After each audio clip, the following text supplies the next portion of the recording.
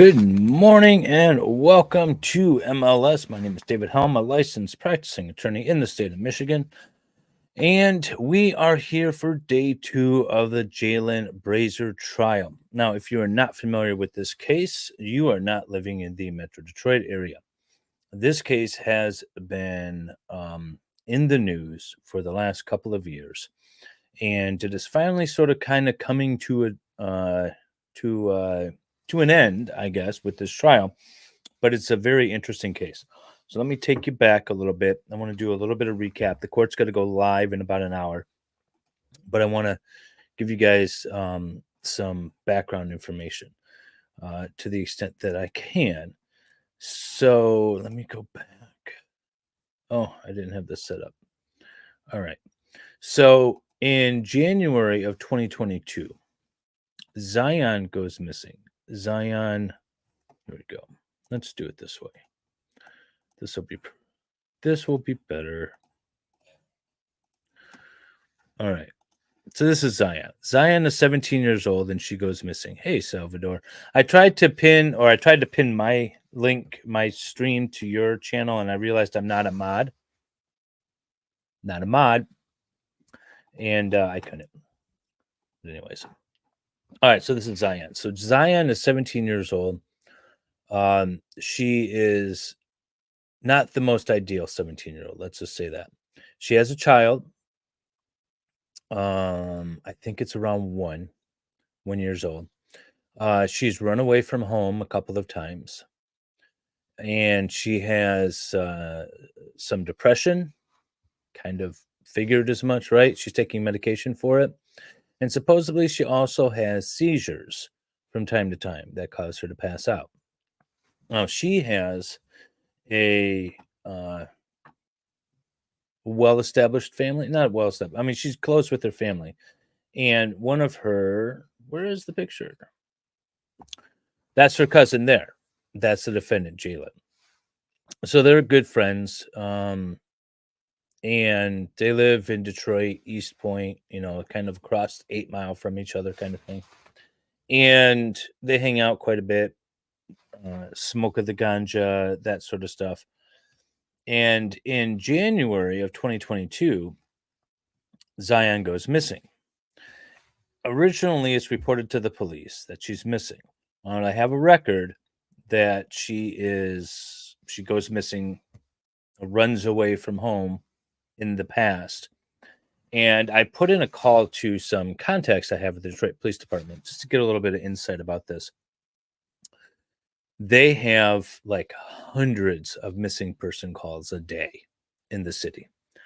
And for someone who has a history of running away and then turning up again and then running away and then turning up again, it's not the highest of priorities. So it was a little laxed initial response, apparently, is what it sounds like from the Detroit police.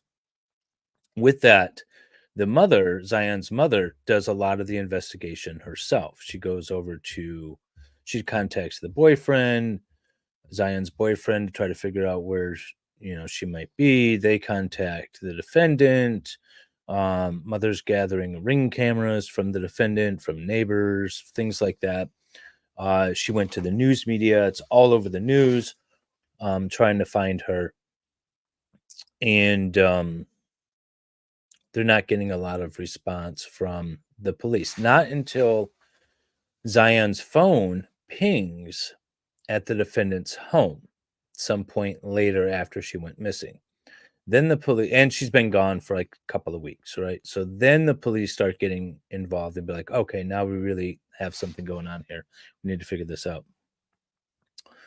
Yes, everyone go watch on my channel. But welcome, everybody. I see Fubar's in the chat. Welcome, Fubar. Tried to go early for all you Australians. Here we go. Amica fan, welcome. We got John here. Hello, hello. God, it's not a mod. I know. How dare you? Why Salvador not a mod on my channel? Damn it. All right. Hang on.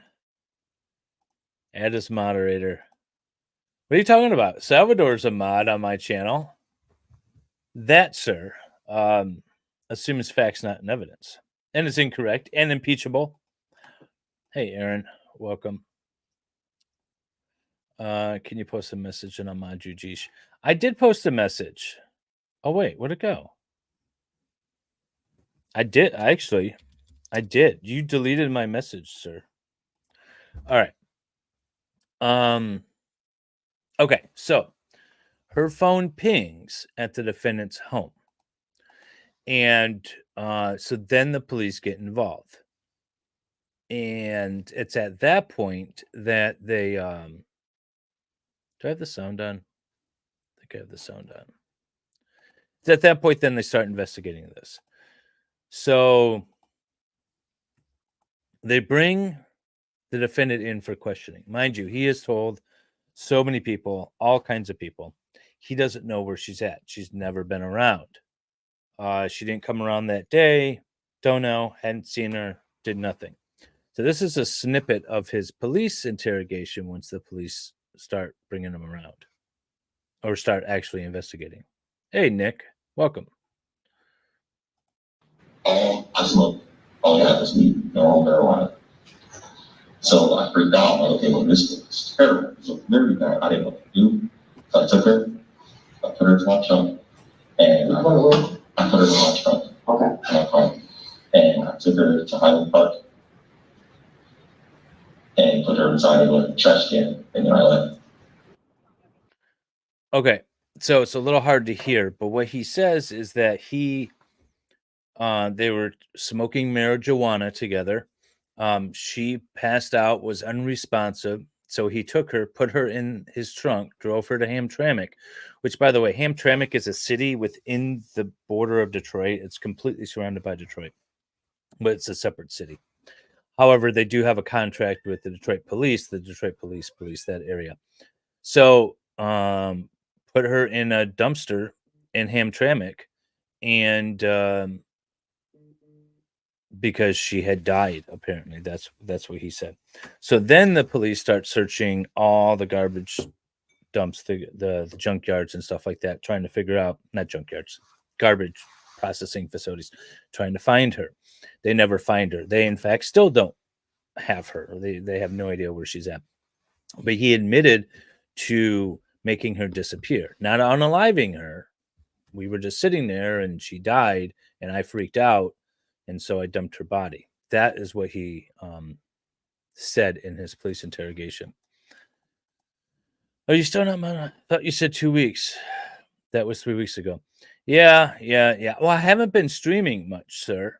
So I blame my lack of streaming on that.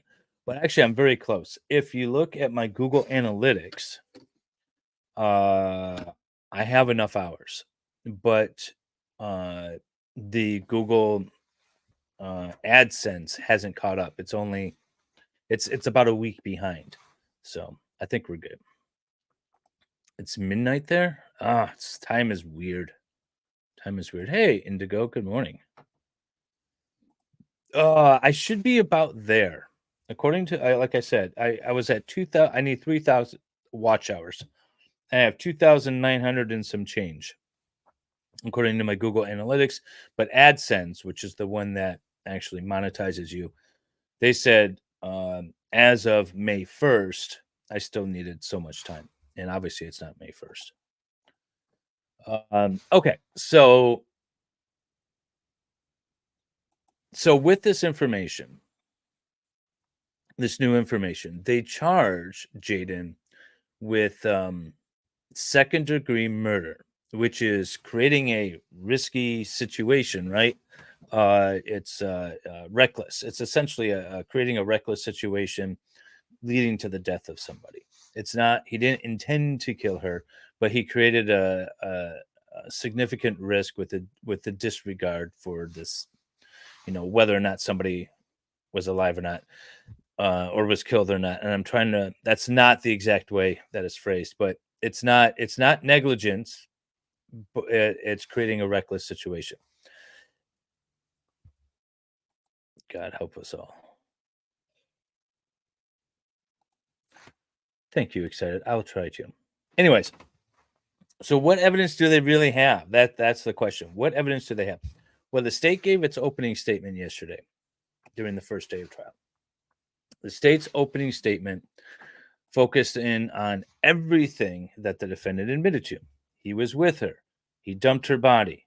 We can't find it. He lied about that. And in fact, because a lot of his lies took place in Macomb County, he was charged with obstruction of justice and lying to police in Macomb County, already convicted of that. So that's not the issue for trial now. The issue for trial now is some sort of weird witness intimidation. I'm not really sure how we get there. And then also the second degree unaliving.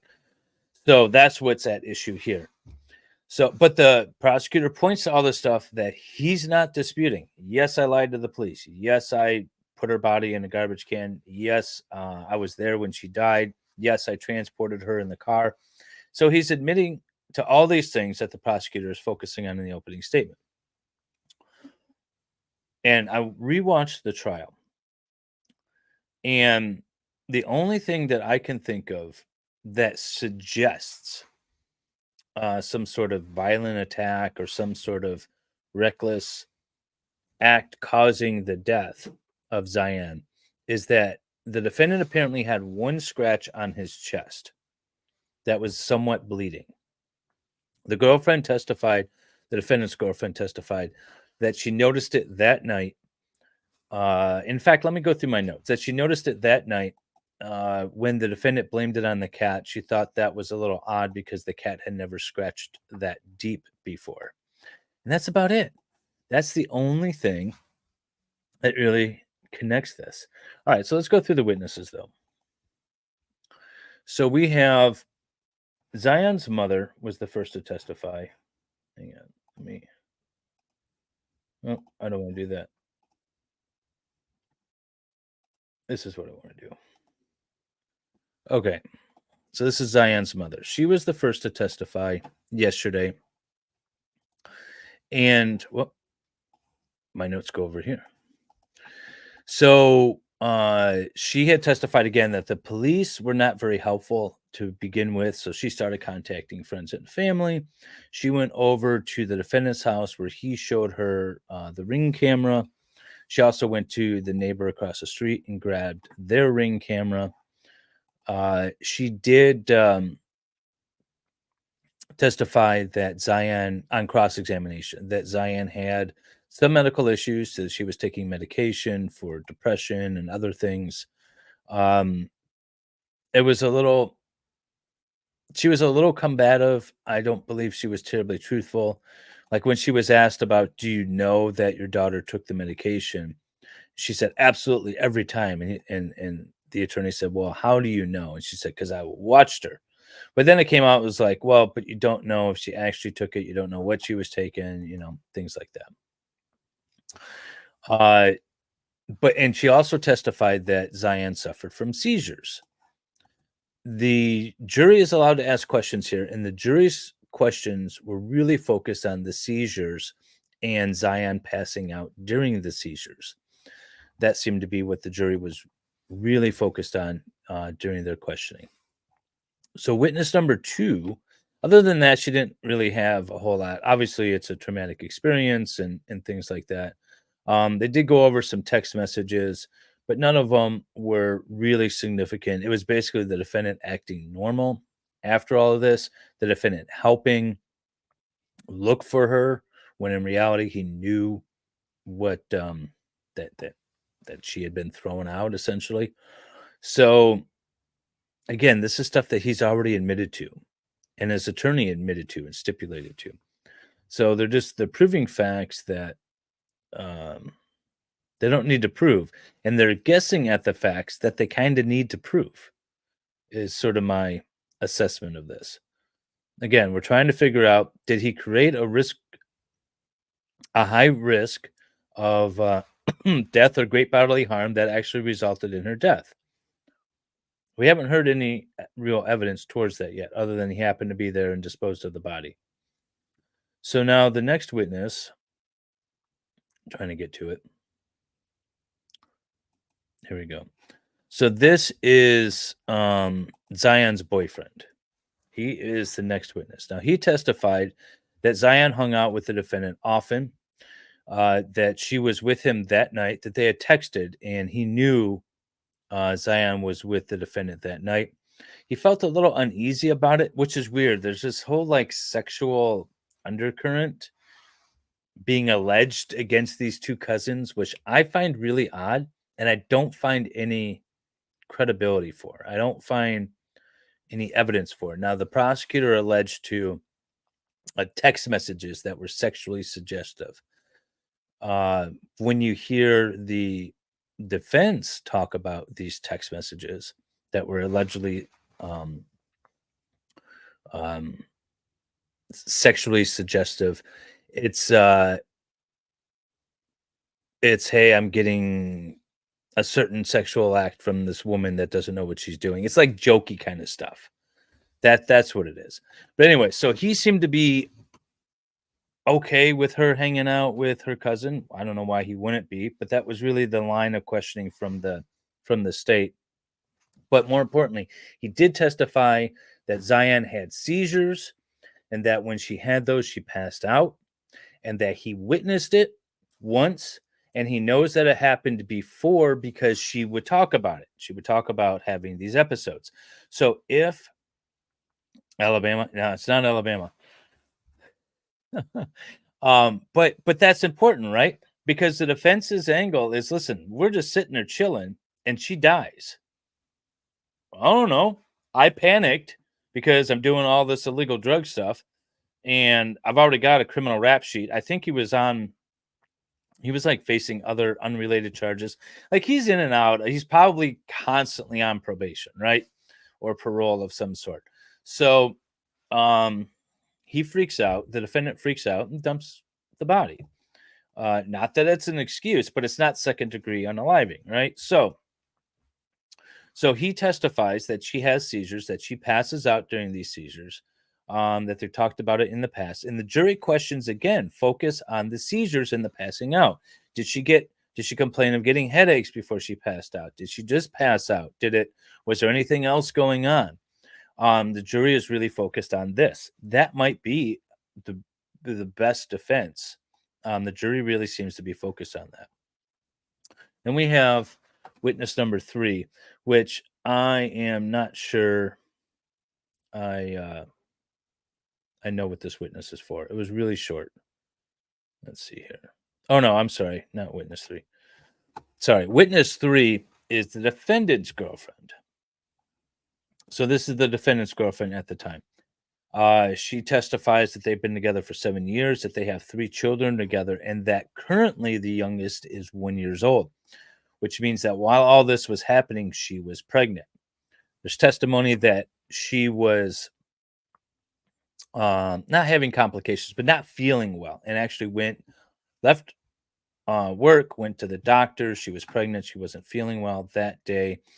The defendant, instead of being with her, was hanging out with his cousin, and but he had dropped her off at the hospital, and then they were texting, and then he went and picked her up from the hospital later on that day or the next morning or whatever. And when he picked her up, they went back home. He got into the shower, and that's when she noticed the scratch on his chest and thought that it was kind of deep. She said there was blood, but I don't know. I mean, you get a cat scratch and it can bleed, but how much blood are we talking about here? It doesn't seem like there's a lot of documentation around the scratch, just that it was a scratch. So now the defendant is in prison for some unrelated charge. And of course he has an illegal cell phone in his jail cell. Of course he does, right? So these two are texting back and forth while he's in prison on something else. But he keeps sending her links to news articles, and they're texting about this particular case. And so so the defendant sent her a video of the police searching the landfill. And then she sent him a text saying, "Hey, there's a new detective on your case." She said that the defendant never talked about Zion in these messages, although he's sending her videos of landfill searches. So I don't know, kind of contradictory there. But then in October, the following October, he sent her 2 messages with links to website articles about can someone get convicted without a body, convicted of murder without a body. And again, is he just concerned about being convicted of murder because he didn't do it? Or is he trying to plan some sort of scheme or something? I don't know. But they're using that against him. Dad of the year material, right? I know. She's got 3 kids with this guy. He's 24 at the time. He's already got 3 kids, or 2 and 1 on the way. I don't know. This is Detroit. This is Detroit. Yep. This is my neighborhood. This is where I hang out.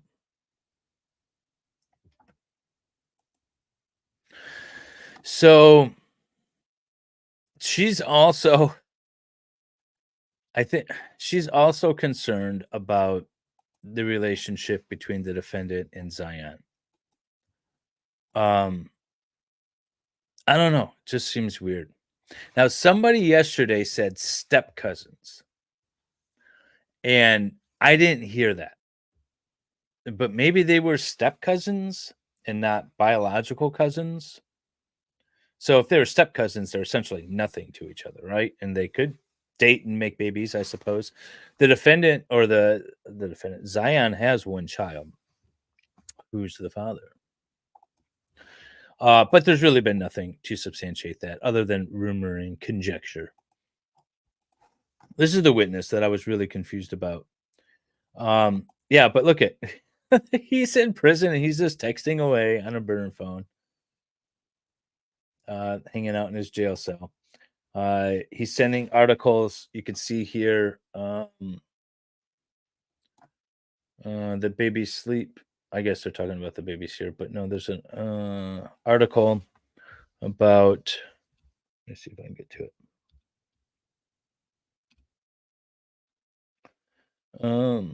Oh, he missed his niece's birthday, so he's concerned about that. I don't know why they focused on that so much.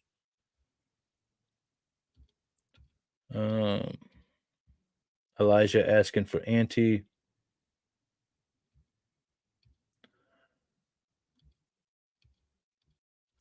Let's see. I want to try to find this search.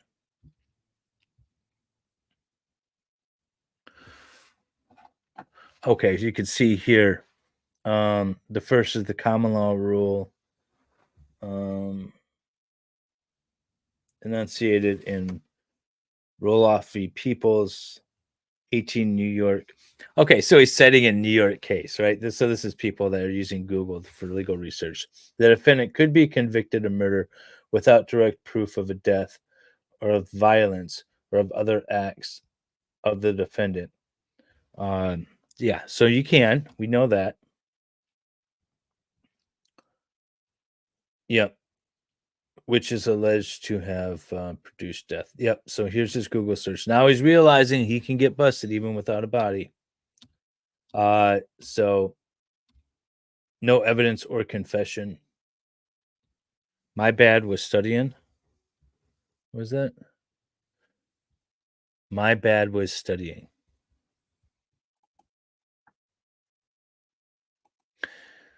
So Salvador has those states marked with an X, don't you, Sal? And that was centered around. Oh, okay.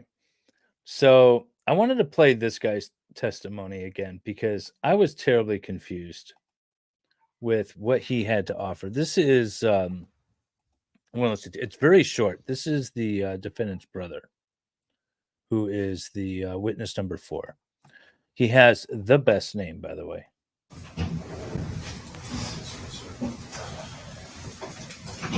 You guys, can you guys hear it all?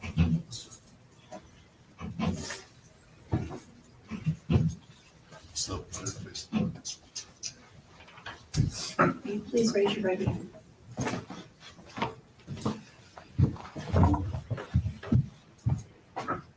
Do you solemnly swear or affirm that the testimony that you are about to give before this court today will be the truth, the whole truth, and nothing but the truth? Yes.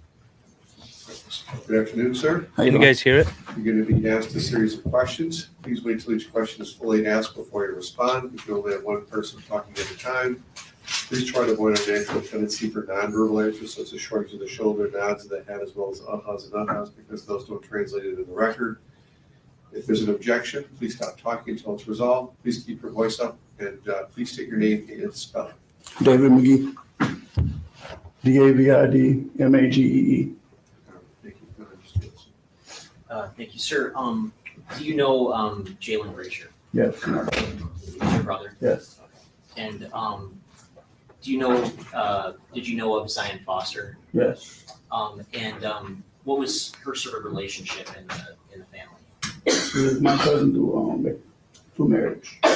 And how well did you know Miss Foster, if at all? So she was a cousin through marriage. So they were step cousins.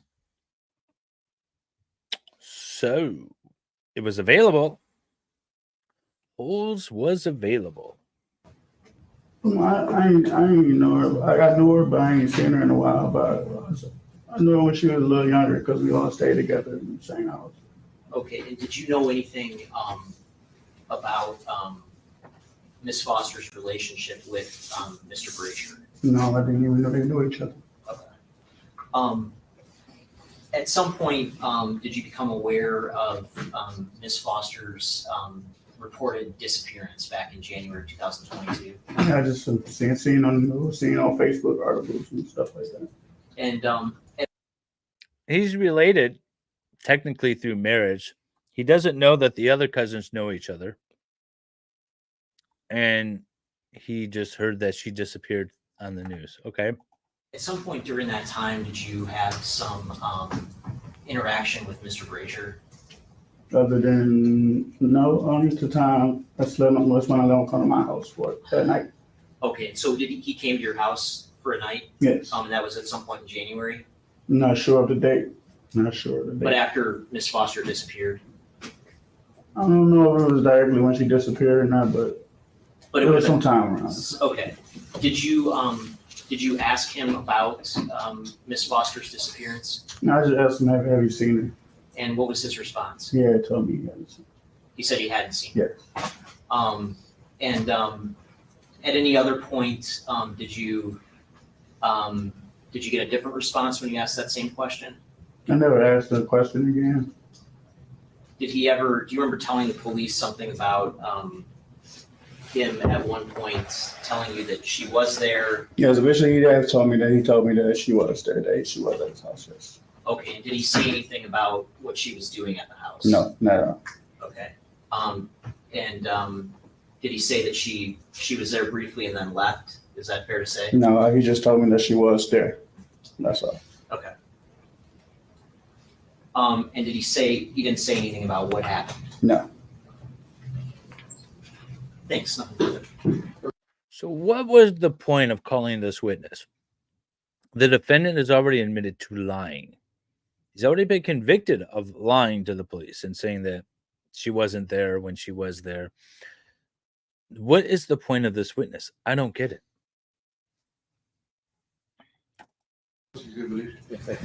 Good afternoon, sir. How you doing? I'm doing good, thank you. You stated that you and Zion stayed in the same house at one point in time? Yes, that was years ago. Okay, who else stayed in the house with you at that time? Me, my cousin Anthony, Sierra, Zion, my auntie Sheila, my cousin Elijah, and I believe they had her other daughter they had chosen. Okay. Did there come a time wherein you were? They've already mentioned the Macomb County conviction several times. And I don't think the defense has objected to it at all. Requested by your mother, Jaylin's mother, for Jaylin to come over to your house? Yes, my mom, the one that asked me, can they come stay a couple nights? Okay. And your understanding was for safety reasons, correct? Yes, sir. Okay, but they were feeling unsafe because they were being threatened, correct? Mm-hmm. Okay. And you obliged, correct? Huh? And you said yes. Yes. Okay. Did you personally receive any? Wait, hang on.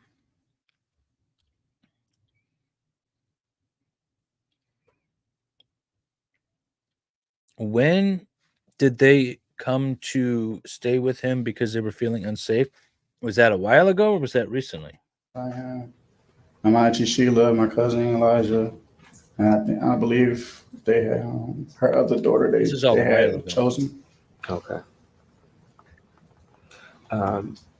Did there come a time wherein you were requested by your mother, Jaylin's mother, for Jaylin to come over to your house?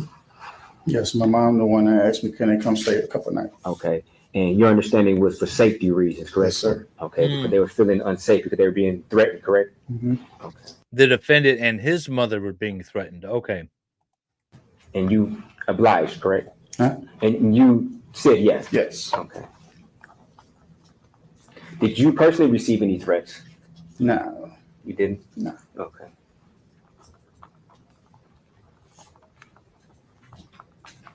Thank you. No further questions. Any questions from the jury? There were no questions from the jury. That was extremely short, and I'm not sure of the point. I have Lefty, what's up, nerd, the biggest nerd of all. Yeah, he knew Zion. The defendant said that first he wasn't there, or she wasn't there, and then later said that she in fact was there, and there was no other information. So why are we calling him? Doesn't make any sense whatsoever. So then we have this guy, former police, Detroit police officer. He resigned in disgrace. I don't know if it was in disgrace, but he's resigned and now he's working for a fire department, which seems a little weird. But we have some body cam footage of him walking through the defendant's home.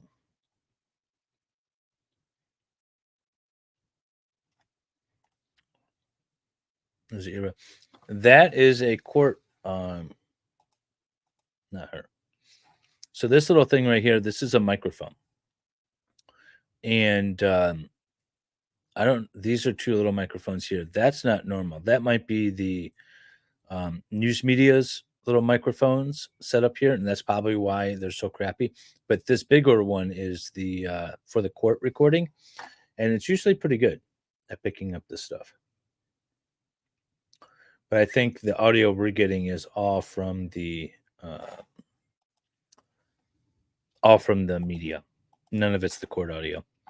All right, so they get a call.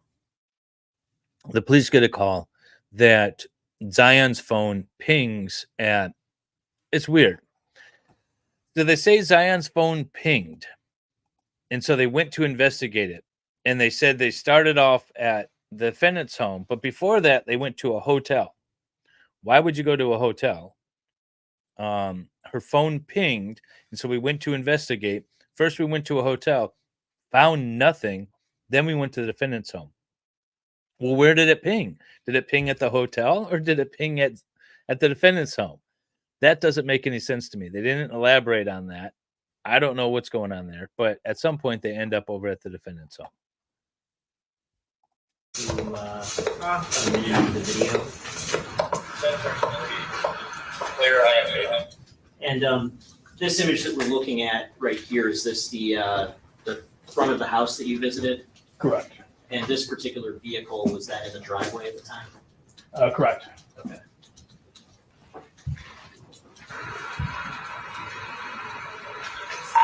Oh, 7.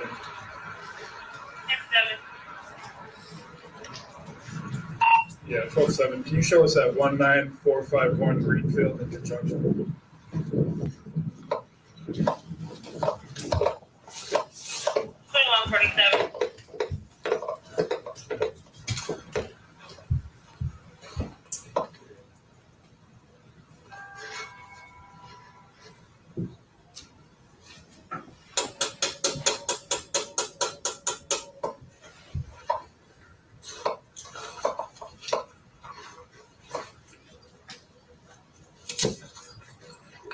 How you doing?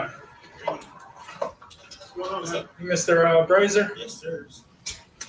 What's your name, ma'am? Okay. You guys know Zion? Yes. They're officers. Okay. So they were saying her phone pinged through here. You don't mind if we Yeah, I'll give you a just to? Okay, cool.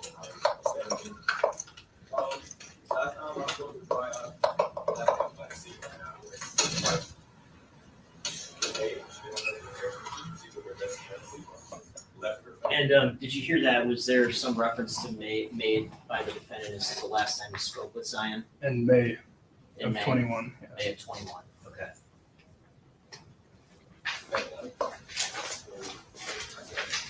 A year or so back, where I jumped up her voice and I stayed gas, and that was when I saw her. Her mom said that, for test, he was also calling us Tuesday or Wednesday. He's the one that kind of told everybody. When we were at our appointment, getting our phone on shoes and everything, he called us, well, called me directly, I don't like him or something. He called me, he said, after I seen her, he said, Zion told him and her mom that she was coming over here. I was like, she was never here, but her location did say she was here, and that house across the street. I was like, but she was never here. I don't know. But anyway, that whole nonsense happened yesterday. Everybody was calling me. I have cameras to show everything. She was never here.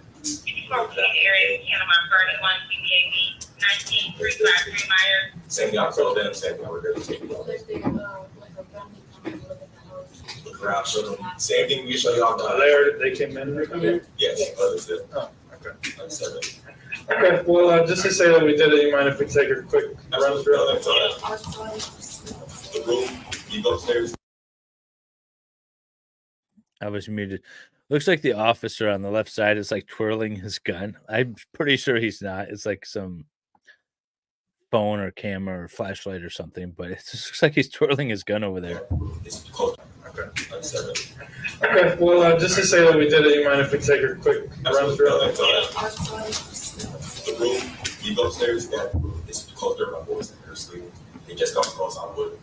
Don't go in there, you can't open, but you can't close the back, they her spring and shit. It will be quiet. Yeah, check the basement, everything. Actually, I have my parents store. Thank you, we appreciate it. No problem. Y'all get up. I can bust your house, bro. I can see this. We don't have any dogs. No dogs, no dogs. Okay.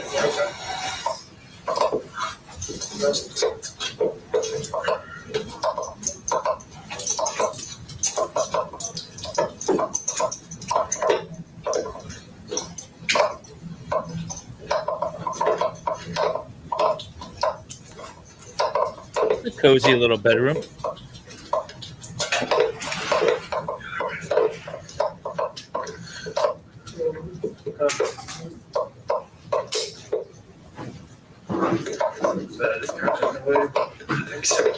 Judge, is it possible to turn it up on the system a little bit? Yeah, I'll give it up. Yeah, they didn't say that.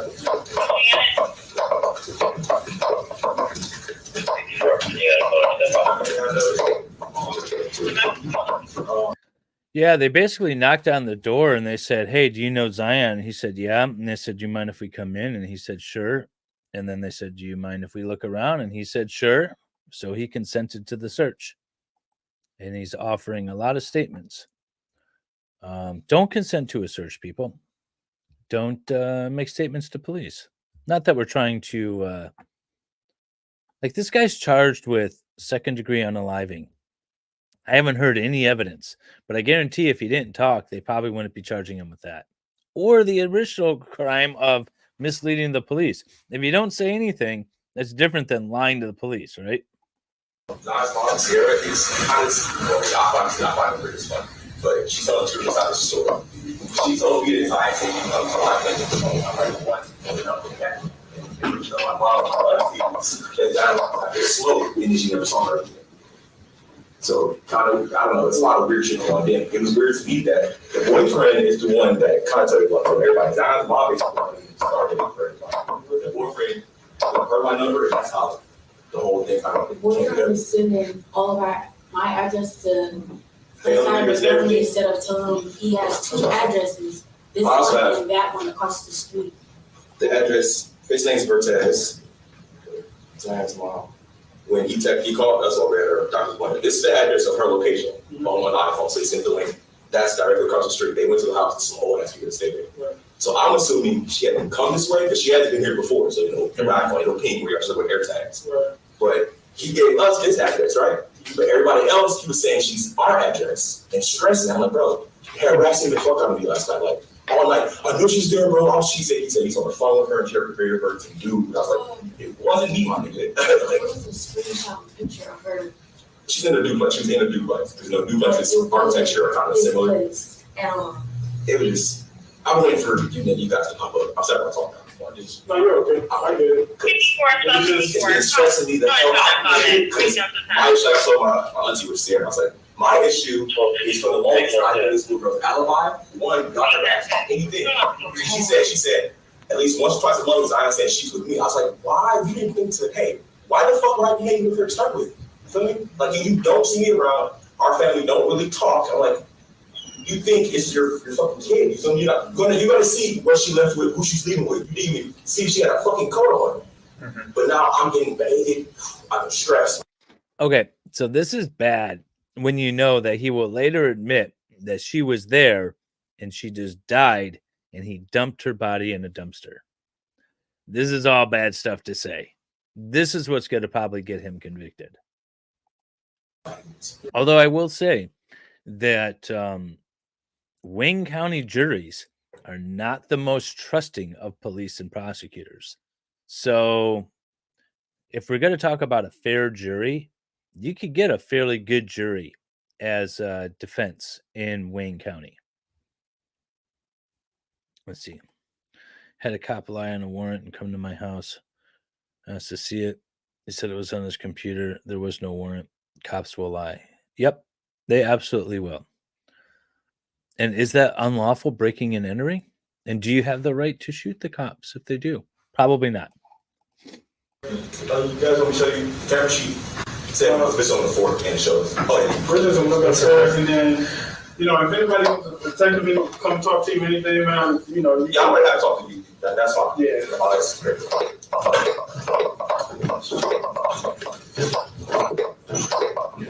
By the way, all these homes were built in like the 1950s, and they're not suited for modern furniture, is what I'm realizing. Like the couches in that room were way too big. When it was built, sure, it was fine. The couches were smaller. Everyone's got these overstuffed couches now. They don't fit in those rooms.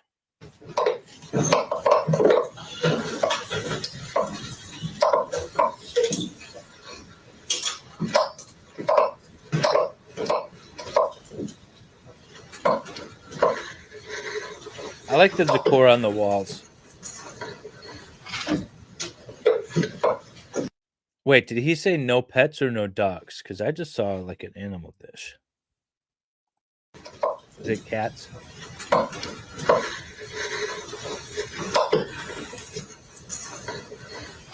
Oh, it's cat chow.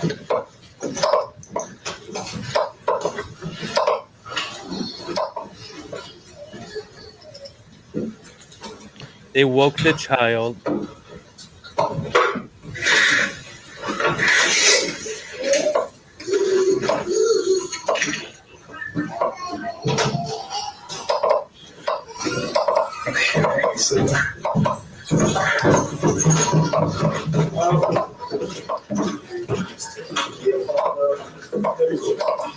Okay, once I'm over, Yeah, sure. He was doing his stories. I like to be thorough because I've been doing this all day. I'm ready to get shit out. It's out of the way. Camera system, we have a rain system. It only records. It only records the motion. So let's say you come to the or leave out the door. Tuesday, yeah. Okay. Most of these people are sitting outside the door. The times when I left is when I took her to work and we came back, went to get gas. Just basically showing this girl was never in my house. So we believe, man. And she's known to be a runaway. Like she's ran like 4 times, and every time she got some dude's house. Her mom knows shit. Her mom's just playing it a certain way, and it's making me so fucking uncomfortable. She's known to be a runaway? Yes, I would assume you guys would know that. Not saying that you're not doing your job, just assume she would tell you the damn information. No, I know. Appreciate it. All right, guys. Enjoy the rest of your night. Real quick. That's what don't understand. What's your date of birth?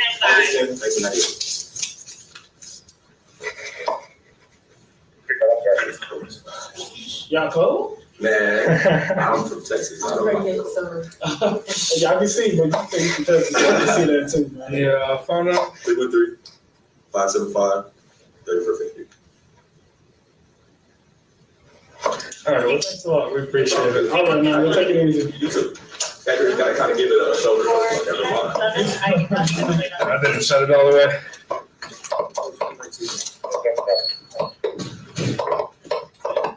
And, sir, All right. That's the end of the body cam. Well, hang on. was the entirety of your interaction with Mr. Brazier recorded and what we just saw? Yeah, I know Yes. that name. Nothing was excluded from the recording. Nothing. When you looked through the house, did you see anything notable at all? Nothing related to Where are Zion, we no. going, cameraman? Nothing notable. Thanks. Nothing further. Does this cop look really young? He's a former Detroit police officer. Examination? Good afternoon. Afternoon. Sergeant? It was officer. I'm resigned. Okay. What's your title with the fire In department? disgrace. Just firefighter. Oh, fire, okay. Firefighter I EMT. just wanted to address you with the proper title. So when you arrived there, you said you didn't see anything out the ordinary? Correct. You didn't see any evidence of like foul play or anything like that? Correct. Okay. Thank you. No further questions.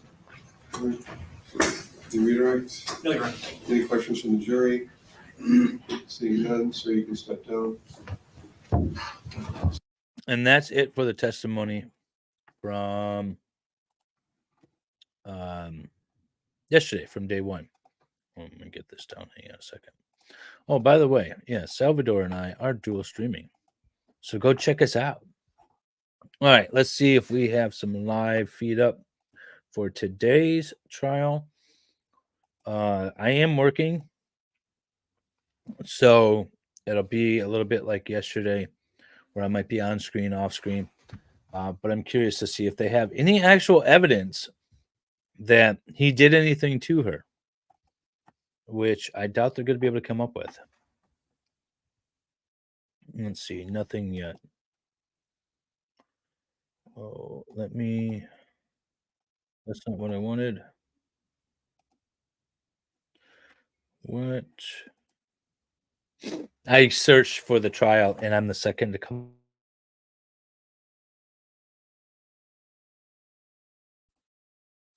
That's nice. That probably means that we actually don't have a live feed up yet for the cam. What I was going to try to do is get the court's feed, the direct court feed.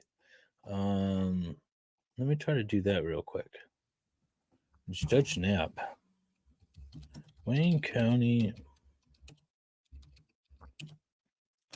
Zoom. I was wondering if it was going to be better audio.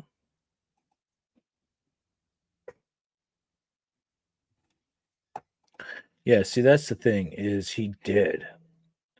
And I'm not sure why his attorney advised him of that. It's just so bad. I mean, you have an attorney that's advising you to talk to the police in the first place. I don't know. Maybe there was a reason. Maybe you were trying to mitigate the damages. But by then changing your story, you're admitting that you lied to the police. And you're admitting that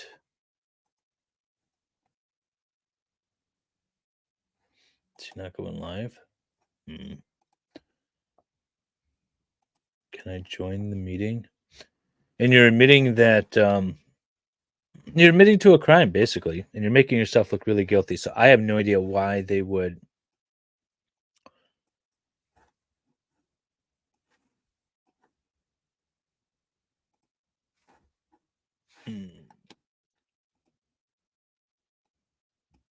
Okay. I've tried to join the meeting. Judge knows me. He knows my face. He knows my name. We'll see if he'll let me in. We'll just leave it at that for a moment. If he does, then we're going to need. Look at that handsome face there in my Zoom meeting. All right. So we'll see if he lets me in or not. And then I could do the Zoom. Yeah. Yeah. That's the plot twist for sure. Thanks for giving me the credit there, Salvador. This is currently a public defender. I don't know who he had originally. I do know that it was a different attorney. But this current public defender is really good. He is he's just really good. So if we go back to the preliminary examination, let's see. Well, actually, no, we could go to this part. Hang on a second. It's not that attorney sitting with him. I smoke. All I have is weed. They're all marijuana. So I freaked I mean, he either doesn't have an attorney with him or it's a different attorney sitting to his left there. out. Okay, well, this looks terrible. So very bad. I didn't know what to do. So I took her. I put her to my trunk. And They did talk about him getting advice from an attorney, but maybe he didn't actually retain one because I don't think that's an attorney sitting next to him dressed in a t-shirt, eating chips and drinking pop. I put her in my trunk. Okay. In my car. And I took her to Highland Park. And put her inside of a trash can. And then I left. On the stand, the prosecutor then asked the Detective Shannon Jones, to read part of the transcript from that same interview she had with Brazier that evening. Why didn't you call for an ambulance for Zion? And what's the answer? I was scared and thought it looked like I killed her. And what's the next question? How do you know if Zion was dead before you put her in the trunk? And what's the answer? She was not moving. I put my hand under her nose and she had no breath. I put my hand on her neck and she had no pulse. So hindsight is always 20/20. I believe if this guy had called the police or EMS or something like that, he was charged with something, he'd be facing less time than life in prison. Right? I mean, you're in a shitty spot, but you might as well take the least costly way out of it, right? Okay. Zion. Oh, what's her last name? Foster.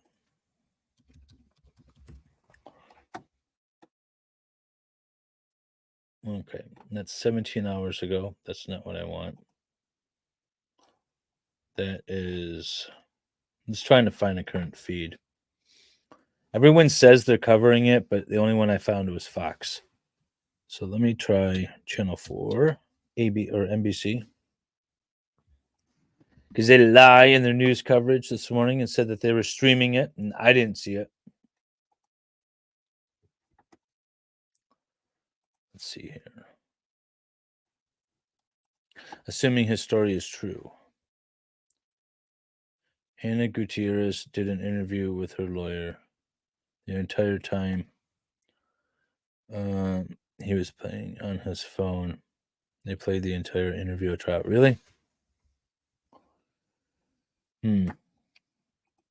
Well, not all attorneys are good, I guess. I mean, I get nervous when my clients are victims and we're going to meet with the police.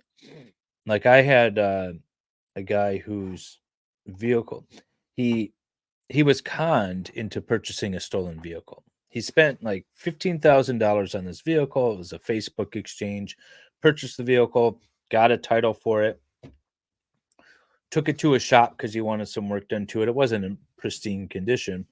And the shop called and said, hey, this is a stolen vehicle. We need to report it to the police. So then we went to the police, cooperate with the investigation and try to track down this guy so my client could get his money back. And we're nervous with reason because the police were investigating my guy for some sort of money laundering in connection with stolen vehicles, right? And he wasn't. I'm going to assume he wasn't because he told me he wasn't, right? I have no other information. He's like, I legitimately just tried to buy this car, but the police are now investigating this guy. So it's very scary just to talk to police, period.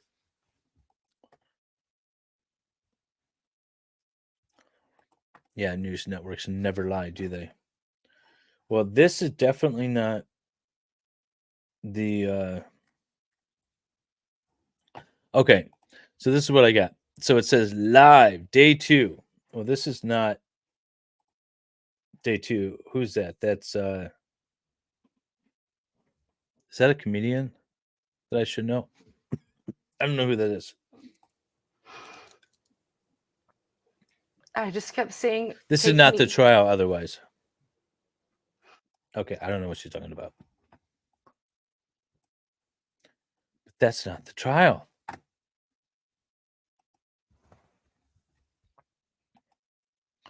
Nope, don't want that. Zion Foster trial.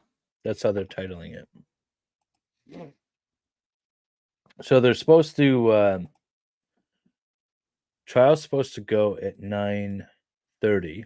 It's 9:27. And they don't have a stream up or anything. It's somewhere.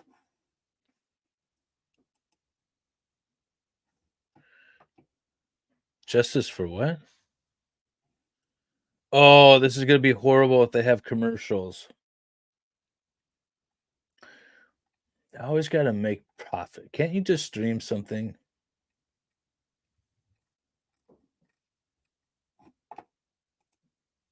She said, yeah, I don't know what she said about. So I've been trying. See, oh, look, they have commercials. I don't want commercials. No. Just, oh my God, just play the video. Get past the stupid commercial. This isn't YouTube. This is Channel 4 said that they were doing it on their website. They were streaming the trial live on their website. So that's where I was going to. Because Fox doesn't have anything up yet. They have yesterday's, and they have some crumbly stuff. And apparently the solar eclipse.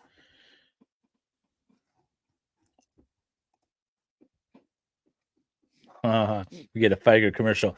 Let's advertise Jeffrey Feiger. He's the one that represented Jack Kevorkian and all of those. Not this guy. I don't know who he is, but Feiger Law.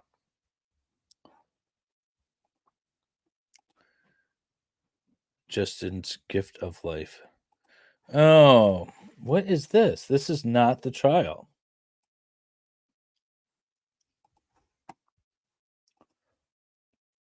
Well, this is going to be a real short stream if I can't find a trial feed.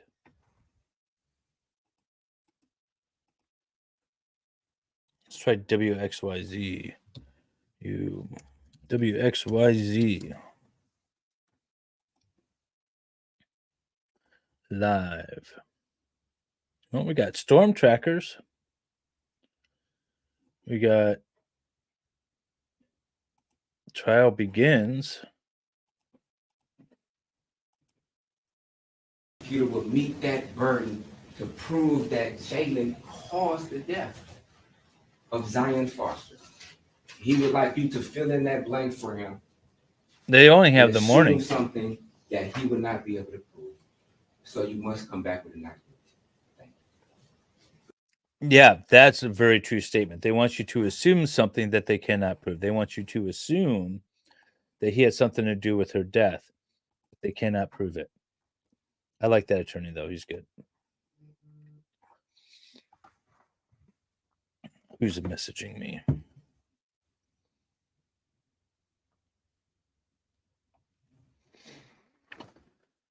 All right.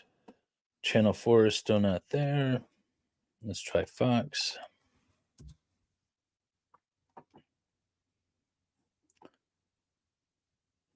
Oh.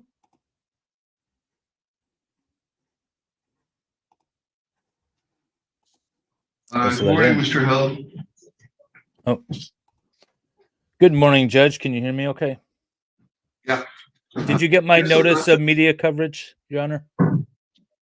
So, I filed it yesterday. I was hoping to be able to cover and watch this trial.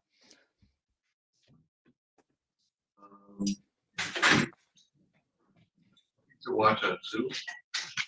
Well, I was watching media coverage yesterday and streaming it on my channel, but after I filed my notice, of course. But I was hoping to be able to do it via Zoom today.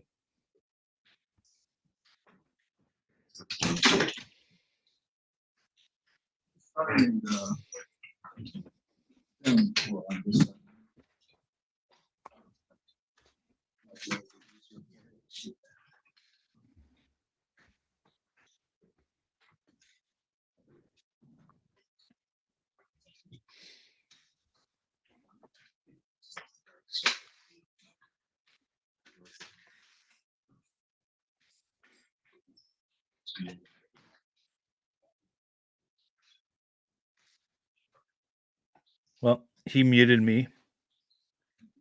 Let me see if we can get access to the court feed this way. Apparently, he doesn't have an objection. It's okay. I want to make this full screen.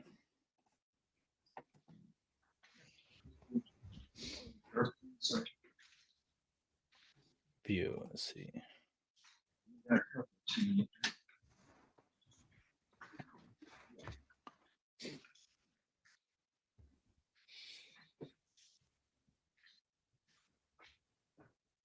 Let's see if this is any better.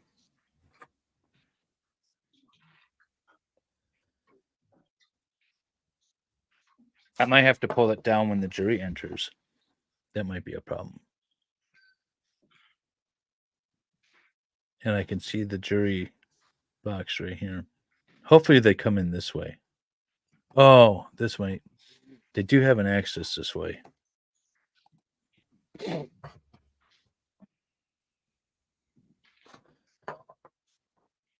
I might have to be like, ooh, can't show the jury. And then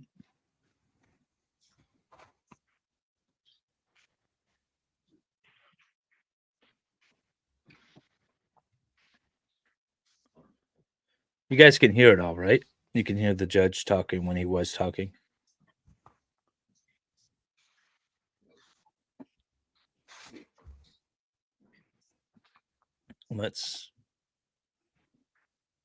That'll be better. I think that'll be better. You know, the audio quality is always a little worse, but he must be in lockup. He came from behind. So behind this wall here is the holding cell. It's like right here, like right behind this wall is the holding cell for prisoners. And you get access to it behind this wooden panel. And he came out from that way, so he must be in lockup. And he's just putting his tie on. So he's definitely not out on bond.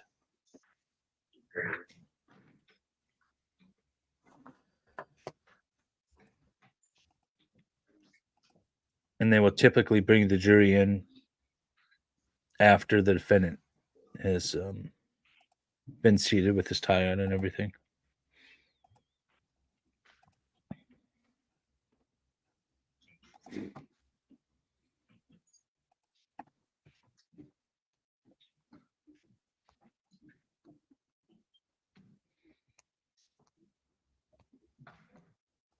Yeah, that's what they're doing. Those little microphones that we saw earlier on the witness stand. So the witness stand is right here at the bottom of the screen. And that was those little ones were the media.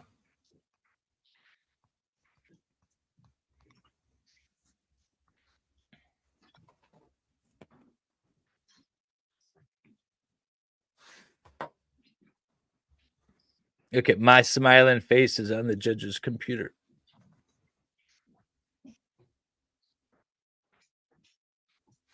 I'm just gonna keep going, Salvador. I might have to jump out and like not be on screen, just do something like this for a bit.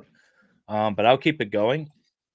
And then if you can jump in, we'll make this work.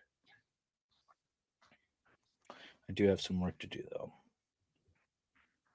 I got my other computer set up for work. I just want to be ready to pull the stream down if so I don't show the jury.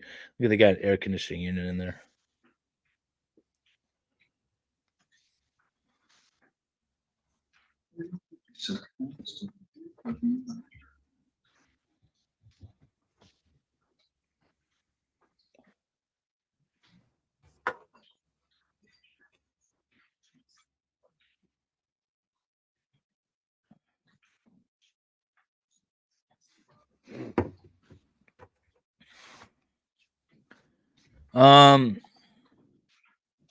Judge and I had a conversation. He let us into the Zoom feed. I asked, I told him I filed a notice of media coverage and I wanted to stream from the Zoom, and he said, okay, and muted me. So we're streaming from this angle. Hopefully the audio is a little better. We won't be able to see necessarily the witness's face because the witness stand is right down here. But maybe if we get a different feed and I could just sort of pop it in the corner, we'll play with this. This will be a good time.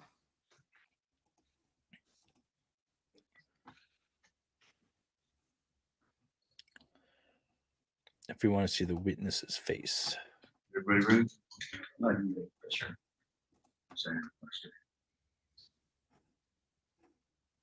Recording in progress.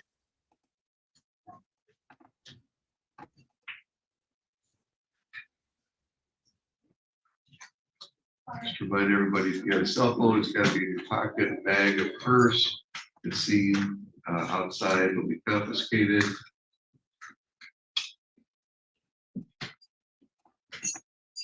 Calling case number 23-3818-01-C, People State of Michigan versus Jaylin Brazier. Appearances, please. Good morning, Your Honor. Ryan Elsie for the people. My P number is 81329. And good morning, I'm Brian Brown, PA0560, appearing on behalf of Jaylin Brazier. Good morning. Good morning, Mr. Brazier, Mr. Brown, and Mr. Elsie. We ready to proceed with the jury trial? Yes, Your Honor. All right, officer.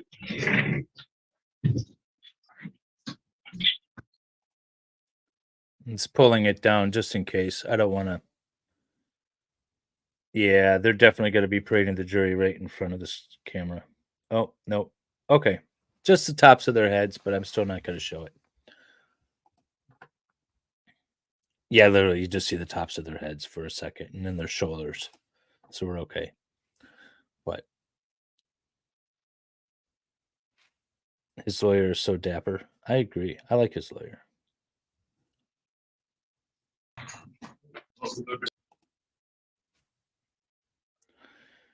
Okay. I need to get something.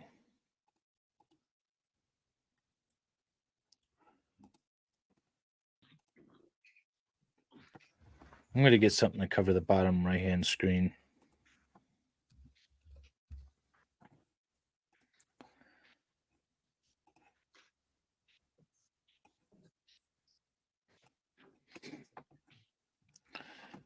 All right.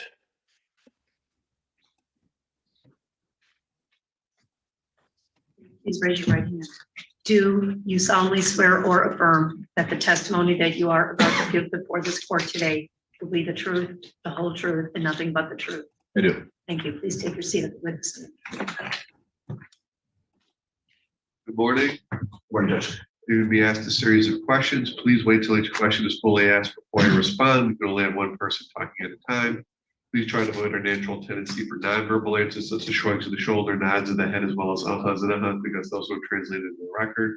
If there's an objection, please stop talking until it's resolved. Please keep your voice up. And if you would, please state your name and spell it. It's George Reiner, Rienerth. All right, thank you. Go ahead, Mr. Wilson. Thank you, Your Honor. Sir, what do you do for a living? I am a special agent with the Federal Bureau of Investigation. And how long have you been a special agent with the FBI? Just over 9 years. And what is your current role as an FBI special agent? My current role Sorry, is I guys. am a full-time member of I our forget you see the cellular whole screen. analysis survey team, referred to as CAST. And how long have you been in that role with the cellular analysis survey team? I've been a certified member just over 5 years. And what are your sort of general duties in connection with that role? So as a CAST agent, we're mainly focused on the analysis of historical call detail records. So records that are generated by your phone and that are obtained from the phone companies. And with that, there's really a few main things. One, we may analyze that information in real time. Let's say a missing kid, we get called to a command post to attempt to help locate that individual. Two, we can analyze those historically.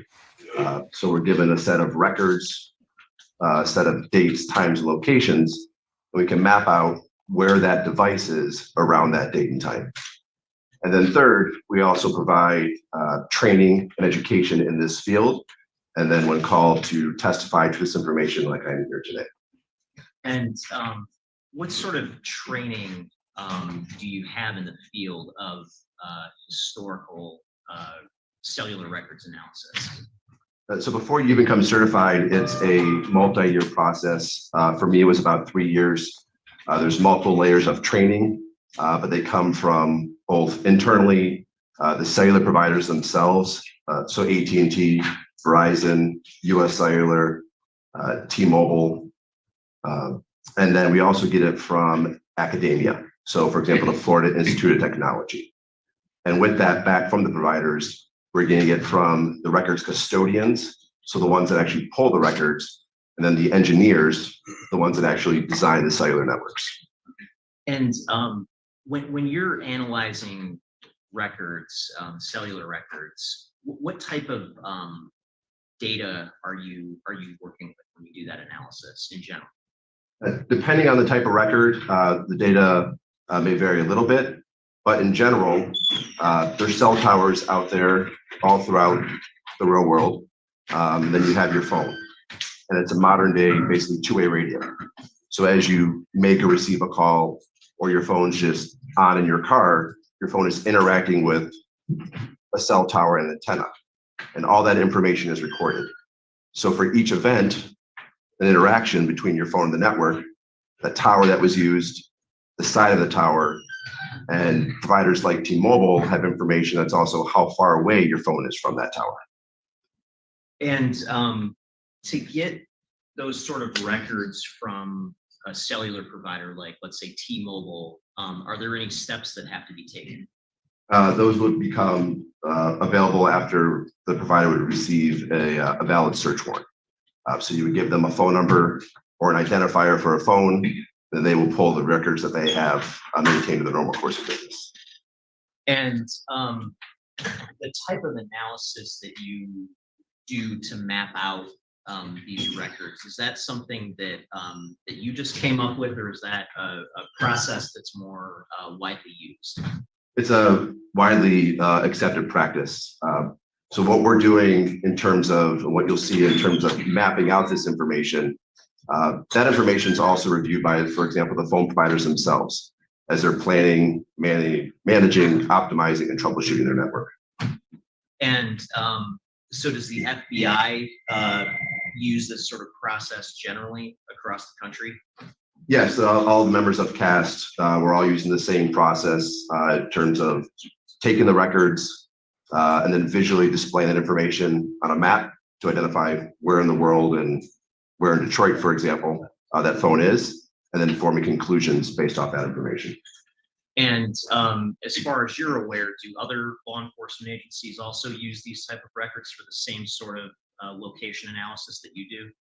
Yes, and it's not just law enforcement agencies. It could be private, investigators. It could be other experts, whoever they want to, look at it for. But it's not just law enforcement. And during the time that you've been a a member of CAST, have you ever been qualified to testify as an expert before? Yes, I've testified approximately 40 times prior. Has any court ever refused to qualify you as an expert in the field of historical cell site records analysis? No, sir. Your Honor, with that, I'd pass for any voir dires to Special Agent Reiner's expertise. Mr. Brewer? None. So, Your Honor, I'd ask for Special Agent Reiner to be certified as an expert in the field of historical cell site records analysis. Having heard his education, training, and experience, he'll be qualified as an expert, so MRE. No, I missed the qualifications. I'm going to assume he's Did you have qualified. some involvement into the investigation of the disappearance of Zion Foster?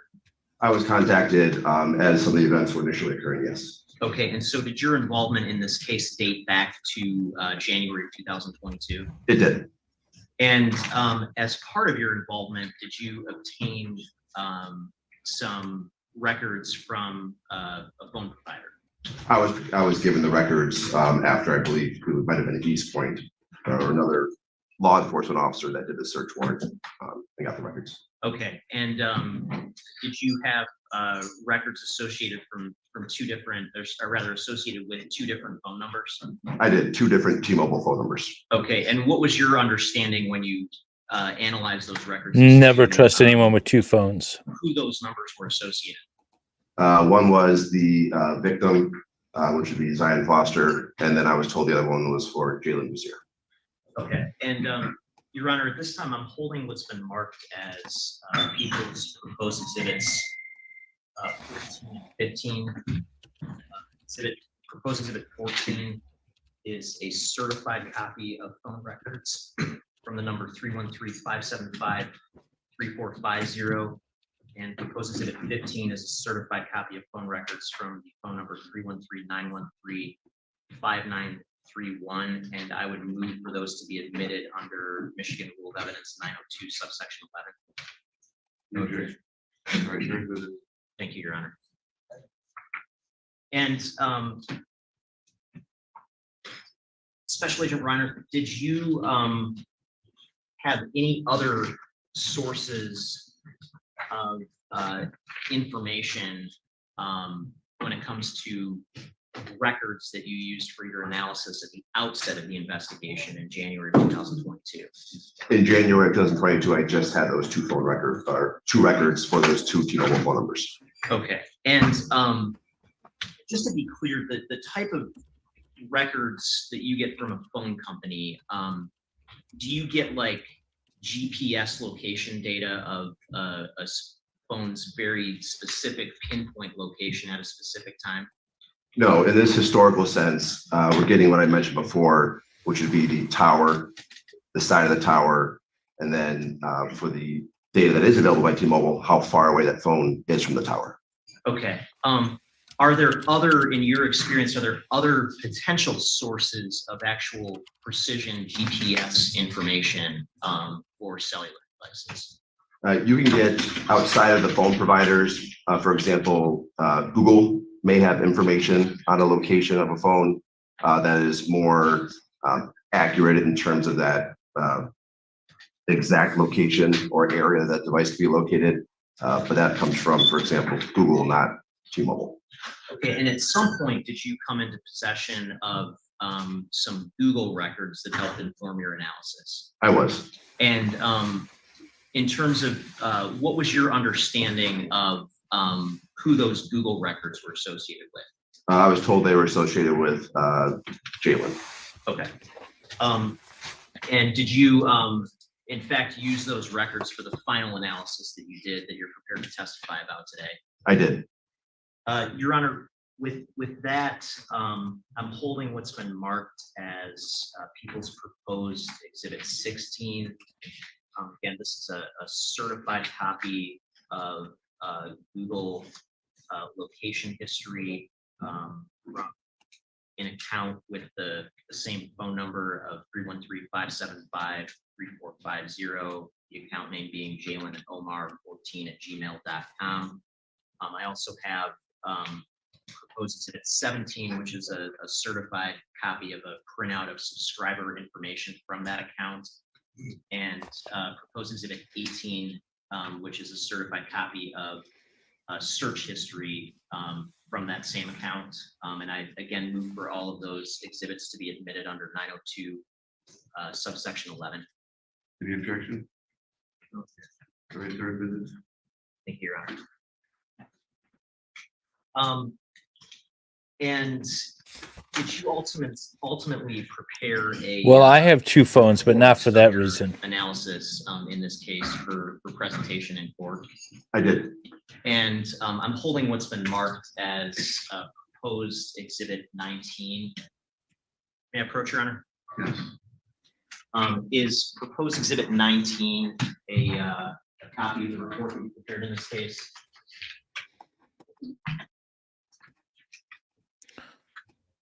Oh, that's what I was going to say. Apparently, some people are still getting charged monthly memberships from Yes, the it is old required MLS for this channel. case. And So check in with when you're YouTube. looking at the raw data that is used to inform that report, is it fair to say that that data is quite voluminous? It is. It can be. Potentially thousands of rows of cellular records. Yes, easily thousands of rows in multiple Excel spreadsheets.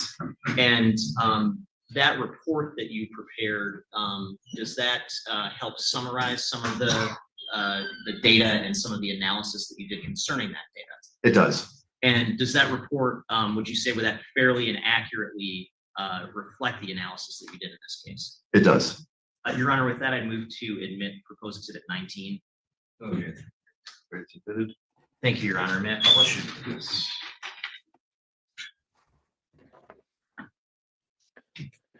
The little corner is going to be delayed, but at least you can see his face.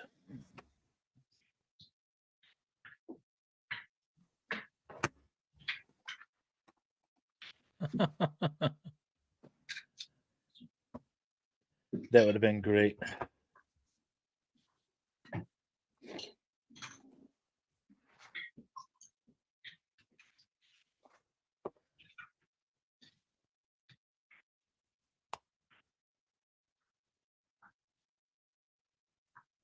Okay. Oh, look at this. We get just screen looking share. at, This is so nice. Page 1 of the report. Get the exhibits. Does this just give us a summary of the sort of information that you obtained to analyze in this case? It is. In this case, it was two T-Mobile numbers, 313-575-3450, 313-913-5931, and then the Google account of Jaylin Omar 14 at gmail.com. It'd be better than looking at it like this. I just want to briefly publish what's been admitted as exhibit 17. Your I Honor, like may this publish? Zoom setup. And is this the subscriber information for the Google account as you understand it? Yes, that is a subscriber from the Jaylin Omar 14 at gmail.com. And Welcome. do you see where it says recovery SMS Yes, right here? Does that provide a phone number? it does. It provides 313-575-3450. And is that the same number that you had obtained records for? That was provided records for, yes. Okay. And just looking at also, Your Honor, if I may publish just briefly exhibit 14. They have a lot of exhibits in this case. Look at all those. If you look at exhibit 14 in the spreadsheet entitled sub AMDocs, in your experience, what type of information do we get from a, oh, I'm sorry, spreadsheet open. What type of information do we get from a Not sure he's spreadsheet falsely with that, accused. that sort of title to it? Yeah, so that is the subscriber information that is maintained by T-Mobile for a particular phone number. And it would have what they have in their system for, as you can see there, can't top pause it. name, So address, account status, C is for canceled, the name or the date for the subscriber name effective, more information about the account, and then some device information as well. Okay. So And the defendant is the, being charged with subscriber second-degree information unaliving for of his cousin, this particular set of records for who he admits died 313-575-3450, with him, and he put her body into a dumpster. indicates a subscriber name But of there's what? really no evidence that he Jaylin unalived her. Okay. And moving back to Exhibit 19, just can you kind of walk us through this slide and sort of the just the overall background of the analysis that you did as presented here? Yes, this is the most words that you'll see on any of the report. Just basically giving the background information and then talks a little bit about what's coming on the future slides. So the background is a lot of the stuff we already talked about. So the numbers that I was provided, and then any other accounts, such as the Google account. The methodology talks about taking the information across those thousands of lines in the Excel spreadsheets, and then as well as the timing advance data, and then the Google information that I was provided, and then using the cell site locations. So where every cell site has a unique identifier within the world, and in this case, Southeastern Michigan, and then matching up that information from the phone records to the tower list, and then visually depicting all that information on the map. So visually depict the tower, the side of the tower, and if available, how far the device is from that tower at the time for the phone records. And then for the Google information, we're provided a latitude, longitude, and as well as a accuracy radius. Lefty, So you taking know that we're latitude, sadists, right? longitude, putting it into the mapping software and visually depicting what that is and where it is. Okay, and just moving to the next slide about cellular towers. Can you just explain just in general how cellular towers work? Yes, so these are not towers used in this case. These are just examples of how they may look. They may be hidden in a flagpole, as you can see in the upper left, where you can't visibly see any antennas. They may be on the right is a common one you may see, and they're kind of in that triangle format. And then they could also just be on the tops of buildings. But no matter how they look, they all operate the same. So as I mentioned before, your phone is a modern day two-way radio. You want to call your sister in California, you dial her numbers on your phone, your handset connects with that tower, and then it routes that call to your sister. As all that's happening, it's recording the identifier for what tower you use, what side of the tower you used, and then if the data is available, how far you are away from that tower at that time. And if we go to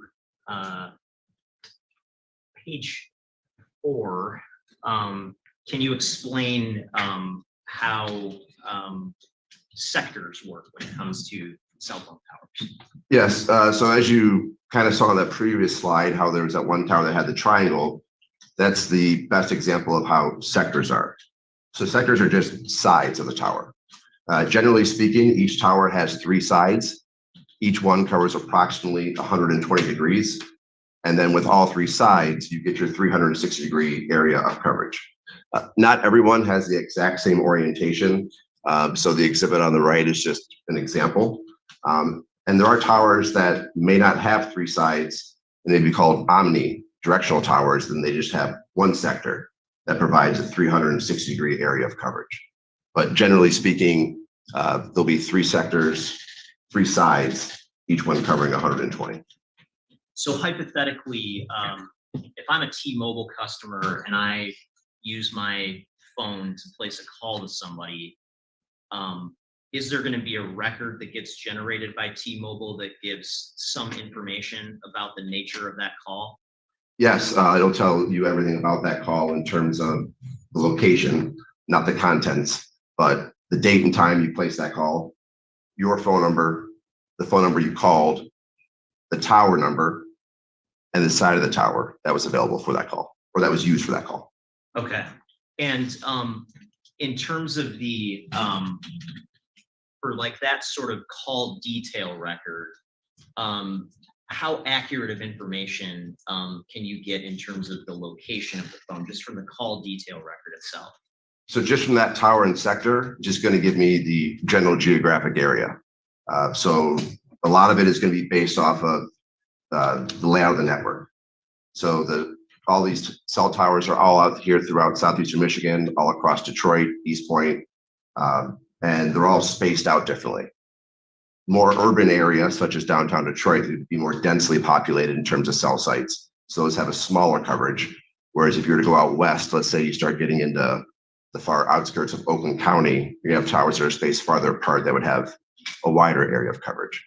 But with just this alone, it's going to be that general geographic area where that sector is pointed and where coverage is focused. Okay. And if we go to the next slide on page 5, I want to ask, in addition to the type of call detail record that you just discussed, is there a more precise type of data that can get recorded by our cell phone providers? Yes, and that's going to be on the slide after this one. Okay. Would you like me to just explain this slide briefly? Yeah, let's. Yeah, I guess let's go through this one first. I'm sorry. So this is just going to be the illustrations that you'll see on the actual maps. So as I'm visually displaying that information on the spreadsheet, the sector will look kind of like, I'll call it a wedge there in the upper left.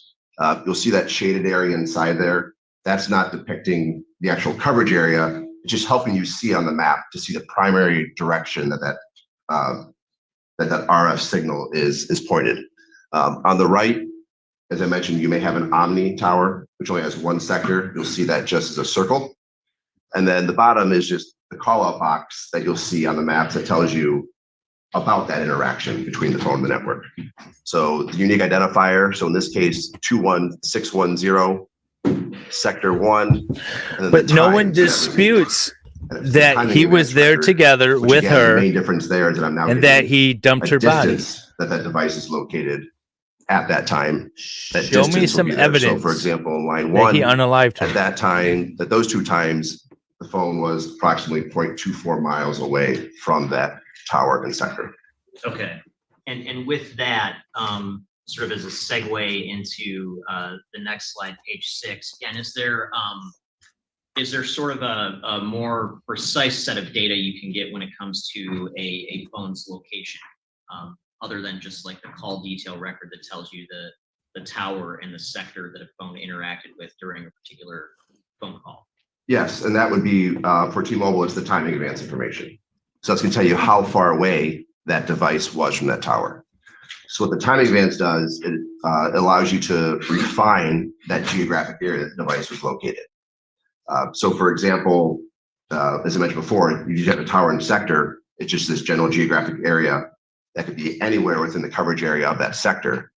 Whereas here is telling you the device is registering 0.24 miles away from that tower. So it really helps you refine. And as a phone is in an area for an extended period of time, you may have arcs that start intersecting with each other. And as they start intersecting, you can refine that area even more to even get down to an immediate geographic area around a certain point, a broader area. And so in this case, for your analysis, did you have just call detail records available, or did you also have timing advance data available? We had both, although the volume of data varies between the 2 phones. Okay. And which phone number had more timing advance data compared to the other phone? It would be the phone number.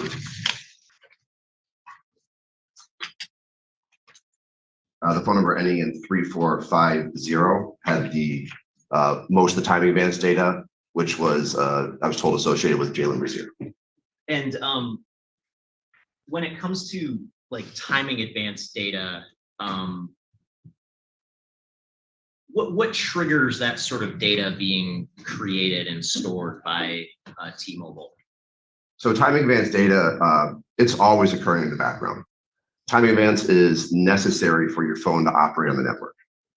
It basically aligns everybody. So if all you were trying to call at the same time, it aligns everyone's communication with the network So everybody can do whatever activity they want to do. If you want to surf the web, if you want to make a phone call.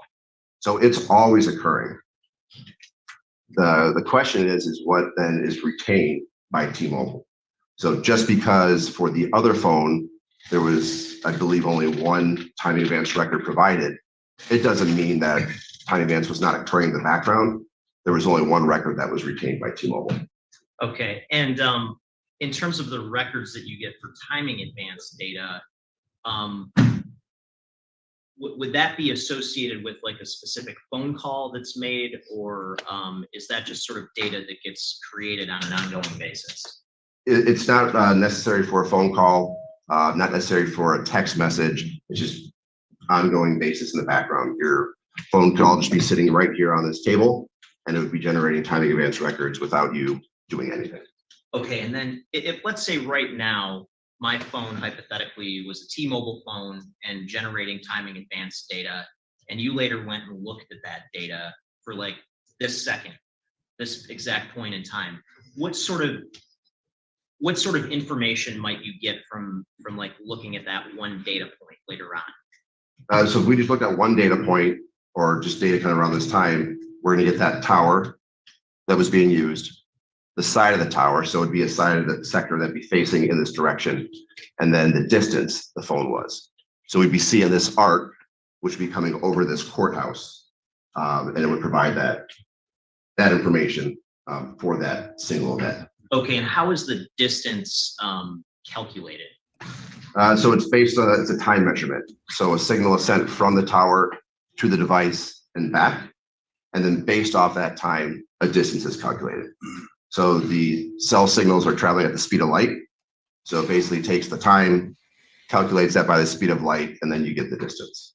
Okay, so we like, can't calculate the hypothetically in accurate this, speed of light. You know, sort of example on the screen,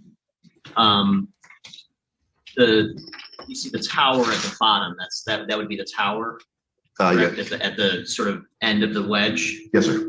And then the wedge itself, does that represent the sector? Yes, it's filling out the sector. So that'd be the orientation for that sector that's depicted here on this map. Okay, and then what is the arc sort of reflect?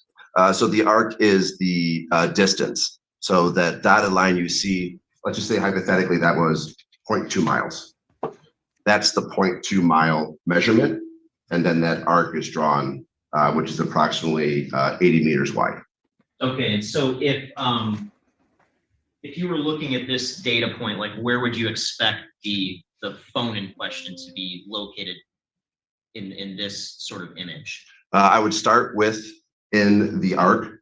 It is possible though the phone could be slightly on either side of the arc as well. Okay. And when it comes to the sort of data that you have available from phone providers, what is the most accurate sort of data that can give you the most pinpoint information about the location of a phone? In a historical sense? Yes. So in a historical sense, timing advance data, in this case for T-Mobile, will give you that most accurate, refined area of where that device was at a certain time, over a certain time period, or over a time range. Okay, and have you ever used phone data from a provider like T-Mobile to track fugitives as part of your job, or to track people in real time? Yes, pretty much all the time. Okay, and what would be the sort of data that you would use?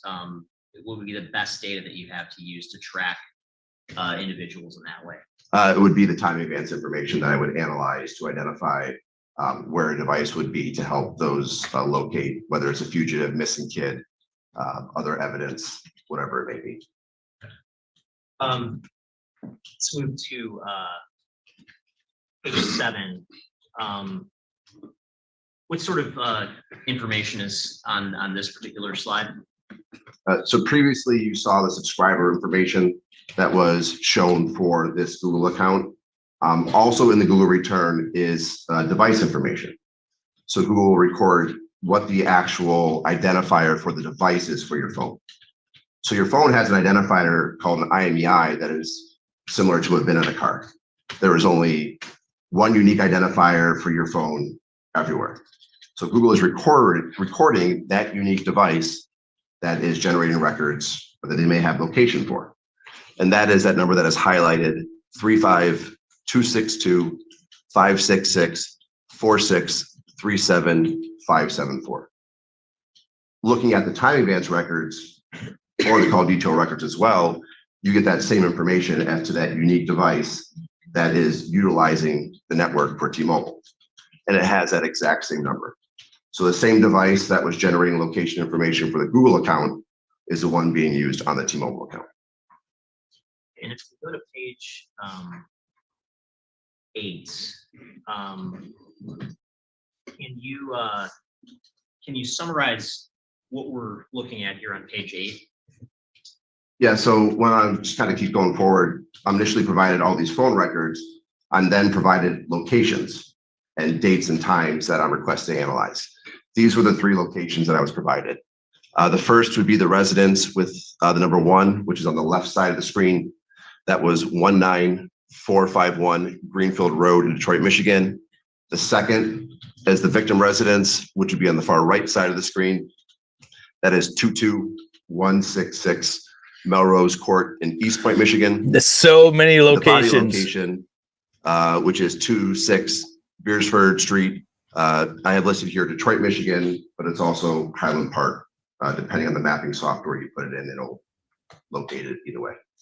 Okay, and that particular location of 26 Beresford and Highland Park, did you familiarize yourself with what's at that location? Yes, I went by it this morning. And what did you observe at that location? To kind of an open lot, and there were multiple dumpsters in that area. Okay. And if we go to the next slide, slide 9. So is this the first sort of part of your presentation about the specific mapping of these devices? Yes, Is that correct? yes, the first visual slide that is actually depicting all that information contained from both the T-Mobile spreadsheets as well as Google. And what is there a particular date and time frame that is depicted on this particular slide?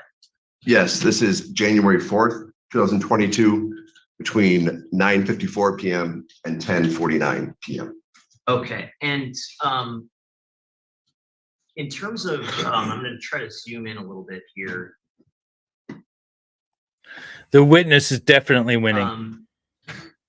Starting at this point, number 1, do you see that on the left side of the screen? I do.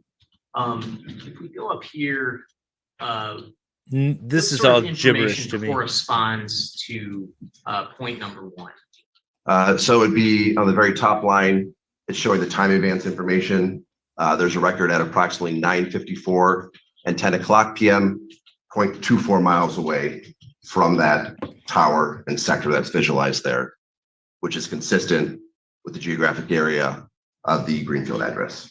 Okay, and this data that we're looking at here, is this limited to one of the specific devices that you looked at?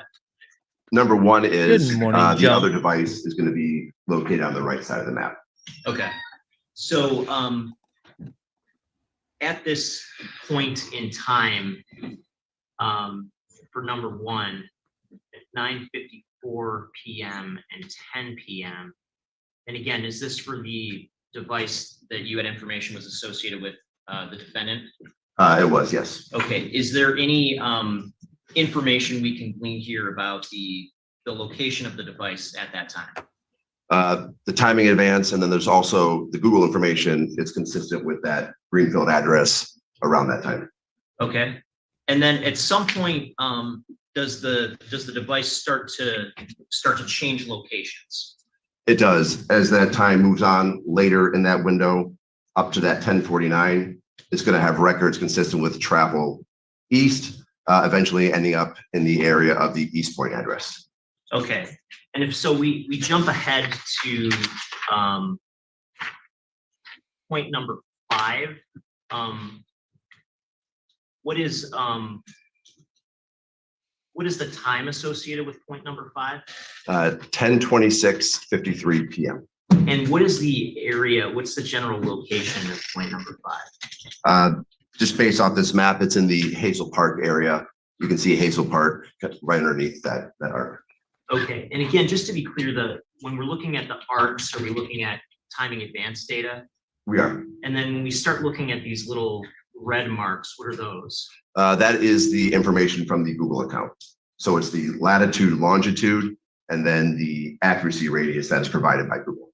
Okay, and so is it fair to say that you have Google information from sometimes, but not others? Yes, you're not going to necessarily have, you can see kind of the back half of the time, there's a lot more Google information. You're not always going to have that all the time. Just a matter of what's, again, retained and available by Google when they respond to a search warrant, just like T-Mobile. Okay, and if we continue, so there's an arrow here. What does that arrow reflect? So the arrow is just showing the direction of travel and to help orient the jury with the sequence of the records. Okay, and so I guess during this time from roughly 10 o'clock to about 10:26, is there any trajectory that you see that the phone took during that time based on the data that you analyzed? Yes, so it's going to be going east, as you can see there, along kind of 8 Mile, and then north up to that 10:26:54 point, which is where number 5 is, up there in the Hazel Park area. Okay, and then after being in the Hazel Park area, where does the device appear to move from there? Then comes consistent coming back south, and then east along 8 Mile, along with the Google information, up to the geographic area of the Melrose Court address in East Point. Okay, and so from this data, do you have any opinion about the general trajectory of the device from the time period of 10 o'clock to 10:40 p.m. on January 4th, 2022? Yes, the device travels from the geographic area of the Greenville address east towards the area of the Melrose Court address in East Point. And again, when is the device consistent with first being in the general area of the East Point address? Based off of that last Google location record, it's in the approximate 10:40 time, possibly a little bit after that, but around 10:40, it's consistent with that general geographic area. Okay, and now in terms of the purple box near the East Point address, what sort of information is reflected there? So that is all just the call detail records that were available for that phone. So I didn't have the timing advance information for that phone number around that time. So that's just illustrating the tower that was used. As you can see, that's a circle. So it was an omnidirectional one, which is providing coverage in 360 degrees, which is why you just see a circle. Okay, and so the purple is for the other phone, would that be correct? That is correct. And that would be the phone that, based on the information you had, was attributed to the victim? That is correct. And so is the address, the victim's address that you had in Melrose Court in East Point, is that within the coverage area for the tower that's reflected there? That tower provides coverage in the geographic area around that address. Okay. So would it be fair to say the phone, at the very least, is not inconsistent with being at her address at that time? It's consistent with being in that area. Okay. I can't give you the exact address, just that consistent with that area. Okay. Let's go to the next slide, number 10. Yeah, traditionally Google is like What within a timeframe few are feet. we looking at now? So this is still January 4th, going ahead in that time. So it's from approximately 10:52 p.m. on January 4th to 1:46 a.m. on January 5th. Nobody's disputing Okay, these and in facts, by the terms way. of, Nobody. the earlier part of that This range, is all a waste of time. that time range, would that be reflected in sort of this far right side of the slide? It would be number 1 and number 2. Those records are around approximately 10:52 and 10:53 p.m. Okay, and then when we get over to, let's say, number 7, what time would that be? That is around 11:13 and 54 seconds p.m. Okay, and how about number 8? Number 8 starts at approximately 11:16 and 12 seconds p.m. and continues through 1:45:52 a.m. Okay, and I guess when it comes to the device associated with the defendant, did you see any trajectory when it comes to that phone's location from 10:52 p.m. to approximately 11:15 p.m.? Yes, it would be consistent with travel back from the geographic area of the Melrose Court address back to the geographic area of the Greenfield address in Detroit. And during that time frame, did you have data available from the victim's phone to look at the location of her device? No, the first record I had for the victim's phone was going to be. So I just wanted to say that this is literally unnecessary testimony because nobody's disputing the fact that he drove her body from his car or from his house and dumped her. This is all that this is showing. Yeah. Okay, and if we look at that sort of 11:34 p.m. time range, where would the victim's phone be consistent with being at that time? With just that 11:34, it's using that tower and sector that provides coverage in the geographic area of the Greenfield address in Detroit. And during that same time, where would the phone associated with the defendant be consistent with being? Also consistent with that same geographic area. And do you see the box where there's a note about 1:15 a.m.? I do. And what does, can you describe what's reflected there? Yes. So when you look at the actual call detail records, as the phone is on the network, it's recording information about the call, as I mentioned, including the tower and sector that's utilized. When a phone goes off the network, that location is no longer provided on the records. So beginning at approximately 1:15:31 a.m.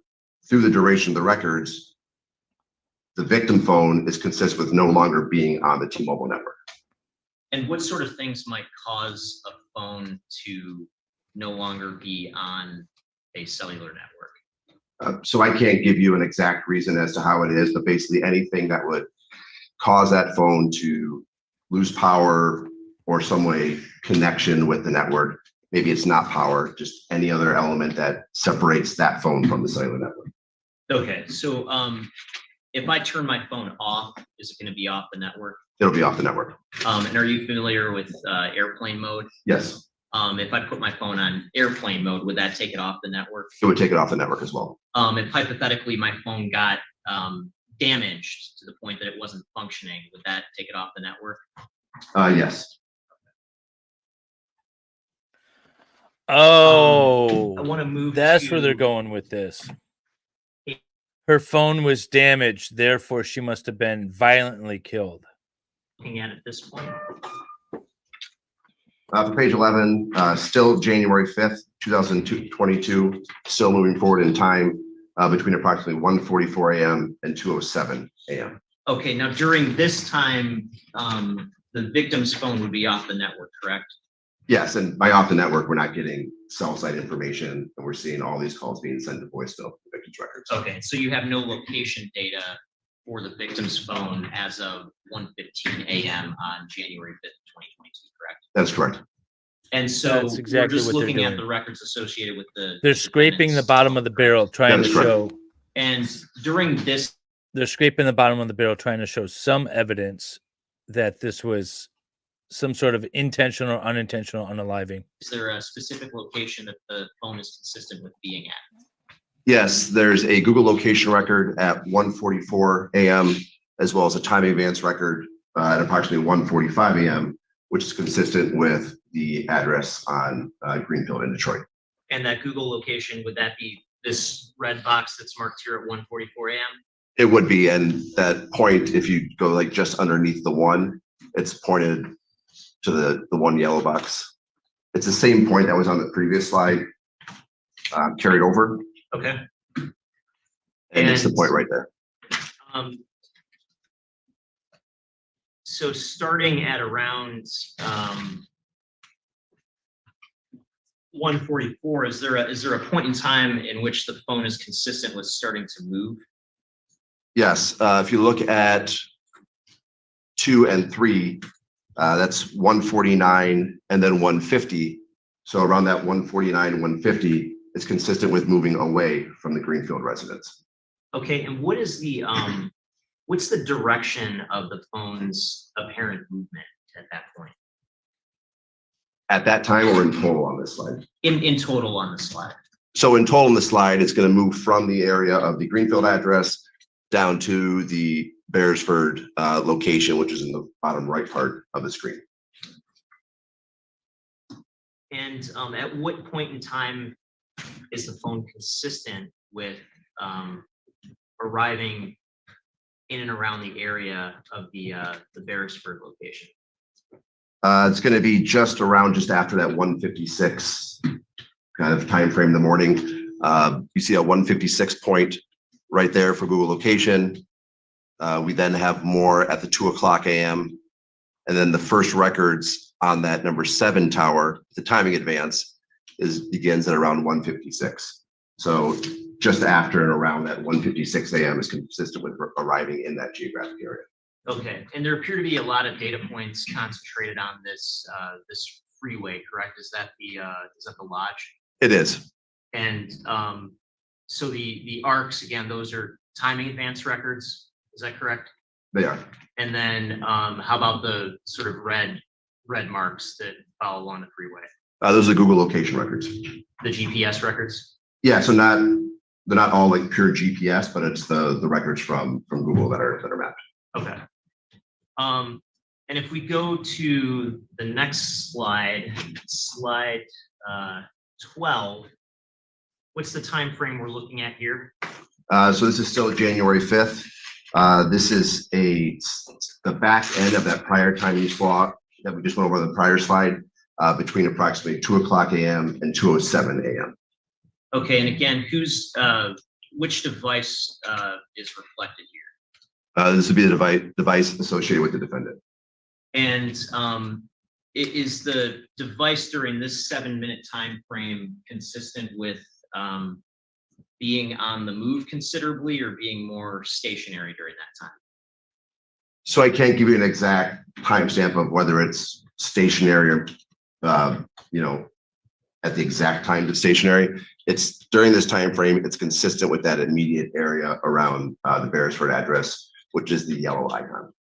So that would be this icon right here. Yes. And that's the parking lot that you described earlier, correct? Yes. And this again is from 2 a.m. to 2:07 a.m. on January 5th. That is correct. And moving to the next slide, slide 13. What's the time frame reflected here? So still going forward in time, this is going to be from approximately 2:06 a.m. to 2:30 a.m. on January 5th. Okay, and is there a point in time where, and again, are we looking at the device associated just with the defendant at this point? That is correct. And is there a point in time in which the device is consistent with starting to move away from that parking lot on Beresford and Highland Park? There is. And what is that point in time? It would be around, we'll just say after that, approximately 2:08 timeframe. If you go to the bottom right of you can see that grouping of Google location information, which is approximately 2:06:48 to 2:08:30 in that red box. Okay. After that point, there's then movement consistent kind of west-southwest to that 2:09 point, and then it continues on back up to the geographic area of the Greenfield address. And is there a point in time where the phone is consistent with returning back to the area of the Greenfield address? Yes, on tower mark number 9, that first timing advance measurement is going to be at approximately 2:16 a.m. And then there's a Google location record at 2:29 a.m. Okay, and that's back at that, back in the area of the Greenfield address? Correct. So during this time from, let's say approximately 2:08 a.m. to 2:16 a.m., what's the trajectory of the defendant's phone during that time? It's consistent with travel along the lodge back to the area of the Greenfield address. Okay. Moving to slide 14. Did you also look at some records from another day associated with this case? Yes, on January 6th. Okay, I just and threw what up is the local chat because I thought it was relevant kind of time fun. frame of the records that you looked at on that particular day? On this slide, it starts at approximately 1:31 p.m. through 2:01 p.m. Okay, and so again, the records reflected on this slide are from the same device we've been talking about, the device associated with the defendant. Is that correct? That is correct. And during this time frame, at around 1:31 p.m., what is the approximate starting point of the device? So the first time slot there in that window at approximately 1:31:05, there's Google location. Beginning around 1:33, a time advance measurement, both consistent with starting in the area of the Greenfield address in Detroit. And after starting in that area, at some point in time, does the phone appear to be on the move? It does. And is there, based on the data, is there a trajectory associated with the phone at that time? Yes, similar to the previous day, trajectory is similar along the lodge to the address or to the area of the 26 Beresford address in Highland Park. And is there a particular time where the phone is consistent with arriving in the area of the Beresford address? It would be first around approximately the 1:56 p.m. timeframe. That's the first measurement on that time advance arc. And there's Google location records at approximately 1:57 and 2 o'clock p.m. Okay. And if we go to the next slide, what information can we glean from this slide? Let me ask, what is the time frame that we're looking at here? So going ahead in time, so approximately still 1:56 p.m. to 2:14 p.m. on January 6th. Okay, and again, at that 1:56 p.m. time frame, where is the phone consistent with being at that time? That one is still going to be down in the geographic area around the Beresford address. Okay, and at some point after that 1:56 time frame, is the phone consistent with being on the move away from that location? It is. And at what point does the phone appear to start to move away from that location? It would be after the approximate, you have Google location point right there at 2 o'clock. The last time advance measurement on that arc is at 1:56. So it would be after the 2 o'clock p.m. time frame. Okay, and is there a trajectory associated with the phone after that 2 o'clock time frame? Yes, it'd be consistent, traveling through the lodge, kind of west, then back northwest. But this time it goes to the area on the east side of the lodge, not immediately back to the Greenfield address in Detroit. I want to ask you about, it's been admitted as Exhibit 18, some Google search history. Your Honor, may I publish? Sure.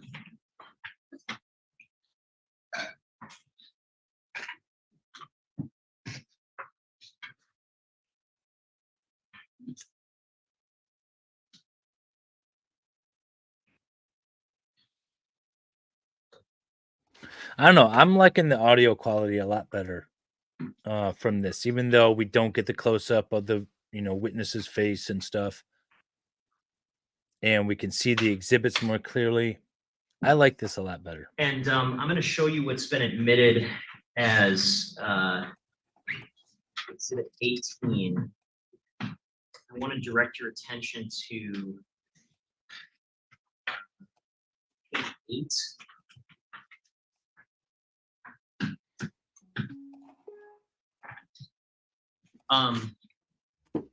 Do you see a time reflected on the search that is depicted on the screen right now?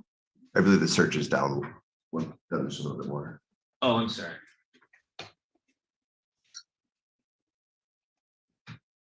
Right there. Okay, so starting with this search, do you see and I'm referring for the record to the very bottom of page 8. Do you see a date and time associated with that search? Yes. And what is the date and time reflected there? It's January 6th, 2022, 7:35:24 p.m. UTC. What does UTC mean? UTC is a standard time. So in order to get that back into local time, you need to subtract 5 hours during this time of the year. Okay, and if you subtract 5 hours, what would be the local time reflected for this search? It would be 2:35:24 p.m. On January 6th of 2022? Correct, on January 6th. And what is the search that's reflected there? The search for our trash trucks, also compactors. And I want to ask you about the next search, just above that. What is the That's kind of a bad search, but again, does it go? It goes So that's to going to be his the visited location. It goes to Following after his that, guilt of disposing of the body, which he's admitted to. Link of what is the force of a garbage truck compactor. Okay, and what is the time reflected for that? That would be still January 6th, 2022. Local time is 2:36:24 p.m. Okay, and that time of approximately 2:36 p.m. And 2:35 p.m. We go back to slide 19. Exhibit 19. What were you doing on page January 15. 6th, Salvador? What is the timing of that relative to the timing of the phone being consistent with being back in the area of 26 Ferrisburg?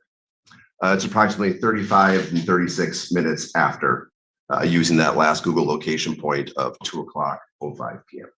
Okay, so the phone's consistent with going to that area, and then about a half hour later, we have this Google activity. Is that correct? Correct.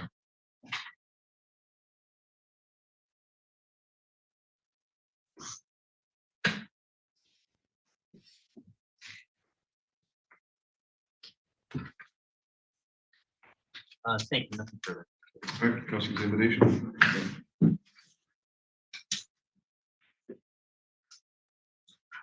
Oh, I forgot to put up a banner with who this guy was. Damn it.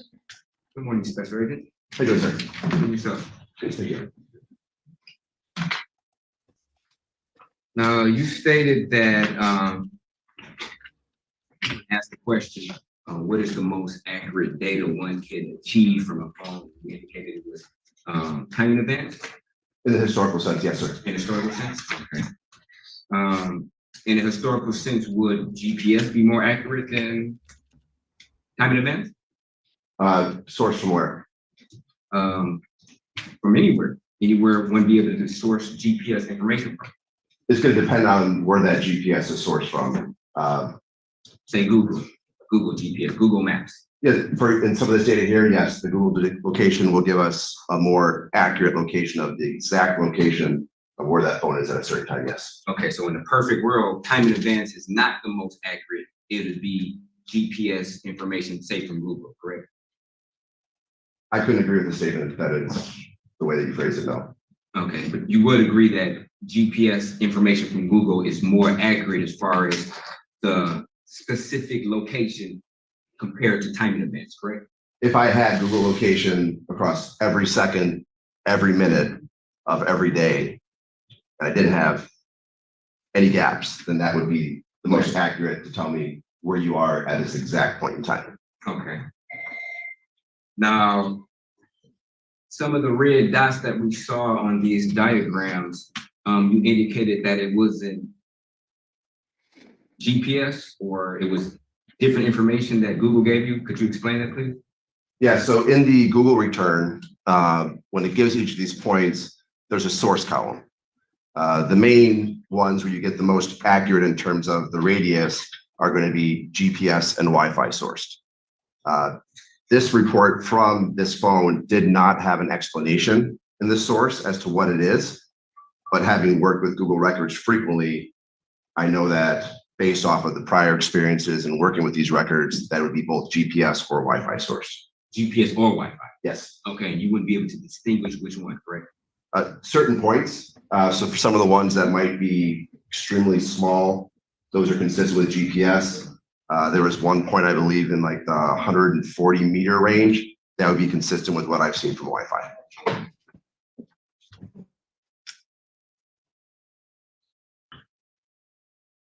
Now we look back on slide number 9.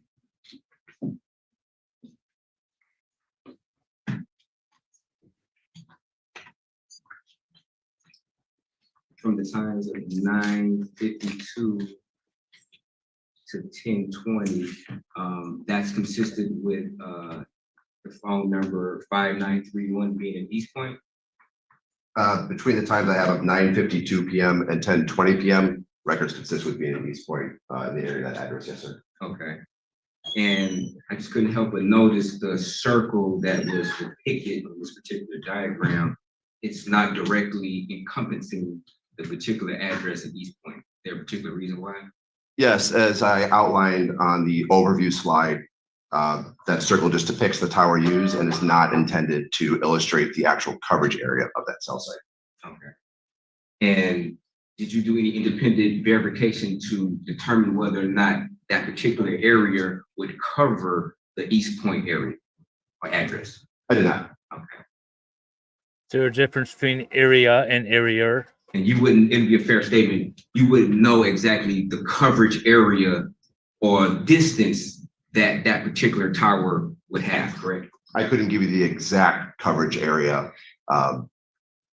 drawing you line by line of where it goes without going out there and doing the testing like that. Okay. And it'd be a fair statement, one method of determining the distance from a particular tower would be for you to do a drive test, correct?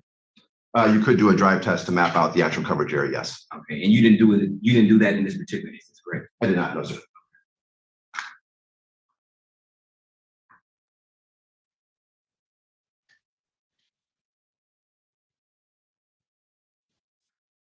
And you stated that there was no information from the phone number of 5931 as to the time from slide number 10, 10:52 to 1:46. It didn't give you any time in advance information from that particular number, correct? It would be from 10:20 p.m. through 11:34 is the gap there. Okay.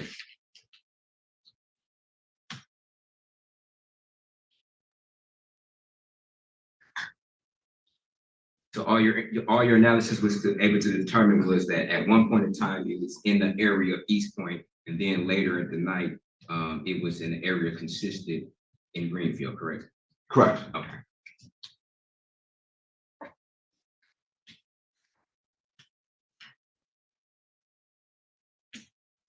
Now, as far as gaining, I guess, approximate distance from a particular tower using time in advance,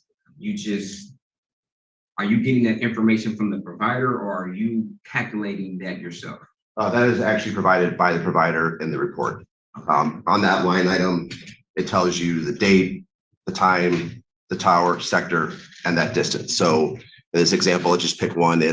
For line 2, it says 0.34 miles. Okay. Have you ever did any independent investigation or test to determine whether or not the number that they give you is actually accurate? Yes, I use time advance all the time to find missing people, fugitives, locate other evidence, and get down to that area where that person is using that data. Okay. Have you ever, say for instance, did a test of where there was a particular tower that said it's 0.5 miles to the particular device? Have you ever went into the field, had a device and called from a particular number or used a particular tower, know your exact distance from that particular tower, and then compare it with That's an information you interesting received question. from I like timing that. advance? Have you ever done any independent I verification have of this obtained data test you just records tested? before. I can't say I did every one of those steps in terms of making the call, but I have reviewed test records before that is consistent with where I was and where I have traveled. Okay, when you say you reviewed them, did you conduct the test yourself? I have, yes.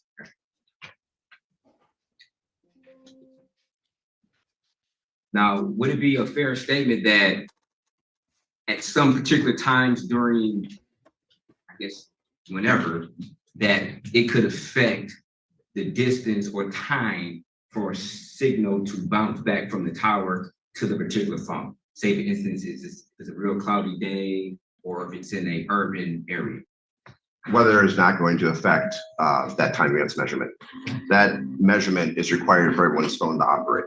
If those measurements are not correct, then there would be collisions at the tower and everyone is not going to get the level of service that they expect. And the network's not going to work the way that it needs to. Okay. What about certain geographical locations, such as if you compare a rural area? I'm versus still an not sure urban why area the that has a defense lot is of tall scared or not buildings, scared a of, lot but other, cross-examining this witness so Yes, hard. so topography, let's use that example. Say we're right here in downtown Detroit. It's still based off of line of sight. So let's say the tower's on one side of the Maybe building. his testimony This is doesn't tower. meet up with the I have a timeline. building, and then I'm right on the other side.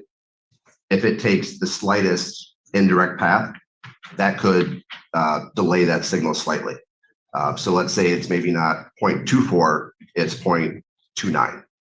Okay, and then that could alter the estimate on how far a device is from the tower, correct?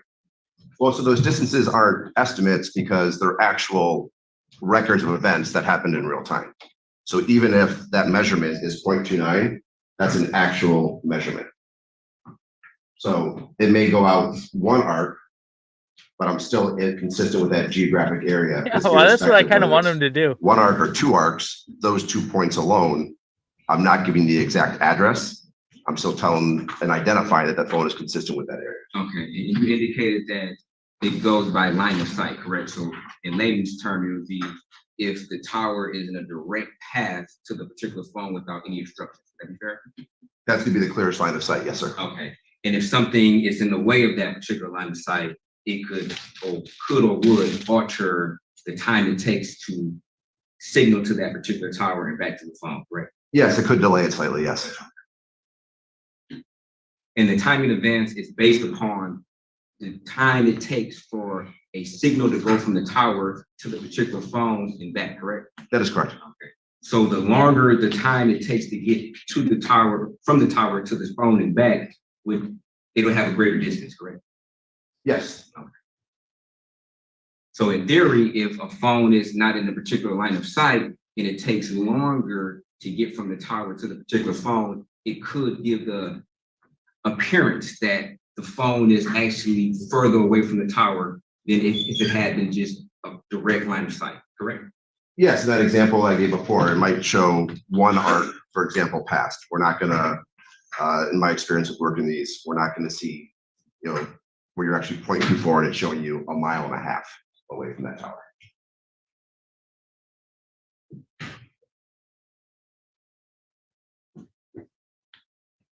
Now, as far as a phone not being able to connect with the network, you indicated that could be for a variety of reasons, correct?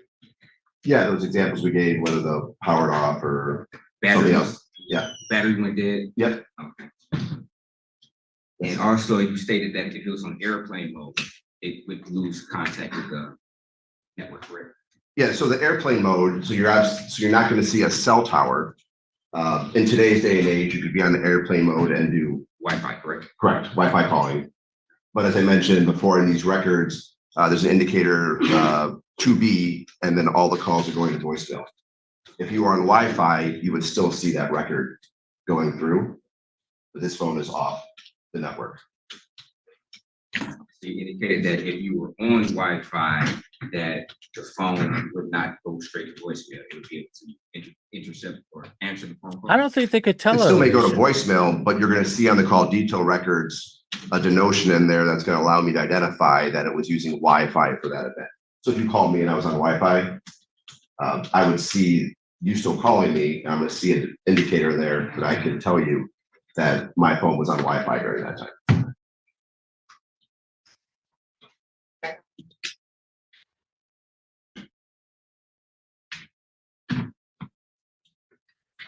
Did you request GPS information in this particular case? I just got the information from the T-Mobile for the phone records, and then I was provided the Google location for the defendant's phone.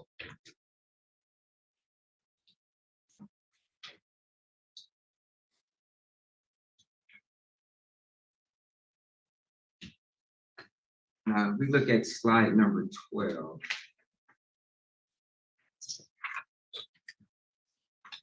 You indicated that you couldn't say for sure if the phone is moving or not, correct? I'm saying that the exact, in that entire time frame, I can't say it moved during that entire 7-minute window. There are some records in here, as you can see from the Google location, where it's consistent with movement, but I don't have a record for every second during that 7-minute window to say that it was moving the entire time. Okay, and is this a timing advance? The arc we see, is that a timing advance analysis? That is a timing advance measurement, and that is 0.39 miles from that tower sector. How often can you get different timing advance measurements? Is it per second, per minute, or it just depends on what you have? The timing advance I mentioned before is always going on in the background. It comes back to a matter of what is retained and then provided by T-Mobile in this case in response to the search warrant. As you saw for the defendant's phone, we have a lot of time advance measurements. For the victim's phone, I had one line. Again, it doesn't mean that time advance was not occurring on the victim's phone. It just was not retained and then provided by T-Mobile.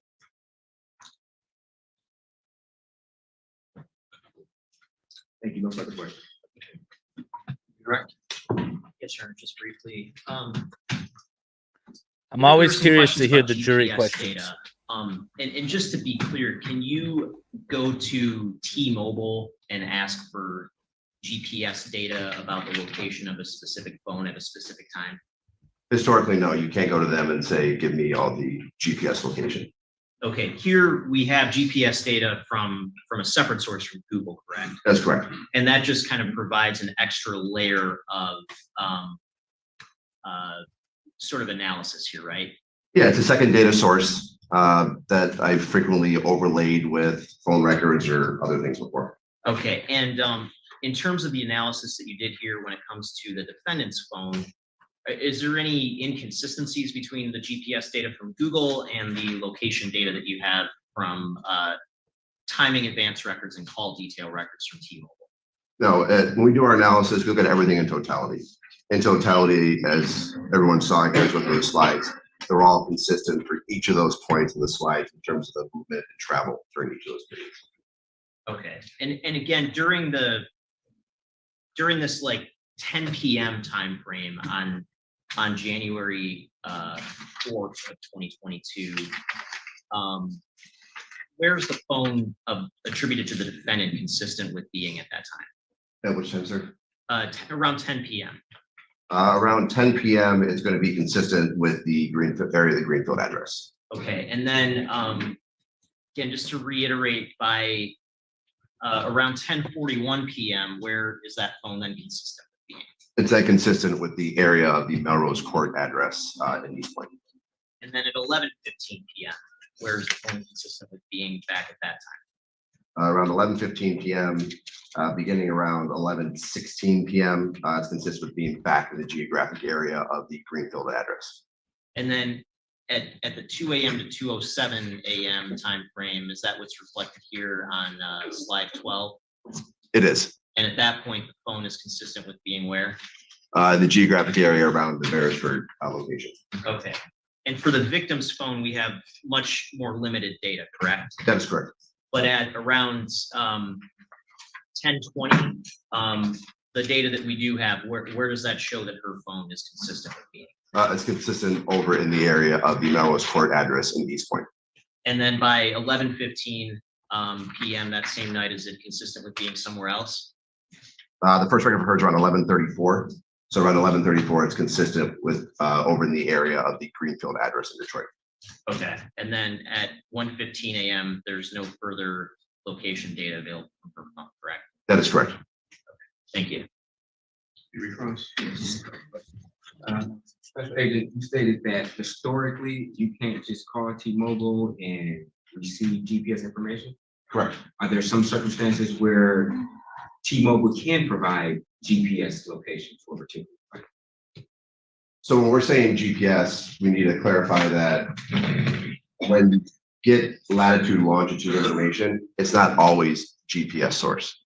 So if you think of when you open your mapping software, you see that little like blue dot, right? It's based on your GPS, you're gonna see a really small kind of shaded area. You can get latitude, longitude information, let's say from T-Mobile, if you had a search warrant that allowed you to locate a phone in real time. But though it's not always going to be GPS. That might give me a mile and a half or larger radius. It's not always going to give you that. And that's the only way you can get it when you get in real time, not historically. But it's not always going to be GPS. So I want to make sure that's clear. We're just talking latitude, longitude coordinates. Okay, so to be clear, you stated the only way you would be able to get longitude, latitude information from T-Mobile would be from with a court order indicating that you wanted that specific information, correct? As far as latitude, latitude, correct? So if we go and start getting into now latitude, longitude information, there's network estimated locations that T-Mobile may provide that you could get historically, but that's not their true GPS, that's their estimated locations. Okay. When you're talking about anything in real time, which you're going to get, which is going to give you these dots, for example, and an accuracy radius in real time location information, say looking for a missing kid, that's the only time we're going to get that information in real time. Okay, and say for instance in those examples that you're looking for a missing kid, would that information be more accurate than say historical information? No, generally in my experience, if I'm looking for a missing kid, I am looking at the county advance record because I mentioned commonly active location information from T-Mobile could be a mile and a half or greater. That's going to give me the east side of Detroit. Timing advance, I can get you down to potentially a few houses on a block based off the information. Any redirect? No, you're right. Thank you. Any questions from the jury? All right, sir, seeing none, you can step in.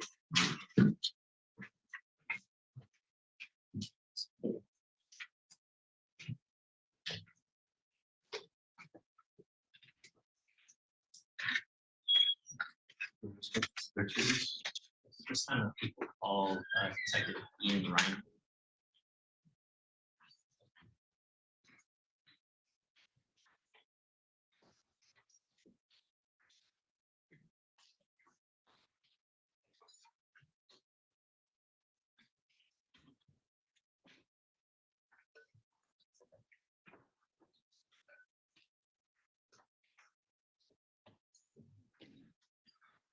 Please raise your right hand. Do you solemnly swear or affirm that the testimony that you are about to give before this court today will be the truth, the whole truth, and nothing but the truth? Yes. Thank you. Please take your seat for witness. Good morning. Morning, sir. You're going to be asked a series of questions. Please wait till each question is fully asked before you respond. You'll have one person talking at a time. Please try to avoid our natural tendency for nonverbal answers, such as shrugs of the shoulder, nods of the head, as well as uh-huhs and uh-huhs, because those don't translate into the record. If there's an objection, please stop talking until it's resolved. Please keep your voice up, and if you would, please state your name and spell it. Detective Ian Reinhold. First name is I-A-N, last name R-E-I-N-H-O-L-D. Thank you, Mr. Wilson. Thank you, Your Honor. Good morning, sir. Can you tell the jury what you do for a living? I'm a police officer in the city of East Point. And how long have you been a police officer? Almost 16 years, And what's your current role with the city of East Point? a detective. And was that the same role that you were in back in January of 2022? Yes, And in January of 22, did you have some involvement in what was initially a missing persons case? yes. And who was the person that was missing? Zion Foster. And what was sort of the first step that you took in terms of your involvement with the case? I came into work and reviewed what was going on with it. On my way into work that night, I remember making some phone calls, and I received information that she was missing before. Then I got into work, and her mother, Sierra Milton, was in the lobby. So I went right in there and just started talking to her about it. Okay, and do you remember what day that was? It was January 7th. Okay, and you said you had received some information that Zion had been missing before, is that correct? Correct. And so had she been reported sort of as a runaway before? She was from our city on January 5th. I believe the report was made, the initial report. I'm saying before this incident, had she been reported previously? Yes, Okay, and then the other report was made on January 5th, you said? yes. Okay. Did after that first interaction you had with Miss Milton, were there any developments the next day on January 8th? The next day, there were some, I did speak with her, with Miss Milton, and there were some scam artists starting to call her and try to get money from her. And if she'd send them money, they would let her know where she was at. Okay, and what type of like scam artists were going on at that point? I mean, was it people saying they had information? Yes, and That's demanding interesting. money? yes, And were these sort of things looked into? yes, Did any of them end up appearing to be legitimate sort of sources of information about the whereabouts of Zion? no. At some point, was there a particular person of interest who came to light in the missing persons investigation? Yes, And who was that person? Jaylin Brazier. And eventually, at some point, did you have an opportunity to meet with that person in person? Yes, And do you see him in the courtroom today? yes. And just for the record, could you point to him and describe what he's wearing? He has a blue suit on, navy blue. He has a light blue dress shirt and a light blue tie on, black dress shoes. Okay, if the record could reflect that the witnesses identified the defendant.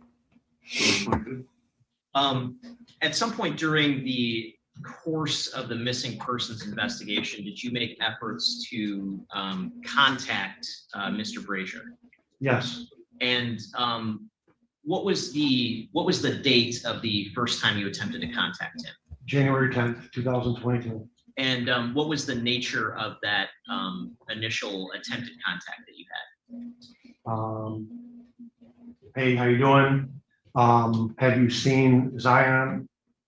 Basically, to have a conversation with him to see what he had to say about it. With all the ongoings in the investigation, I had to wait a couple of days as things came in. So I did talk to him. Did he say anything to you about the whereabouts of Zion Foster? He didn't know where she was. Haven't seen her. In our conversation, he hasn't seen her in months. Okay. And did he offer any other information about Zion's potential whereabouts during that initial conversation you had? He said that he hasn't seen her in months. He said that she has been missing before, and he found out she was using his house like as an excuse when she left before. I believe he said she was gone for 2 months at one point, one time she was missing. Okay. After that initial conversation that you had with Mr. Brazier, did you have any further conversations with him? After that day? After Yes. that day, yeah. When was the next time that you had contact with him? On the 11th, I called him my phone and I asked him if he would come in and talk to me. Okay. And did he agree to come in to talk to you? He said he would call me back with a time. That was it for the day. Okay. And did he ever call you back? He did not. And did you make further attempts to get into contact with him at that point? Yes, I did. How many times would you say you attempted to contact him at that point to talk? 3 more times. Okay, and what were the dates of those 3 additional times that you attempted to contact him? On the 12th, I called him in the morning, left him a voicemail. In the afternoon, I called him again on the 12th. And then one more time on the 13th in the morning, I called and left a voicemail. Okay. And at some point during the course of the investigation, did some relevant video footage come into your possession? Yes. And what were the what was the source of that footage? How did you come into possession of it? There was a Ring video that was sent to me. Okay. From Melrose in East Point. And what's the significance of that location in on Melrose? The video faces Zion's house. Okay. And was there any other video that you came into possession of? Yes, there was video of 19451 Greenfield. There's video of that house. Okay. From across the street. And I want to walk through some of that video right now that's been admitted as exhibits 21 and 22. So I want to start with exhibit 22. May I publish your on it? Yes. May I publish 21 at the appropriate time as well? Sure, of course. Thanks. I want to bring up this. So there's 2 files on the exhibit. Are you familiar with both of those video files? Yes. And if I click on the first one ending 2219, the file name for the record.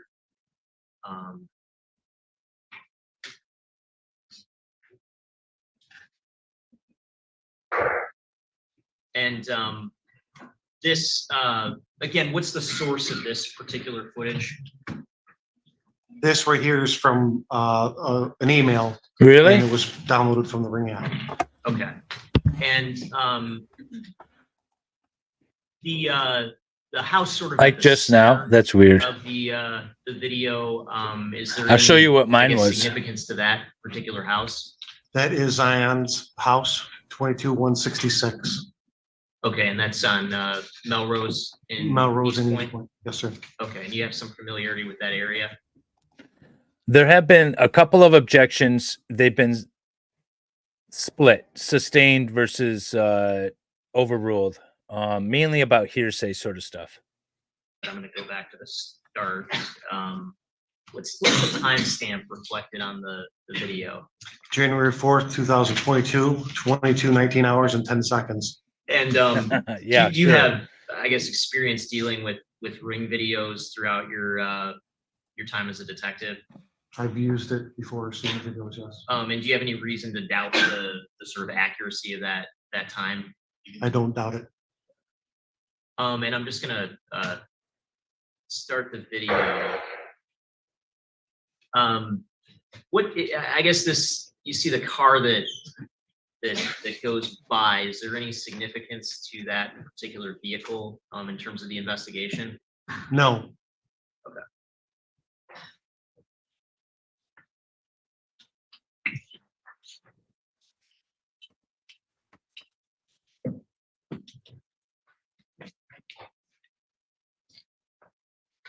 And this is just one clip from 10, it'd be 10:19 p.m. Is that correct? Yes. And is it your what is your understanding of how Ring cameras work in terms of when they record, when they don't record? Motion or noise? Okay, so if there's motion, that triggers the recording. Yes, So if a car drives down the street, that could potentially trigger the recording. if it's set up that way. Okay, and this particular time at 10:19, this just happens to be one of the clips that was obtained, correct? Correct. Go to the second clip, in the file ending 2241.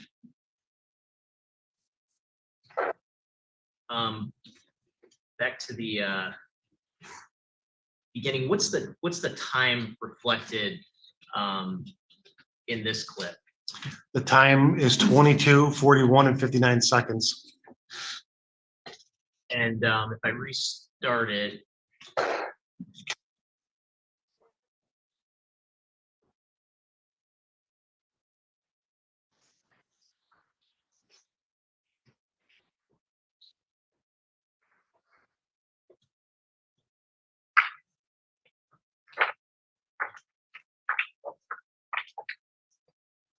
and you see the car pull into a driveway at that point, is that correct? Yes, And in terms of the driveway that it pulled into, is that the driveway of Zion's home or a different home? that's a different home. And in terms of the vehicle that you saw pull in at 10:42 p.m., was there any significance to that vehicle in terms of the investigation? Yes, And let me ask you this, during the course of the investigation, did you have an opportunity to familiarize yourself with whether the defendant owned and used a particular type of vehicle? yes. And what type of vehicle did the defendant use at this time? A 2005 white Acura. Okay, and looking at this vehicle that you just saw in this footage, is that a vehicle that is, in your experience, consistent or inconsistent with the type of vehicle the defendant drove? Consistent. And you also mentioned some footage that you obtained from across the street from the Greenfield location. And I'm going to publish Exhibit 21. And there's 3 files on here. I'm going to start for the record with the file ending 441.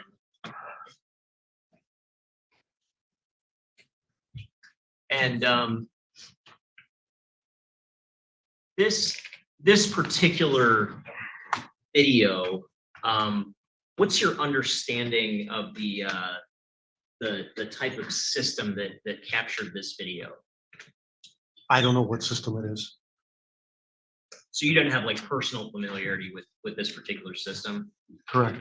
Okay, but in terms of the system's positioning based on the video and based on your familiarity with the Greenfield location, where was the system positioned? Across the street. Okay. And this footage, is it fair to say this was like a screen grab from somebody's phone Yes, that you came into possession of? And does that indicate particular dates and times? I see some times on here. When you play it, it No, might what have did I the miss? date also on the bottom. Okay. So I'm gonna start the video.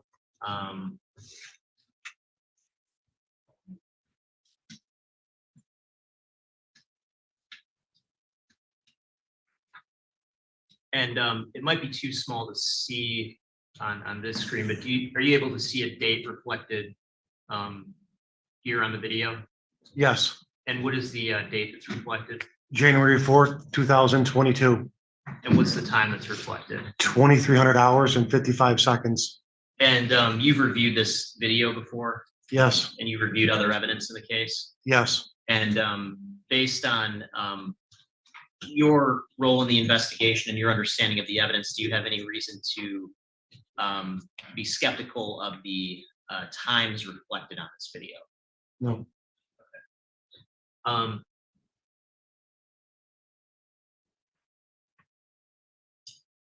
So at this point, on the video at the 11 p.m. point, is there a particular building here that's significant in terms of the investigation that's reflected here? The house on the far left. The most left tree is 19451 Greenfield. Okay. And so if I use my cursor to point to it, would that be this house right here? Yes.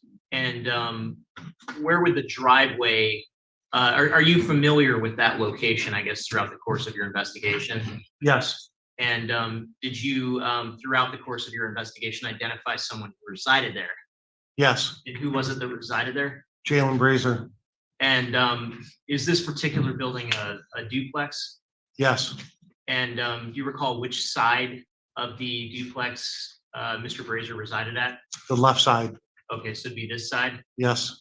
And where would the driveway be associated with his side of the duplex? Just to the left of that tree, right where the mouse is at.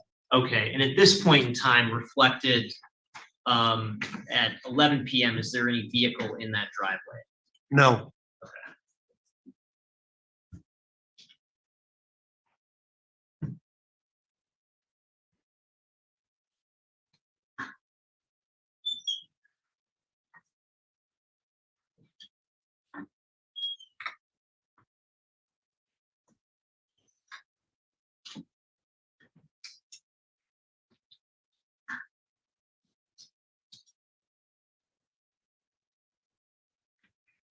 And so now would it be fair to say that that clip is ending and we're going to see a different clip from this camera system? Yes. And what is the time reflected on the video at this point? This is tedious. 23:10 and 39 seconds. Okay. And did you see any vehicles in the driveway at that point? I did not. This is very What's tedious. the time reflected now? 23:14 and 20 seconds.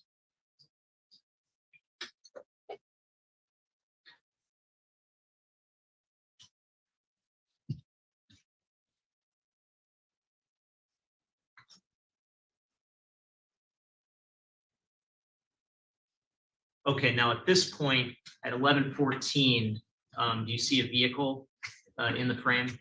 Yes. And is there any significance to that particular vehicle in terms of the investigation? Yes. And what is that significance?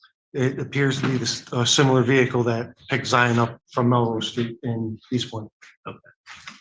And then if we move on to the next clip, what's the time reflected at this point? 23:15 hours and 7 seconds. And in terms of the driveway, is there anything significant now in terms of the investigation in the driveway? There's a white car in the driveway. Okay, I'm going to continue playing the video.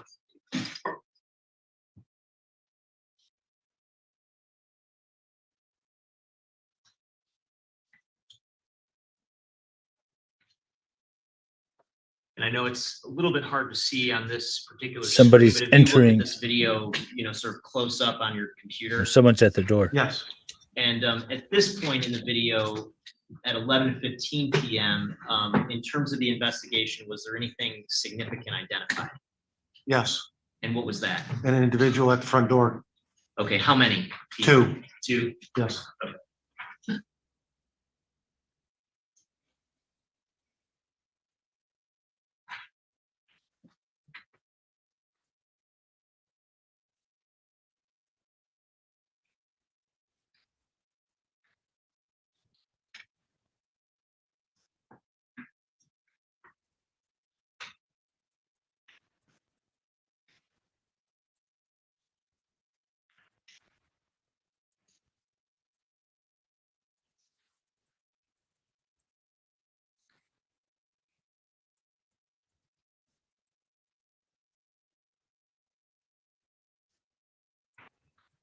And that next clip was also at 11:15, but just showed the vehicle stationary. Would that be fair to say? Yes.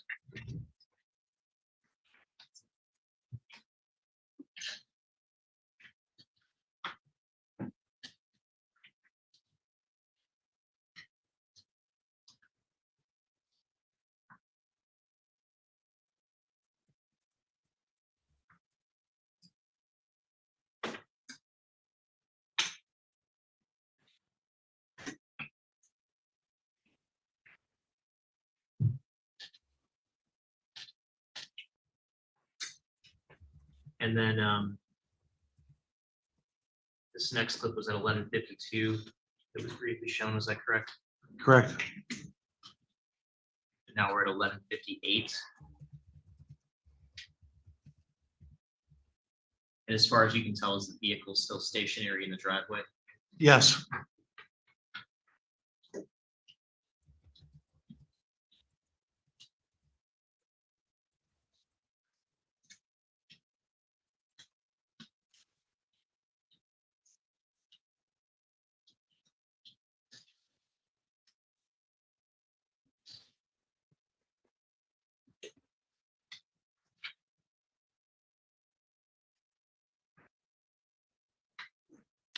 Boy, the TV feed is way behind. I'm going to move to the next file. And for the record, this file on Exhibit 21 ends in 1183.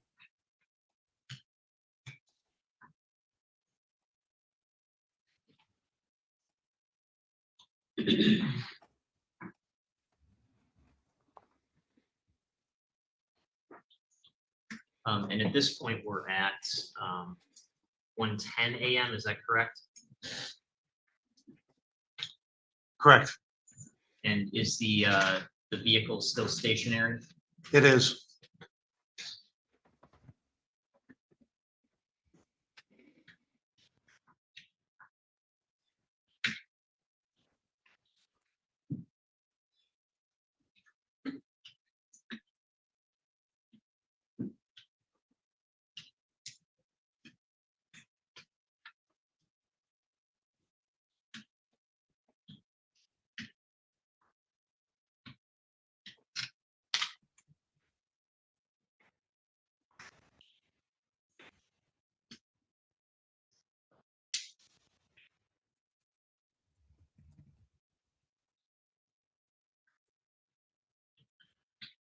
At this point, we're at 1:37 a.m. Is that correct?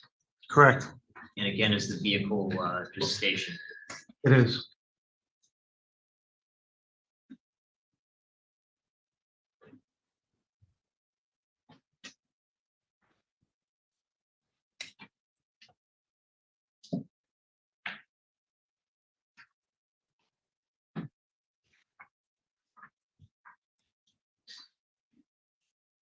Again, now we're at 1:39 a.m. Is that correct? Yes. And again, is the vehicle stationary? Yes.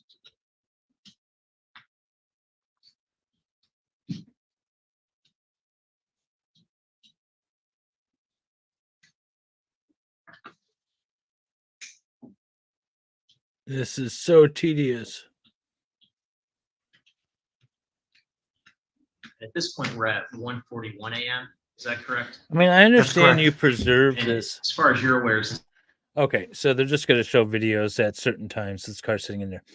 Now, in order for this evidence to be preserved for the purposes of foundation, chain of custody, things like that, it needs to be stored in this format. But you don't need to keep it in this format to present it. You can edit it together, showing timestamps, give it to the defendant or the defense ahead of time and say, listen, I've taken these videos, I've edited it together, and this is how I'm presenting it. Now, if the defense has an objection, then so be it, but they really shouldn't. And you could just let this thing play through.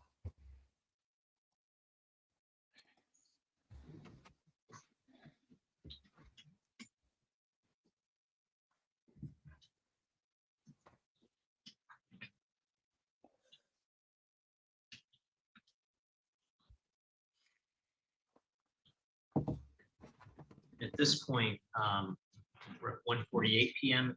or AM, I'm sorry, is that correct? Correct. And in terms of, I'm going to pause the video briefly. In terms of the area around the front door, is there anything significant that was observed in terms of the investigation at this point? There's an individual standing right there outside the door.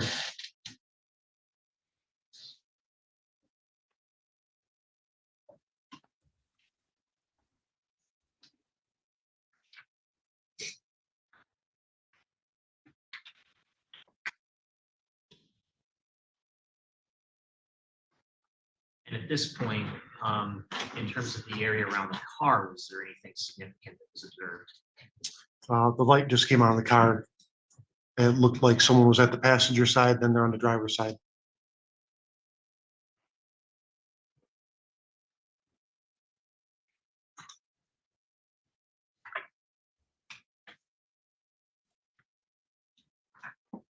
Now we're at 1:49 AM, is that correct? That's correct.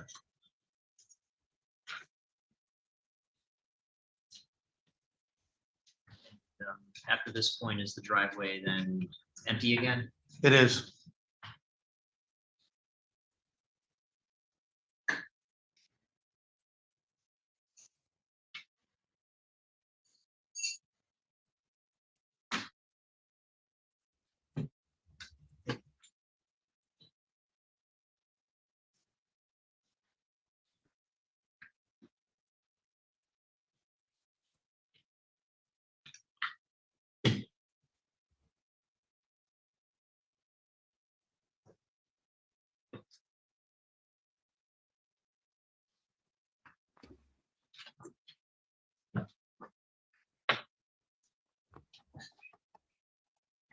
Yeah, that's what I'm saying. Like when all of this he has admitted to. 7 AM.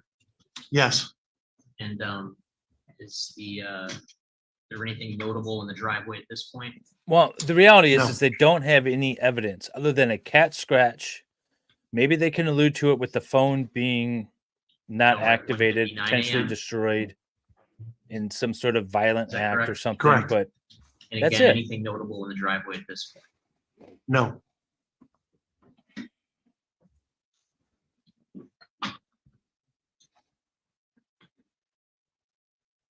And I'm now going to publish the final file on Exhibit 21 for the record. It ends. I've got the chat up 1894. from the Fox 2 stream just to see what these people are saying. And they're all like, anyone associated with the disappearance of this woman should be in prison. Starting at 2:02 AM, is that correct?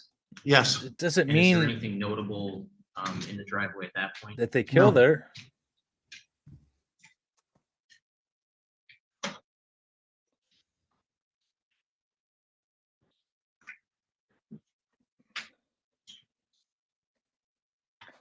So that is one thing that OKS is saying in the chat here that I do agree with. So OKS, and this And is now in we're at not my 2:15 chat, this is in AM, is that Fox's correct? chat. Yes. There's so what in his brain makes him think that she was dead? She could have been alive, right? There's testimony that she suffers from seizures, and those seizures cause her to pass out. She could have passed out, and he put her in the trunk, threw her in her dumpster, and then the garbage truck dumped her and crushed her, whatever, and that caused her death. That could be a theory, actually. So that's not bad. That way he could get guilty. But that is not the way the prosecution has framed this case. Correct. Correct. And the car is just still in the driveway at this point? Yes. Yeah, if by not calling 911, by throwing her in the trunk, dumping her in a dumpster, if they're saying that caused her death, that's reckless. Not that not calling 911 because you don't have an affirmative action, but transporting her, almost barely lifeless body, but still life in her, and then throwing her in a dumpster, and then her getting taken out with the trash. That could be the way, actually. So if they push that theory, I say he's guilty. But they're not pushing that theory. At least I haven't heard it argued yet. They can change tactics. They can start saying, well, we don't And now know we're why at, she passed out, 2:42 a.m., is that but correct? Correct. even if she was still alive, she could have been And, saved, and his reckless is activity the, caused her death. car still in the driveway? I Yes. like that theory. He's guilty.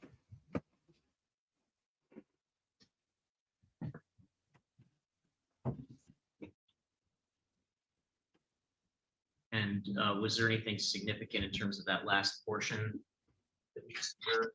No.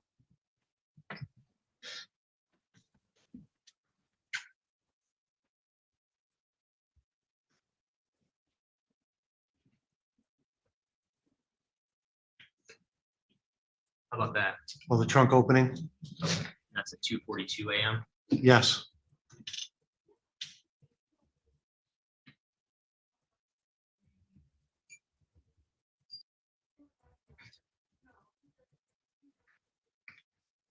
And now we're at 2:43 a.m., is that correct? Correct.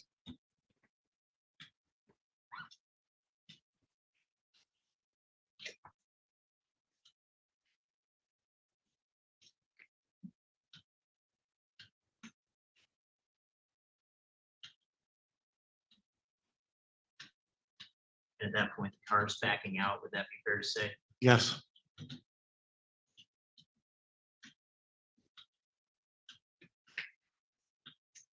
Now at 2:43 a.m., the driveway's empty again, is that correct?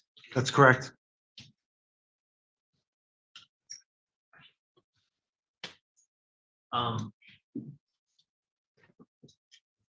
As part of your role in this investigation, did you draft some search warrants? I did. And just as a general matter, just to the jury, what is a search warrant? Search warrant is for to go in someone's house, phone, car, cell phone records. You have to get it, you type it out and the judge has to sign it. Okay, and did you draft a search warrant for phone records in this case? Yes.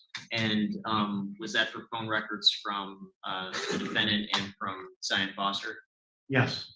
Okay, and did you also draft a search warrant to search the vehicle that was observed in these videos?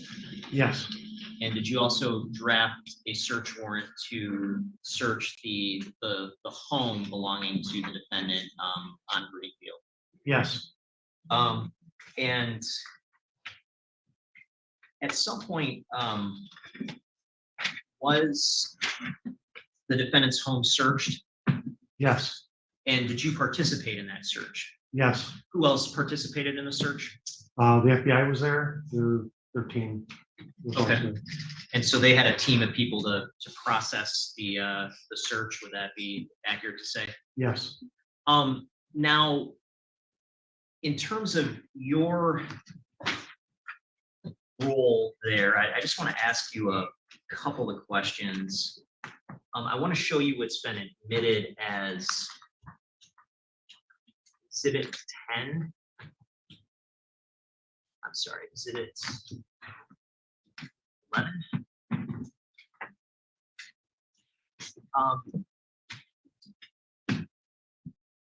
You see the background in this exhibit? Yes. Are you familiar with this exhibit? Yes. Is there anything significant about that background in connection with the search that you conducted at the Greenfield residence? That screenshot would be consistent with 19451 Greenfield, the inside.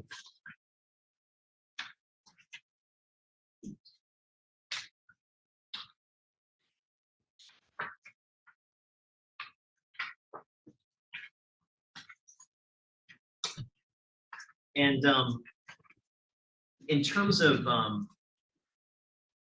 your search of that home, did you observe anything significant? I believe so. There was a cracked up yellow iPhone. in the fam room. There's a vacuum cleaner, empty vacuum box from the new vacuum cleaner. Appeared to be a suicide note on the kitchen table. In the backyard, there was a metal table with some glass. Didn't seem A weathered. suicide note? Okay.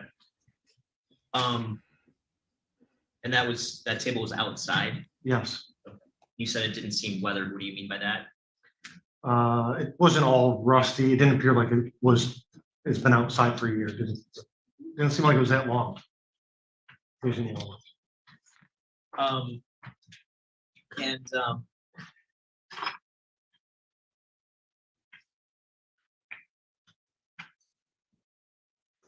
At some point, did you come into possession of the defendant's cell phone?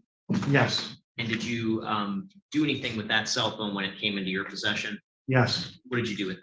I got a search warrant for it, and I went to the phone, and then after I gave it to Detroit Police to be dumped. Okay. And when you got the search warrant for it, did you ever have an opportunity to turn the phone on? Yes, And did you look through the phone? I did. Did you see anything that caught your attention? Yes. And what was it? Zion's number was not in there. And, it appeared there was nothing before January 6th.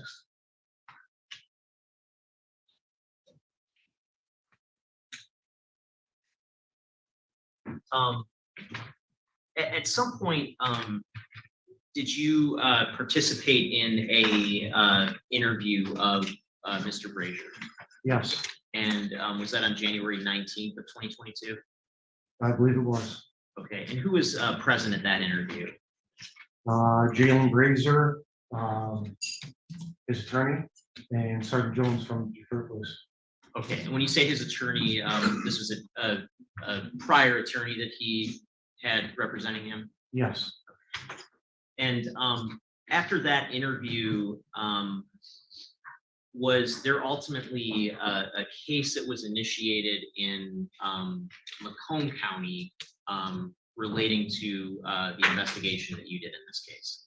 yes, And as part of that case being initiated in Macomb County, was Mr. Brazier at some point held somewhere in Macomb County?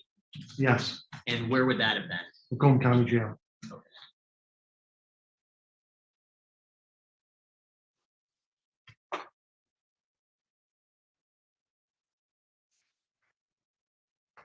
And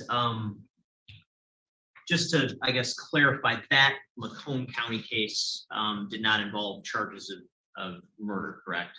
Correct. Would that have been for involving the sort of statements that he had given to you denying that he had been with Zion?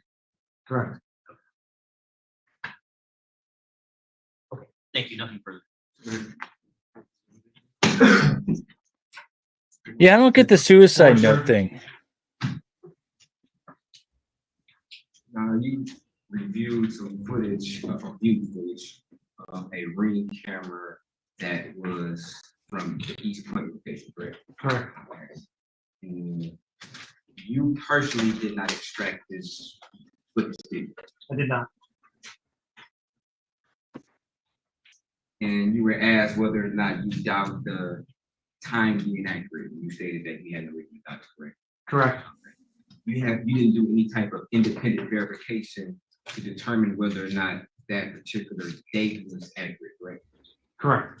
And you didn't do any type of independent verification to verify whether that time was accurate, correct? That's correct. You also stated that some ring cameras operate differently depending on the settings, if it's by sound or if it's by motion, correct? That's my understanding, yes. Okay, that's your understanding, okay. You're not an expert on ring cameras, correct? I am not. Okay, and you didn't do any independent verification to see how this particular ring camera was set up, correct? Correct.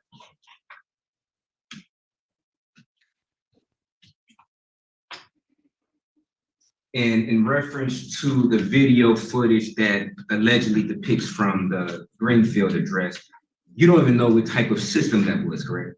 Correct. So you wouldn't even know whether or not how that particular camera is set to record, correct? Correct.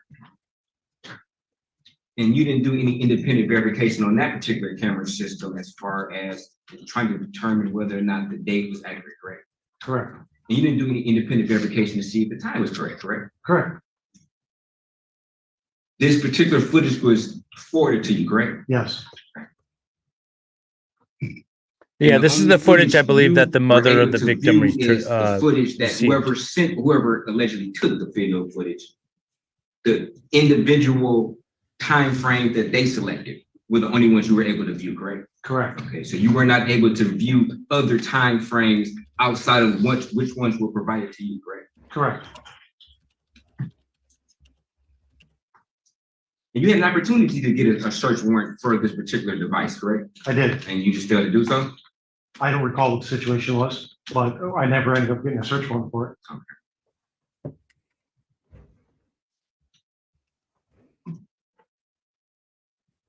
And you never got a search warrant for the Ring camera in the East Point location, correct? That's correct. Why did they not get search warrants? Now, you stated that this particular automobile that was in East Point to you, it appeared to be a similar car as Mr. Brazier's, correct? Correct. Okay, but you can't definitively say it was the exact car. Is that correct? That's correct. You were not able to view the license plate on this car, correct? I couldn't see it, no. Okay, and you can't definitively say what make and model this particular car was, correct? Correct.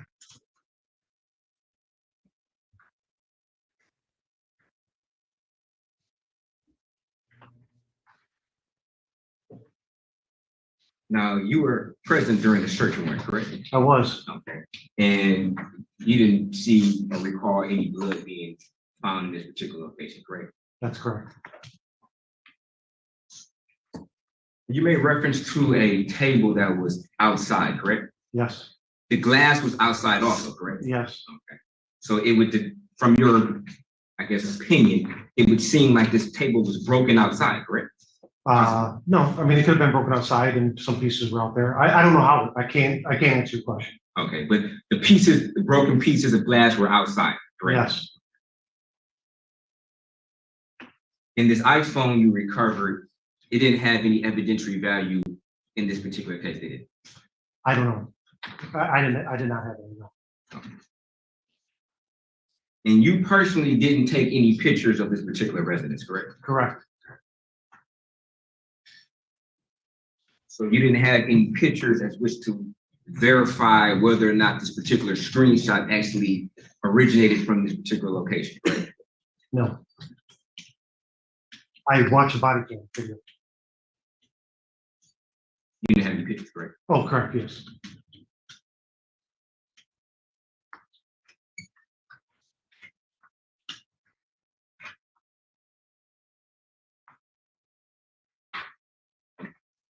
Now, at some point in time, you spoke to Mr. Brazier's then attorney, correct? Correct. And he called you to make arrangements for Mr. Brazier and himself to come in and make a statement, correct? Correct. Does it drive you to drink or smoke at the This was in gun? the same time vicinity of when you reached out to Mr. Brazier, correct? I believe that was January 18th. And this, yes. Same time frame, correct? Yeah. Okay. And then in fact, Mr. Brazier and his attorney did come in, correct? Yes. And provided a statement, correct? Correct. Aaron, I have a new theory of the case. I At some point in believe time, you spoke to he's guilty. Ms. Foster's mother, correct? I'll tell you when I get a chance. Yes. Okay. And she came into the East Point Police Station, correct? From your understanding, correct? Yes. Did you think it was just another runaway at first? I did. Because you had prior knowledge that Ms. Foster, Zion Foster, ran away before, correct? Correct. And it was your understanding that, or maybe opinion, that some of Zion Foster's mother's conduct was somewhat odd to you, correct? Correct. And you were under the understanding that opinion that maybe she didn't You eat your stress didn't away. investigate to the fullest potential to find her daughter, correct? Correct. Now, as far as this Greenfield location, you were unable to ascertain who exited from the vehicle, correct? Correct.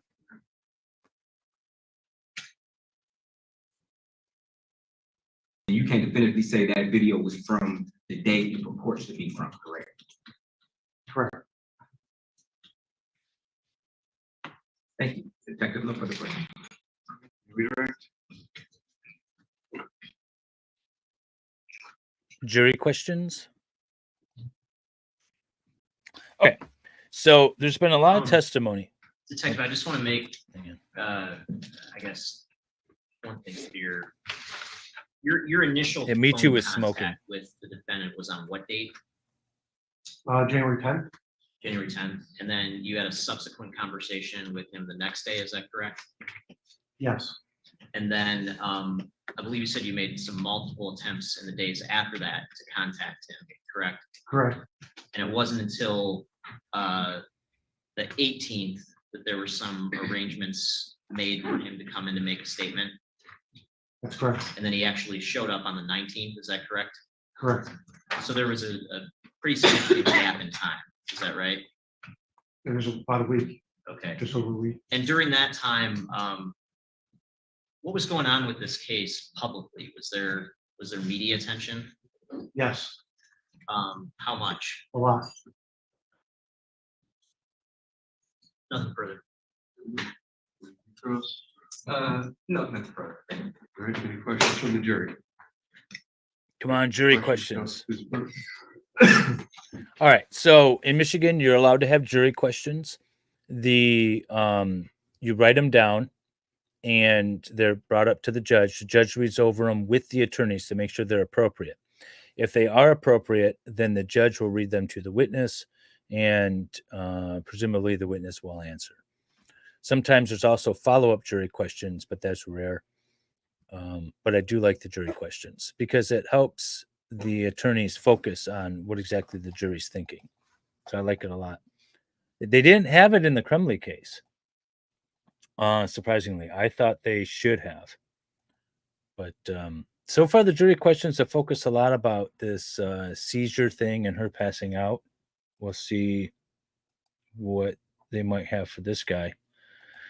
But if the state's theory of the case is the reckless disregard for great bodily harm or death was caused from not him doing something violent, but her passing out and then him transporting her rather than calling 911. There's no obligation to call 911.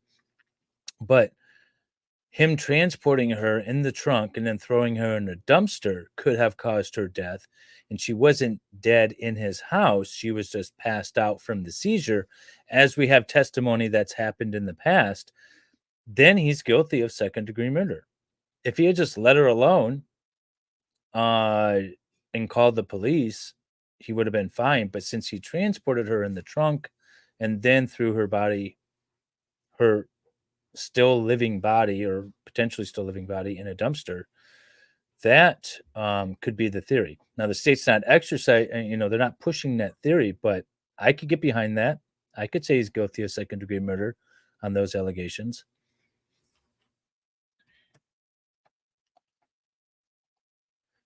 Yeah, we do it after each witness. So you get cross or you get direct, cross-examination, redirect, if any, recross, if any, and then jury questions. And then based on the jury questions, the attorneys are allowed to ask Yes, more Your Honor, questions. people called Brian Showers. So apparently the questions weren't appropriate. All right, on to the next witness, Brian Showers.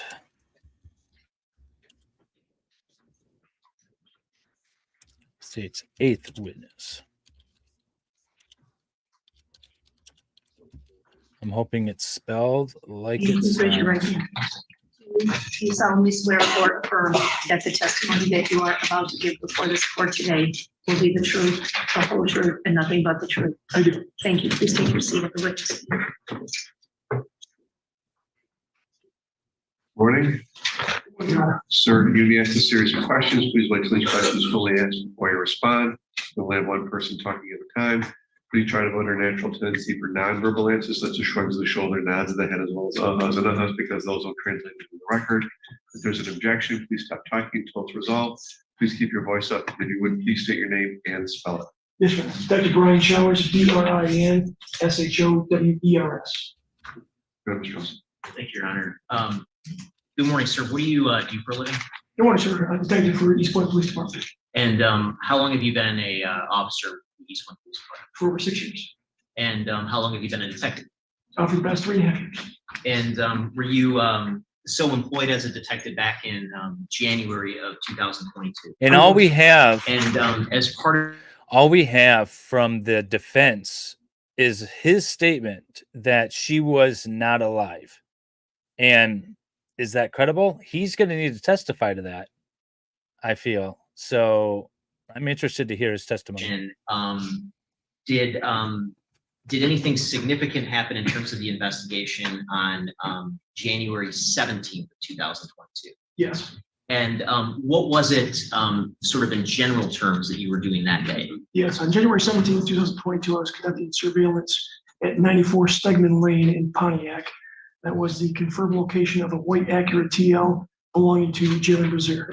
Okay, and what was your purpose of conducting surveillance at that particular location? We were conducting surveillance to see if Jaylin Brazier was in the area in connection with the disappearance of Zion Foster. Okay, and at that point, did you have a search warrant to seize that particular Acura? I did. Okay, and what happened, I guess, that day when you were at that location? Yes, at 6 o'clock in the morning, we conducted surveillance at that location. After several hours of no movement in and around the vehicle, at approximately 10 a.m., a tow truck was dispatched to our location to impound that vehicle pursuant to a search warrant. Okay, and was that vehicle ultimately seized and towed away? It was. And do you happen to recall the license plate of that vehicle? I do not. Okay. If you would it help your recollection if you did you draft a report of this? Yes.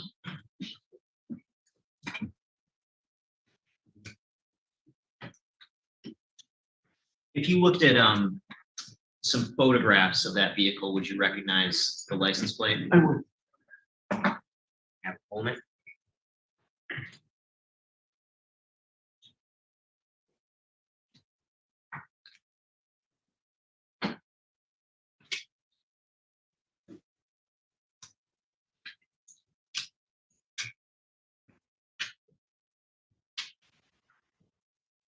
And Judge, could I ask the witness to approach counsel table just briefly to look at, it's going to be part of proposed exhibit 25, which hasn't been admitted yet, but will be through another witness. All right, Mr. Farley, you want to go over there as well?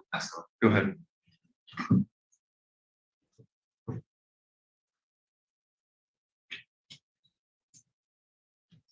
Yes, that appears to be the license plate. Okay. And having taken a look at the photo of the license plate, do you now recall what the plate was? I believe it was Edward George Henry 6844. Okay. Can you take another look, you think? Yes.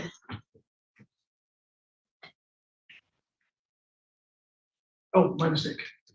And what was the license plate? Yes, Edward George Henry 6644. Okay, so EGH 6644. That is correct. Okay, and when that vehicle was towed away, was anybody in the vehicle?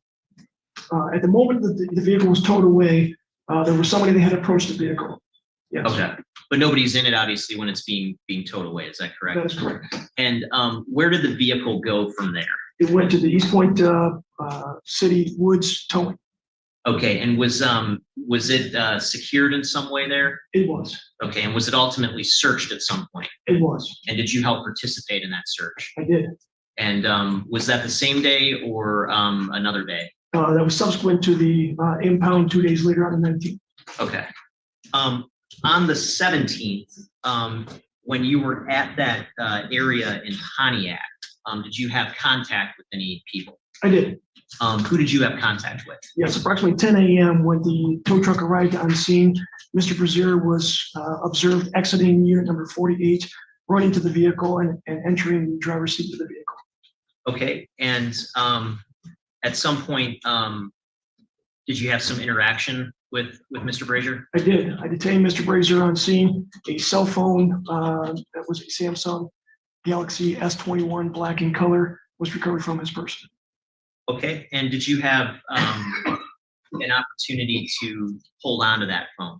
I did. And what did you do with the phone once you obtained it? After I obtained the cell phone, Mr. Brazier consented to a search of the cell phone, provided me the passcode to a cell phone, and signed a written consent to search of that cell phone. Okay, and did you do anything in particular with the phone itself? Yes, the phone was turned over to the officer in charge, Detective Reinhold. Okay, and I'm holding what's been marked as People's Proposed Exhibit 24. Can I approach, Your Honor? Yes. I want you to take a look at People's Proposed Exhibit 24.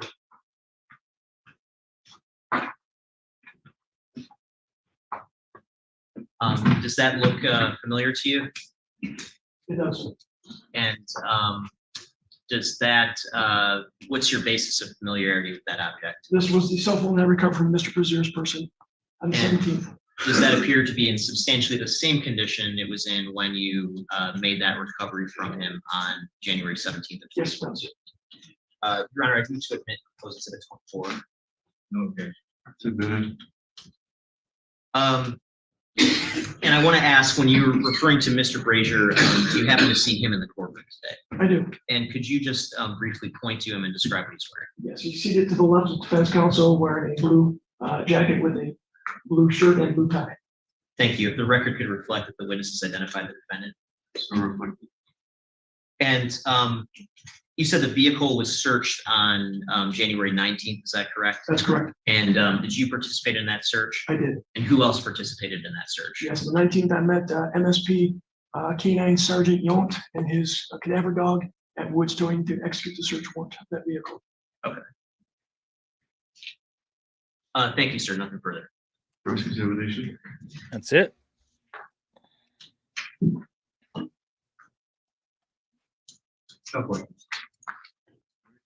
Questions from the jury? No cross. Seeing none, sir, you can step down. Thank you. We are just about at noon. We've been going for a while. I probably want to take a break anyways. So let's break for lunch until 1 o'clock. Please be back promptly before 1 so we can restart by 1. Okay? All right, we're going to be on lunch break. I think he's guilty. At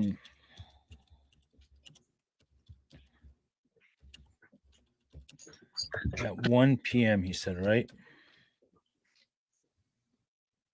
I'm going to have to pull this down.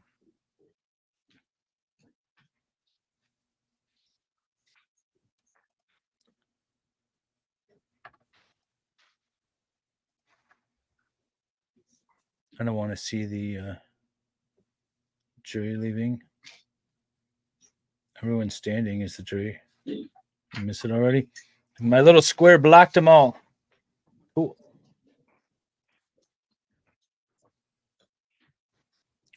Yeah, so my theory of the case is that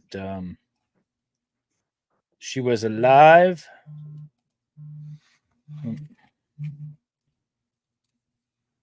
Pull that down because the jury is moving around.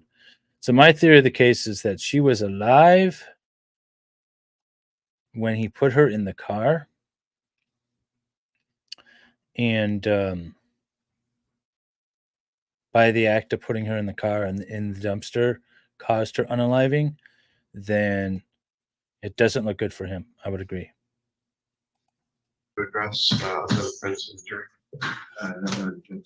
No. See you back at 1 o'clock. 1 o'clock. Recording stopped. All right. Let's see here. I might want to put up yesterday's opening statements. I think that's what I'm going to do because I'm going to take a little break and step away. And I'm going to probably put up the opening statements while we're on lunch break. Keep the stream going. Do you think he tried anything inappropriate with her? That's what they're alluding to, right? They're alluding to that a lot, but I haven't heard any evidence. The state made reference to it. In the opening statement, we'll play the opening statement again because the state made reference to it. And the defense in the opening statement said, listen, it's like a joking little text about him getting a BJ from someone who doesn't know what she's doing. That's the extent of it. Sexually charged text messages. Apparently they are step cousins, meaning that they're cousins only by marriage. So there's no blood there. Maybe they were a little flirty. Her boyfriend testified yesterday that he was a little uneasy with her being around him, but he wasn't going to say anything because that's her cousin. So I don't know. Maybe there was something going on, but she's young. She was only 17. We're never going to know why or what actually happened. No, we're not. We're not. That's kind of the sad thing here is that we will never know that in this particular case. Yeah, zero reference so far to the smexy time between them. All right. I don't know if the Zoom feed's going to go down. I am going to... that's not what I wanted to do. Oh, that's not what I wanted to do either. So I am going to take a break. Just want to make sure that nothing's going to happen in this courtroom. I don't see so. I'm going to replay the opening statements and close this down because that's going to confuse me. We are re-watching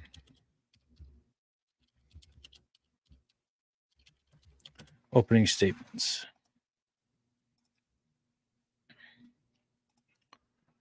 Okay, so that's what we're going to do. Leave that going.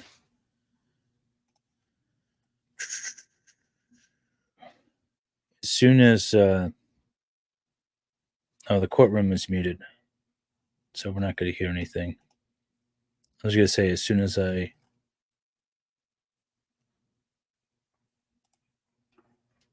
leave it, something's going to happen, but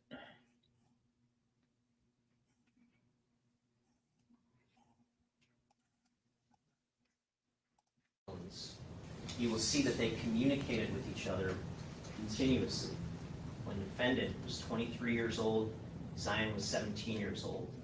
They exchanged a lot of text messages that were sexualized. right there, he just brought it up. Okay, I was thinking more one-sided if she was out of it. Oh, you mean like, well, I mean, holes is holes. She's still warm, that kind of thing. I don't know. There's no evidence of it one way or the other. We would all just be guessing and speculating and all kinds of stuff. And like the state's about to say, if we had the body, we'd know more.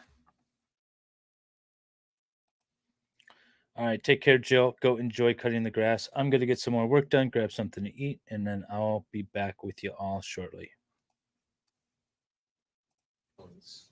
You will see that they communicated with each other continuously. When the defendant was 23 years old, Zion was 17 years old. They exchanged a lot of text messages that were sexualized, where the defendant shared vivid and graphic details about his sex life with his 17 or 16-year-old cousin.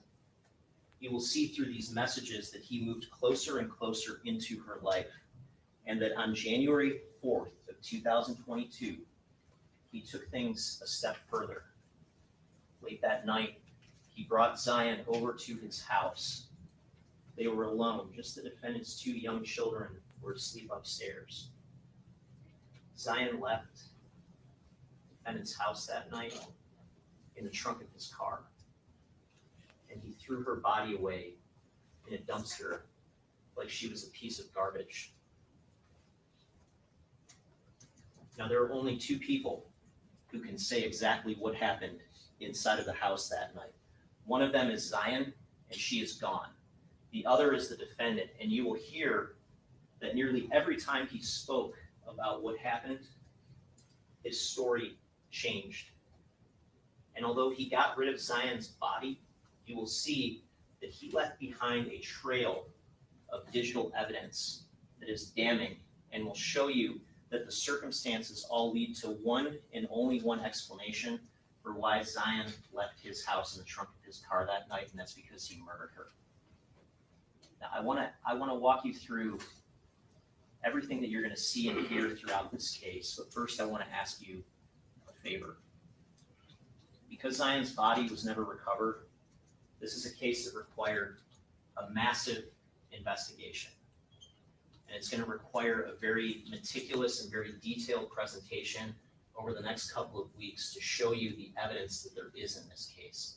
And so I want to ask you for your patience throughout this process. This case takes us back again to the night of January 4th of 2022.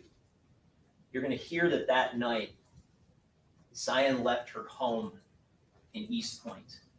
Those closest to her, including her mother and her boyfriend, had the understanding that she was going out that night with the defendant, her cousin. And you're going to see that Zion's last communication with anyone was very early the next morning on January 5th at about 12:59 a.m. when she texted her boyfriend that she was on her way home. But she never came home that night. She never came home the next morning. Her mother became worried. Her boyfriend became worried. Worry turned to panic. And with the understanding that Zion was last with the defendant, naturally, they turned to him to ask where she was. And you will hear that the defendant denied that he had been with her that night. He claimed that he had no idea where she was. But you're going to hear that Zion's boyfriend, a young man named Vertez Gonzalez, was perhaps a bit jealous that Zion had been hanging out with her older cousin that night, her older step cousin. And you're going to hear that Zion had location sharing enabled on her phone with her boyfriend. And you're going to see that on Zion's last night, at 11:24 p.m., Vertez Gonzalez took a screenshot of Zion's phone's location, and it showed that her phone was right near the defendant's house on Greenfield Road in Detroit at 11:24 p.m. You will see that the defendant claimed, oh, she must have been down the street, or perhaps she was using his house as an alibi, he claimed. Now, eventually, the police became involved. And this started as a missing persons investigation. And the investigation started in East Point, where Zion lived, where she was reported as missing. And you're going to hear that her family quickly became frustrated with the progress in the investigation because Zion had run away a couple of times before. And the police knew that. And she had always come back home. And they were frustrated that the investigation wasn't being taken seriously enough. Eventually, the Detroit Police Department became involved. So did the Michigan State Police and the FBI. And you will see ultimately that these agencies collectively unturned every stone that they reasonably could to find Zion throughout this investigation. Now, one of the first things that happened when this was still a missing persons investigation was on January 6th of 2022, the day after Zion was reported missing. And you're going to see that when this was still a missing persons investigation at that time, 2 Detroit police officers knocked on the defendant's door and they asked him about Zion's whereabouts. This was a friendly encounter because it was still just a missing persons investigation. And you're going to see this encounter was recorded on those officers' body-worn camera.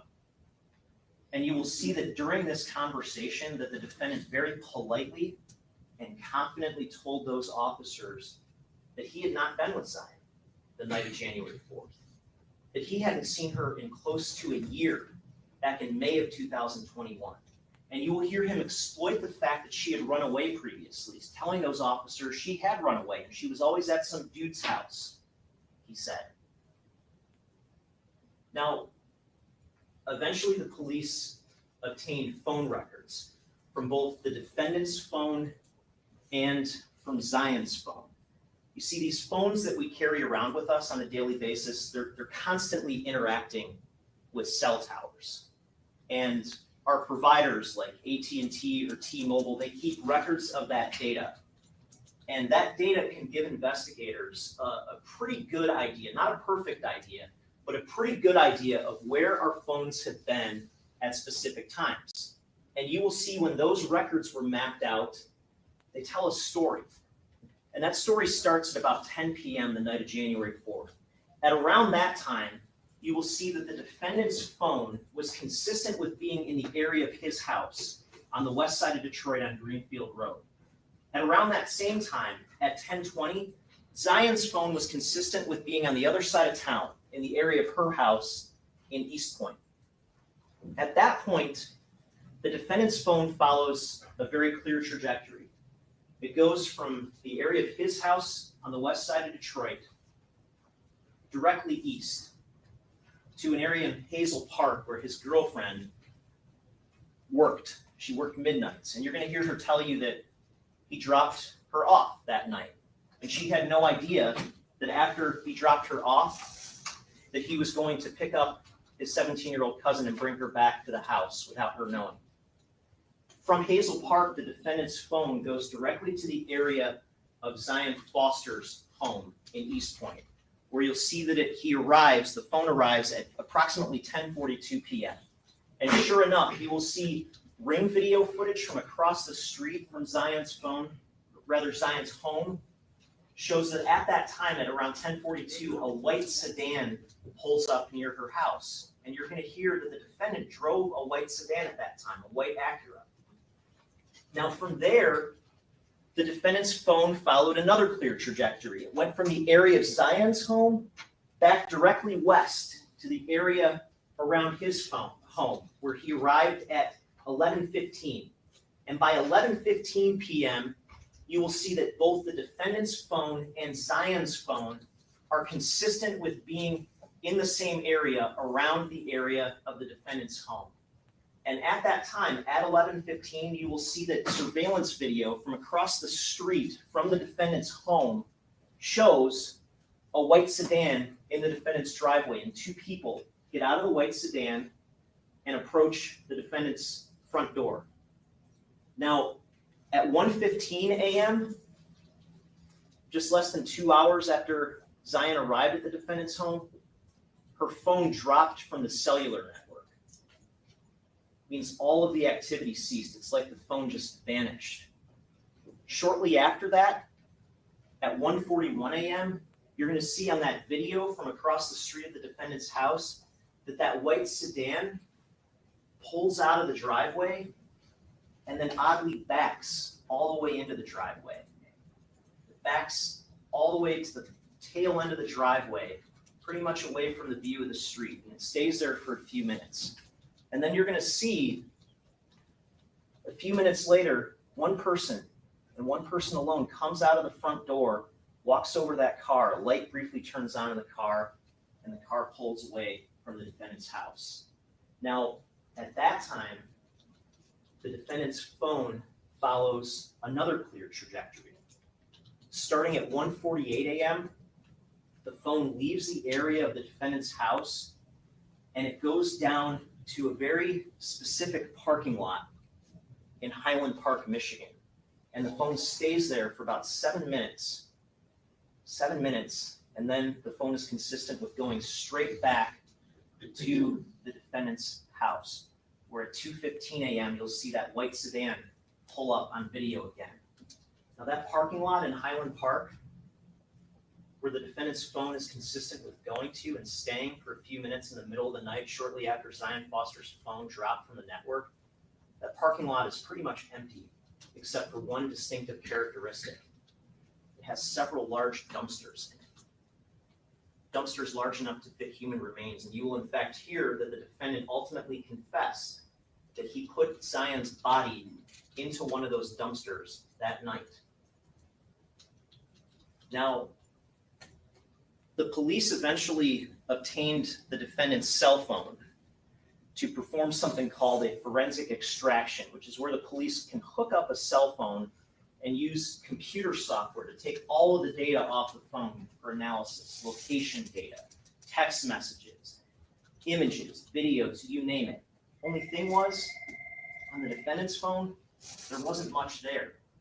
You're going to see that on January 7th, 2 days after he put Zion Foster's body into a dumpster, and 1 day after he told the police that he had no idea where she was, he did something called a factory reset on his phone. It's a complete wipe of the phone. So just as her body vanished, he made all of the digital evidence of the last night of her life vanish with her.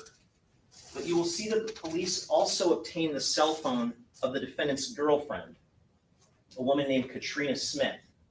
And on Katrina Smith's phone, messages revealed some of the defendant's communications back and forth with Miss Smith on the night of January 4th that helped fill in some of the gaps of his activities that night. Now you're going to hear that that night, while Miss Smith was away at work, while this happened at their home, that she was pregnant and she was texting the defendant that she wasn't feeling well. And you're going to see that at 1:25 a.m., she texted the defendant, "I think I need to come home." And his response was, "You can make it, baby." This was right after Zion's phone dropped from the network. He didn't agree to come pick his girlfriend up and bring her back from work until after he put his cousin's body in a dumpster. You're going to see that at 2:21 a.m., just minutes after getting home from putting Zion Foster's body in a dumpster, the defendant texted Katrina Smith claiming that their cat scratched his neck. He claimed that he was trying to tickle the cat, and the cat, quote unquote, beat his ass. Now, you're going to hear that the police also obtained some records from the defendant's Google account that were stored in the cloud and separate from his phone that was wiped. And you're going to see that on January 6th, at around 2 in the afternoon, just before the defendant told those Detroit police officers he hadn't seen Zion Foster in close to a year, his phone was consistent with returning back to the area of those dumpsters, back to the parking lot. Now, by then, the dumpster had already been emptied, and Zion's body would have been long gone. But you will see that just after leaving that area, that the Google search history recovered directly from Google shows that he Googled the following phrases: "Are trash trucks also compactors? And what is the force of a garbage truck compactor?" Now, January 19th, 2 weeks later, was a significant day for the investigation. Up until that point, a search of the defendant's home had not revealed any evidence. But that day, the police also searched the defendant's car, that white sedan, that white Acura. And you will hear that to search the defendant's car, the police used something called a cadaver dog, which is a dog that is specially trained to detect the odor of human remains. And you're going to hear that when that dog searched through the defendant's car, the dog indicated that it detected the odor of human remains in 2 different areas of the trunk of the defendant's car. You're also going to hear that that same day, January 19th, the defendant came into the Detroit Police Department voluntarily and turned himself in. And he made a statement, he agreed to make a statement in front of the police with a lawyer that he had at that time, who's now deceased, a man by the name of Gary Jones. Now, recall that before that day, before January 19th, the defendant's claims had primarily been that he had no idea where Zion was, he wasn't with her that night that she disappeared, and had no idea what was going on. This day, January 19th, he gave a different version. He said, after all, he was with her that night. He brought her back to his house late at night, and they smoked some marijuana. Only he claimed that after smoking marijuana, that she just oddly died for no apparent reason in his presence. And that his reaction, you will hear him calmly and confidently say, was not to call 911, but to put her body in the trunk of his car and dispose of her remains. The very next day, you're going to hear that he sat down with another investigator and gave another statement and another version of what happened. This time he said they actually used LSD together, and that must have been what killed her. After making those statements, you're going to hear that the defendant got onto recorded phone lines from jail and immediately distanced himself from those statements, essentially claiming that he said what he said because his lawyer told him to turn the heat down on the investigation. Well, it didn't work. You're going to hear that at around this time, the defendant was charged in Macomb County for lying to the police for some of the statements he had made to an East Point detective in connection with Zion's disappearance.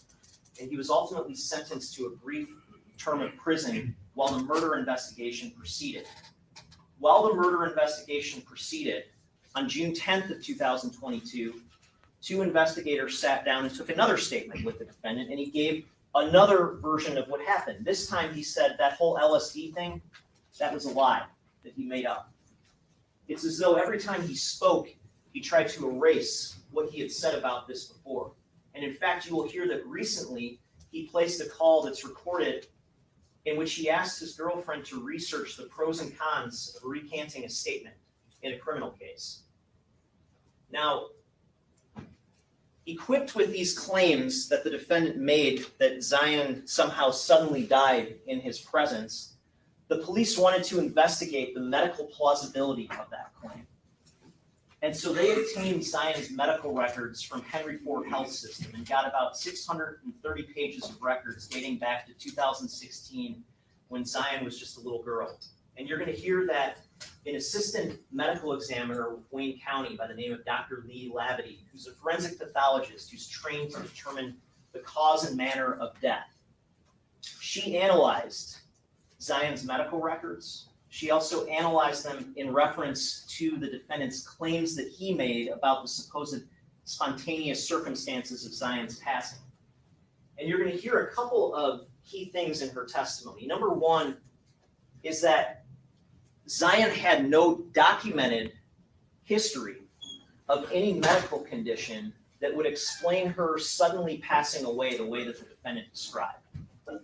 Number two, you're going to hear that people don't die from marijuana overdoses and people don't die from LSD overdoses. And you will hear Dr. Labadie explain that nothing in the way that the defendant described of Zion's passing was consistent with any other type of drug overdose death. Number three, you're going to hear that Zion's boyfriend, Bertez Gonzalez, will tell you that at one point he saw Zion have what he understood was a brief seizure, where he describes that she passed out for a few seconds and then came right back to it. Dr. Labadie will tell you that in all of Zion's medical records, that there is no indication that Zion was ever diagnosed with a seizure disorder, that she suffered from any symptoms of seizures, and she will tell you that the way that the defendant described her sudden passing was not consistent with the seizure. And Dr. Labadie will further tell you that even if it was, in all the thousands of cases that she's worked on, she's never seen an otherwise healthy teenager die from a seizure. But she has seen plenty of people die from violence. And the bottom line is that she will opine that there is no medical plausibility to the description that the defendant gave of how Zion supposedly died in his presence without any intervention on his part. Now, if Zion's body had been recovered, these questions could have been answered. Even if her body was recovered long after he put her in a dumpster. Was she choked? Was she raped? Did she die somehow of some inexplicable natural cause? So the search for Zion's body became paramount in the investigation. And you're going to hear how the police meticulously traced they tried to identify the garbage truck that first dumped the specific dumpster that Zion's body was believed to have been put in. They traced that truck using video to something called a transfer station, where garbage is briefly dumped before being compiled and hauled off to a landfill. They tried to identify using more video the specific semi-truck that would have hauled off the contents of that specific dumpster, and they traced that all the way to a landfill to a specific area. And you're going to hear that a team of volunteers dug in that area. They dug for months and months and months trying to find Zion's remains. Unfortunately, they didn't find her. You're going to hear that this was publicly reported. The media covered this landfill search that was going on. And while this landfill search was winding down in the fall of 2022, you're going to see that while the defendant was finishing up his prison term at that time for the Macomb County case, that he had a flurry of communications with his girlfriend, Katrina Smith. Some of those communications were over a recorded phone line from the prison. Some of those communications were over a phone that he had hidden in his prison cell that he was using to text his girlfriend with. And you're going to see not once in those communications does the defendant express hope that Zion's body is recovered by the police. Instead, you will see that at one point, he sent his girlfriend a link to this article entitled, "If I'm a Suspect in a Murder, but a Body is Never Found, Can I Be Charged?" You're going to see that after he sent that link to her, he followed up with a message saying, "I know, baby, and it's okay. I plan out every step, so relax. And the attachment I just sent is the main one." And he followed that up by saying, "There is nothing to worry about." Well, he was wrong. You don't get away with murder just by getting rid of a body. And as a result of all of this, the defendant stands charged with second-degree murder, and he stands charged with tampering with evidence. And at the conclusion of this case, I'm going to ask that you find that based on all of the circumstances in this case, there is no innocent explanation for him putting Zion Foster's body into a dumpster in the middle of the night after bringing her to his house alone in the middle of the night, after months of sexualized text messages, and before a campaign of obstruction to make all of the evidence of that night disappear, including lie after lie after lie. I'm going to ask that at the end of this case, you tell him what the truth is by delivering a verdict that says that he's guilty. Thank you. Thank you, Mr. Johnson. Mr. Miller?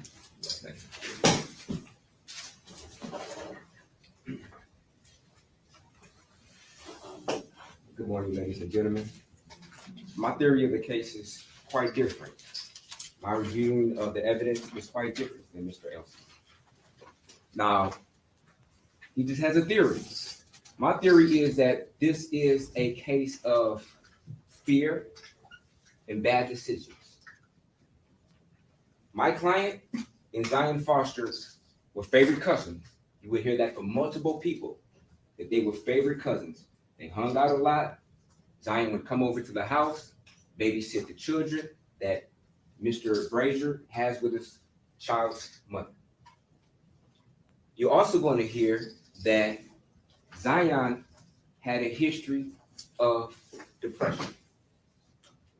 She threatened to kill herself at least one time. She also had a history of seizures and taking seizure medication. Now, on this particular day, she came over to Jaylin's house. They were smoking. Jaylin told the police after some time that she had shallow breathing and a faint heartbeat. He checked her to see if she was alive, and she was dead. He then feared, because he was doing drugs, which is still federally illegal, that he could be blamed for something, and he panicked. Her family was threatening Jaylin and his family, his mother. So he was scared. He had to move his children from the house because there was multiple threats on the house and the family members. Other family members who knew nothing about this were being threatened. He then secured their safety, turned himself in to the police, had to secure a lawyer at that particular time, and he told the police what happened. He told them that he picked her up, they were doing drugs, she She passed out. He checked for vital signs, and there was none. And he panicked. He then made a bad decision after that. Now, the prosecutor wants you to believe that there was some sexually charged messages prior to this incident. Absolutely not. There was a communication where Zion had asked Jaylin, hey, what you're doing? And he made a comment saying, I'm over here getting head or oral sex from this girl. She doesn't know what she's doing. And that just substantiates the relationship that Zion and Jaylin had, where they could talk about multiple things. They could talk about each another's relationship. It was nothing sexual that was aimed towards Zion, say, hey, I want you to come over and finish this, or I want you to come over and do A, B, and C. Nothing of the sort. Nothing at all. They were very close. There was a medical examiner who had rendered an opinion, and that opinion was based upon insufficient and incomplete information. When the medical examiner made that analysis or opinion, she didn't know that Zion had a history of seizures. That was not disclosed to the medical provider. She also didn't know that Zion had a history of depression and taking antidepressants.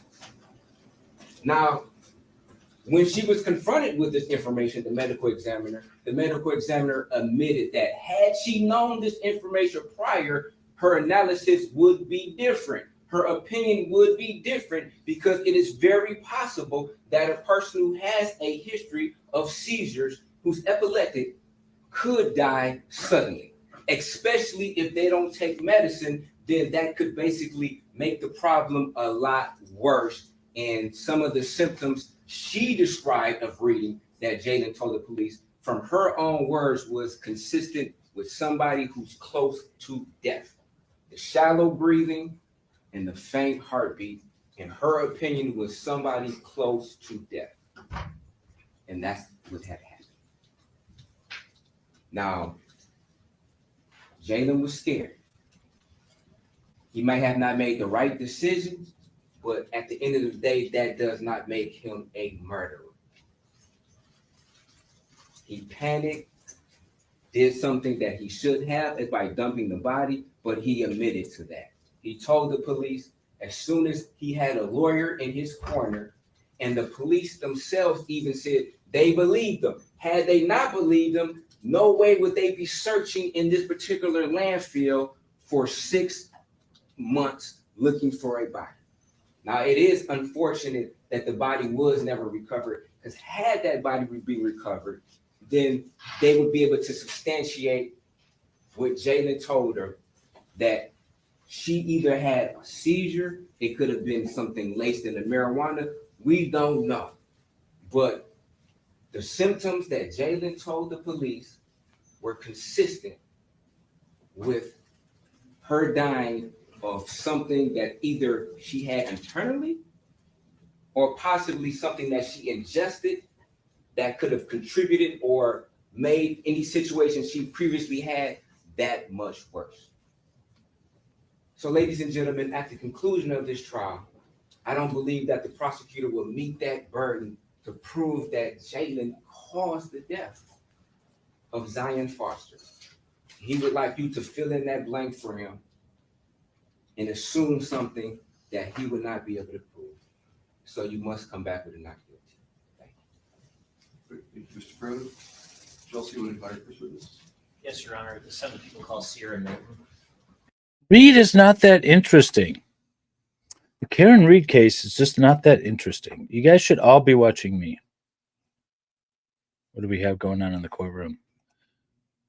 Nothing. Just hanging out. Okay, so the defense is arguing in this case that he made a series of stupid mistakes, that he was scared, and well, thank you, Aaron. I was just say, is it Karen Reed on break? Oh, we could stream snipe. Let's see what's going on with Baker. All right, so the we might stream snipe for a minute, but the defense is saying that the defendant has made a series of kind of stupid mistakes. He was scared, he was panicky, and he did what he did. Because of that, Okay, fair enough. I can grant you that. However, he's the defense attorney specifically said that the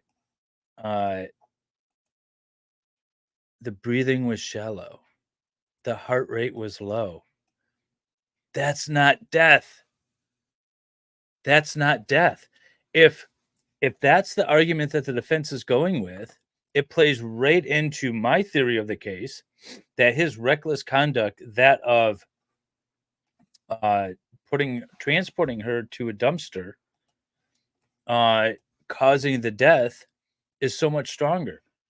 This guy's guilty in my mind thus far. Now, again, this is the state's case in chief. We haven't heard any of the defense yet. We've heard some cross. The cross has been fairly good. The cross pointing out the fact that she does have seizures. The state didn't offer that evidence. That when she has the seizures, she passes out. State didn't offer that evidence. So the cross has been good, but I don't know if it is. That's not enough, right? We should be building more and more towards the guilt. It's the state's case in chief. I have no idea how many witnesses. Actually, let me see if can I get a witness list? Well, while I'm looking that up, let's stream snipe a little.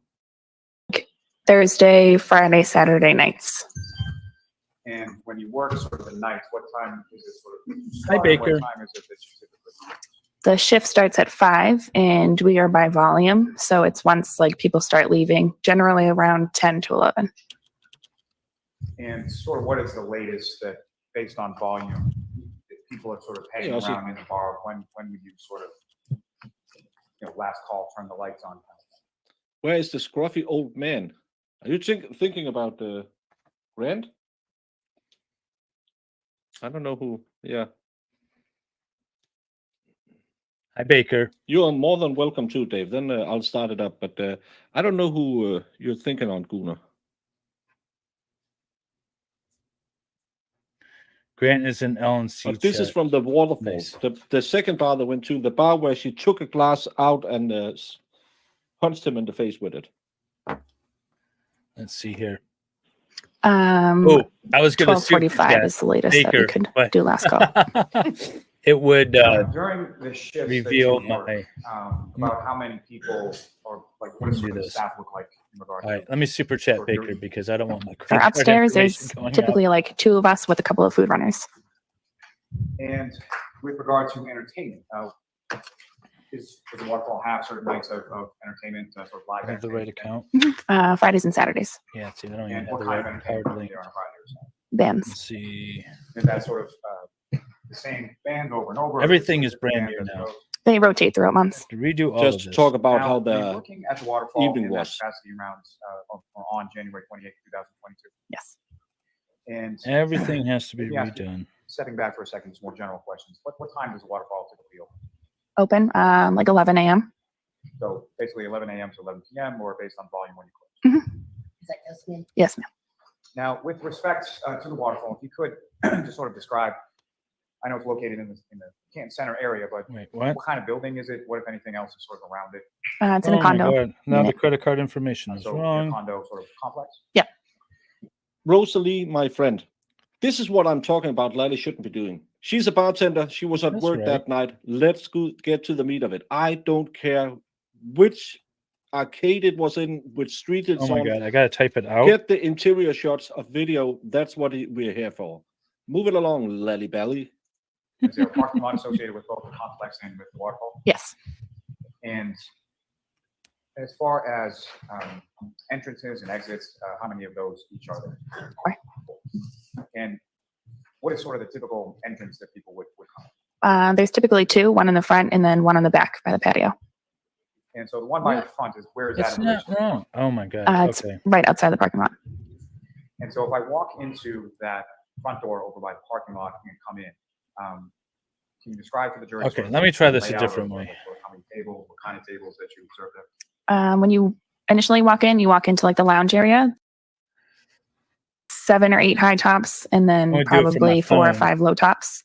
And then right beyond that is the bar area, which leads into the patio. And we have 2 back rooms also, but those aren't typically used.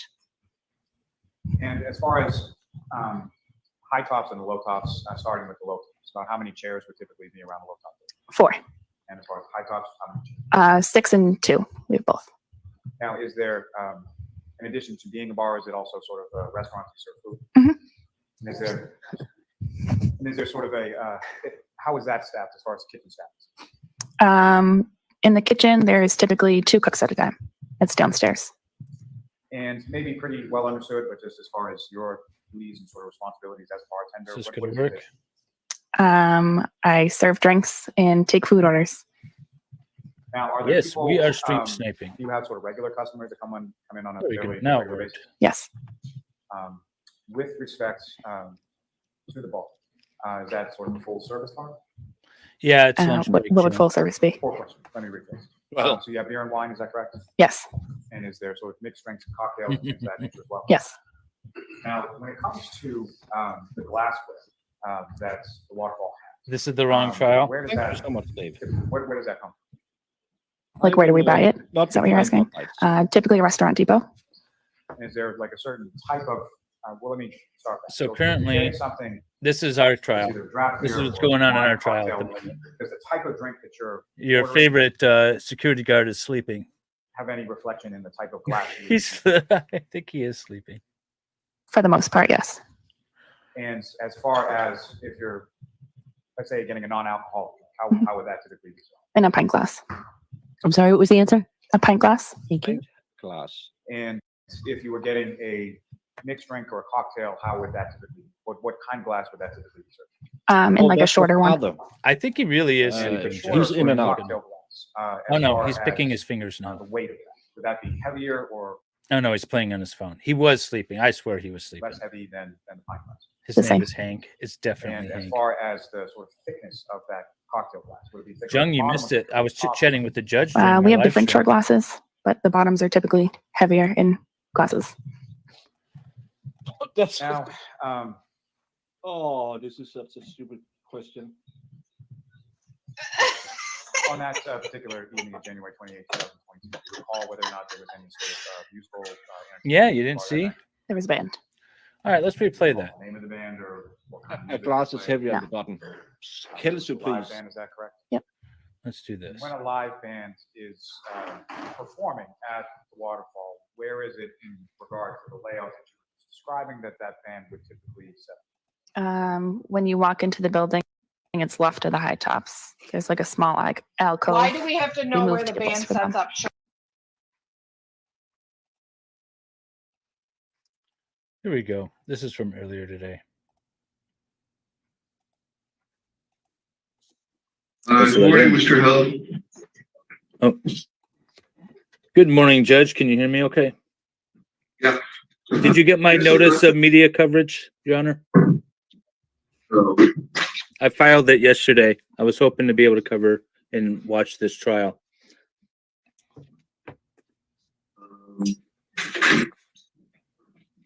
To watch on Zoom. Well, I was watching media coverage yesterday and streaming it on my channel, but after I filed my notice, of course, but I was hoping to be able to do it via Zoom today.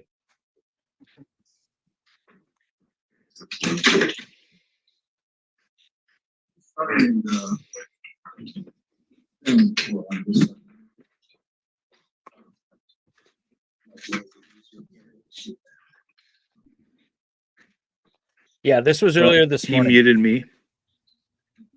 Let me see if we can get access to the court feed this way. Apparently, he doesn't have an objection. It's okay. Yeah, so that was earlier today. I know Judge Knapp. I know him very well. And I assume when I filed my notice of media coverage, I filed it under Making Law Simple, of course, but then I also put my name because I thought he would see it. Apparently, he didn't see it.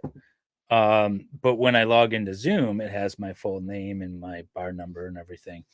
And so, so I was just listening, waiting for him to go live, and I heard him call my name, and I was like, "Oh, hey, Judge." So yeah, that's the pic that needs to go on my media badge. That's my okay. You want to know some interesting trivia for the 14 people that are watching? No one else would know this but you guys. In 2017, I was asked to run for the board of a yacht club that I was a member of. And so I said, sure, I'll run. And we had to do these campaign photos. And this is the campaign photo that was taken of me by the membership director at the time, who was in charge of putting together the candidates for all of this. That membership director is now my wife. She wasn't my wife at the time, but that's the picture she took of me in 2017. And I use it for my official Zoom courtroom, things like that. So, Fox isn't your name, Dave, though. No, it's not. It says Attorney David Helm right underneath here, right down here at the bottom. So there, you guys got a bit of insider information now about me that no one else knows. Don't tell anyone. Shh. How Bouger? Yeah. Okay. So I grew up at this club, and in the 80s and the 90s, my parents joined in 85, 86. So I was like 5 or 6. I was on the swim team all summer long. We lived down there. That was our place. And when my kids, let's see, my son was 8. My daughter would have been 10 or 11. I decided I wanted them to have the kind of the same experience. So we joined back up again. It wasn't the same experience, but my kids and I lived down there for 2 summers, not my wife at the time. And so that's actually how I met my current wife. She was the membership director. And my wife at the time had accused us wrongfully of having an affair and spreading it around the club. And so the only reason that my current wife and I started talking about anything other than, hey, what's my dues? Take my picture for this campaign, was because of this rumor that my ex-wife was spreading. So she manifested the relationship, really. And but that's the picture my current wife took of me back in 2017. What's funny too is when we started dating, we were just like randomly going through, or she was randomly going through photos on her phone and going back years. And she found one of me and like my entire family, my parents, my kids, my ex-wife, at various events, because she would take pictures of all the members doing things for promotional things for the clubs. So she had all kinds of pictures of me and my family, and at the time had no idea who I was. I mean, she knew who I was, but it wasn't like that.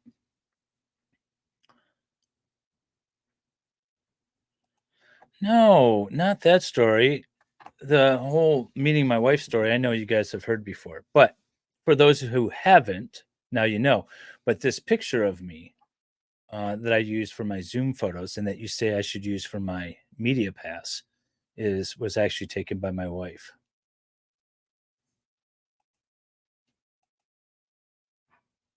Baseball. I wasn't watching baseball. All right, we're going back to, let's kill this. We're going back here because, Defense Council's back, but they're not live yet. As soon as they go live, we'll go back to it. In the meantime, we'll watch a little more of this. Now, Ms. Gilman, if I could ask for just the first video with the way Channel 1. I see.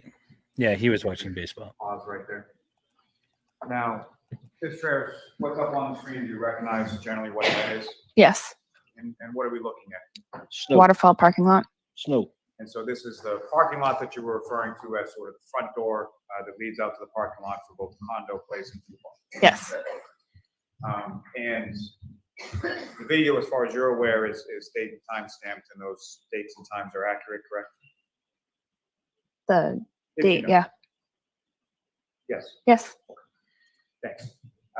Ms. Gilman, you can take that down.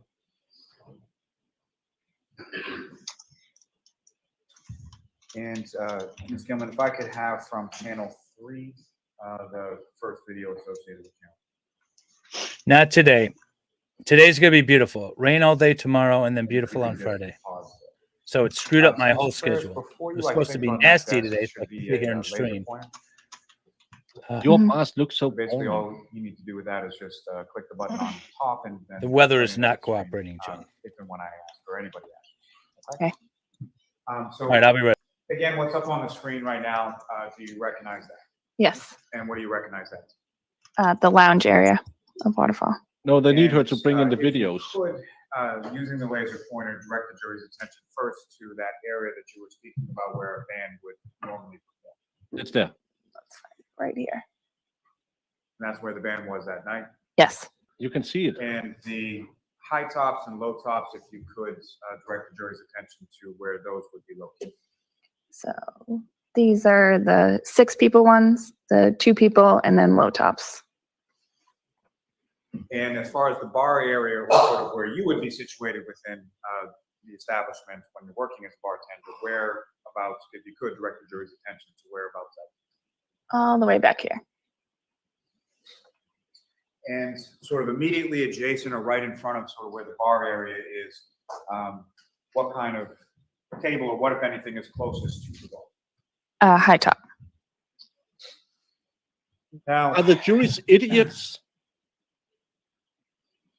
She just pointed out the high tops and the low tops. Why are you asking that question, you stupid man? Ms. Gilman, if I could. Okay, I thought about it, but I thought about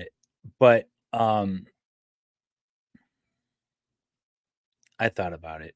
And then I was like getting dressed and it was nice out and I was running around outside before the stream started.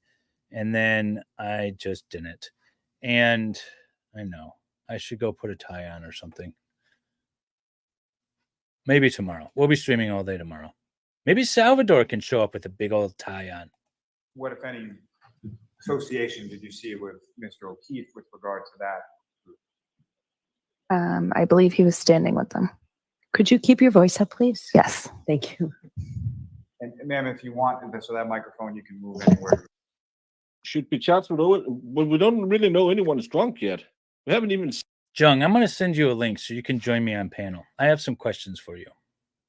Being a mental health professional and all. seen them at the bar, and we've been going for 20 minutes. But we know there was a live band and there was cameras outside. Mm. What, if any, relevance does any of that have in this case? But I don't know how the rules are in Massachusetts. I find it weird a bar closes at 12. In Denmark, if you don't get a liquor license, you can stay open to 2. So you can come on right now.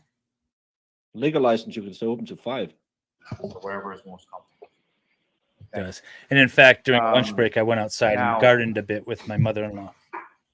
Were you familiar with anybody, as far as a female party that would accompany Mr. O'Keefe to the waterfall on that or prior occasions?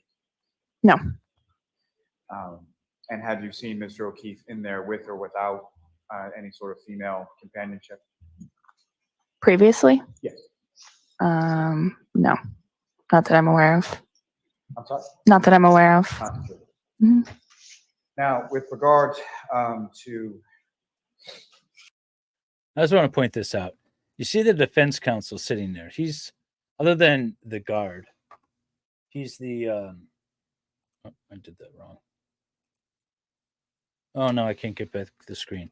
All right. Anyways, besides the guard and news media, he's sitting in there and he's studying documents and exhibits. He's working on the case. This is me during a trial. I don't eat lunch. I don't sit and talk with people. I don't want to talk with anybody.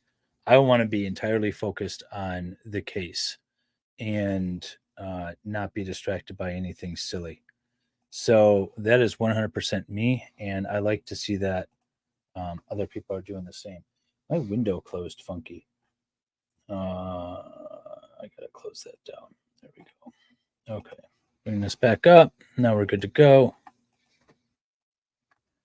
Come on. All right, whatever's, Jung. I'm not inviting you on anymore. View. Let's see. Full screen. Nope, that's not what I wanted to do. Can I minimize this? There we go. There, that looks good. I like that. Except I'm going to see the jury now over here. Shoot. Ah, now I got to make another one. Hang on.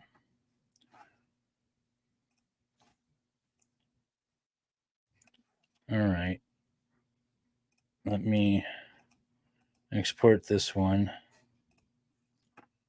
Where did I put that? Left corner 2. Bottom right corner 2, rather.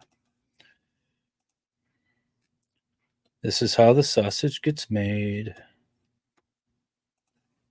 This is how the sausage gets made. Okay, still not enough. Let's try this again. I'm going to make it a little bigger this time. A little bigger. Hurry up before the jury gets in here. What I'm trying to do is in the bottom right-hand corner there, you see the jury, or at least one juror member, and I don't want to. So I am attempting to, I should do both. The Salvador, where's that one? The Salvador / MLS. That's the one I should do. Wait, why did that not work? Drag and drop.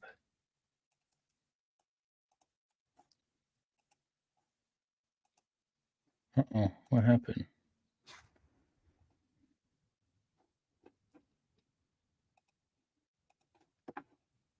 What happened?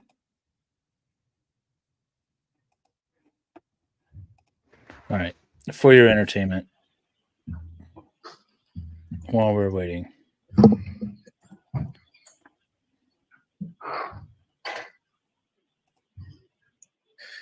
And Mr. Rose, just one last question.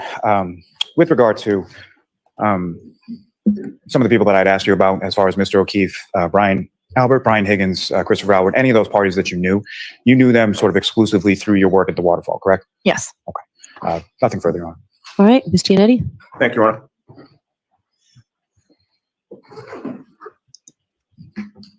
Good afternoon, Ms. Good afternoon. We've never met, correct? No. I stopped taking You had notes. been a bartender at the Waterfall for how many years? About 7. And that was prior to January of 2022, or you've now been there for 7 years as of today? As of today. As of today. Prior to being Now, a bartender at the Waterfall, did you have another bartender? I'm going to embiggen the sculpture. I want a bust. Is that weird? Is it weird to want a bust of yourself? All right, I think this is going to be better. This is going to block a lot of the jury. We could still see the witness down in this area here. I can throw up the other screen up over top of me. I could do this. We'll still see the witness here. We could see the prosecutor sitting here. This is going to be good.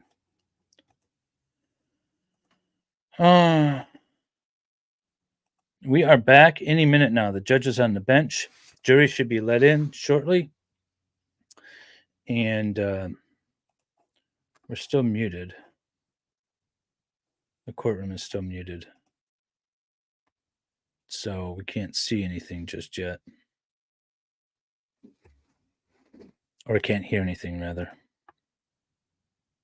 Jung was supposed to join me. That was our scheduled plan. And she said, you know what? Screw you. I'm not joining you. Last minute. Ruined everything. Crap. Sorry. Didn't know it's the freaking jury walking in.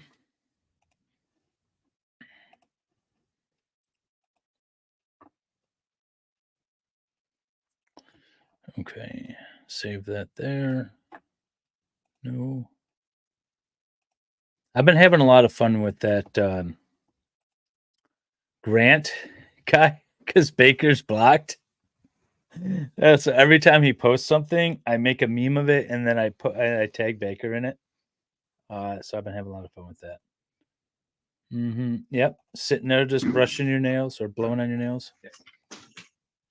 Tell me if you guys Recording can in hear. progress. All right, you should be able to hear. You can all hear it, right?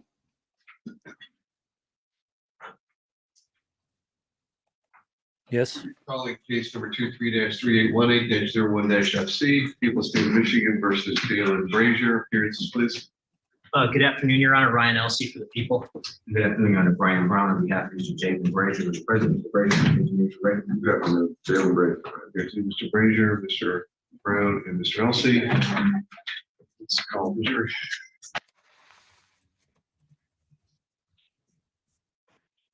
All right, so jury. All right, take your seats.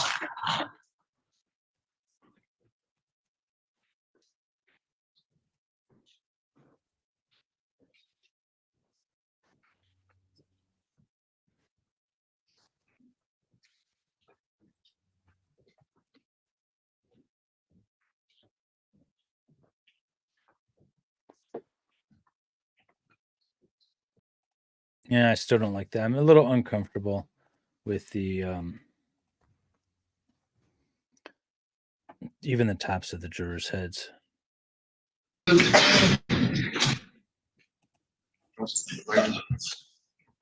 Your Honor. This time the people called Jason Chambers.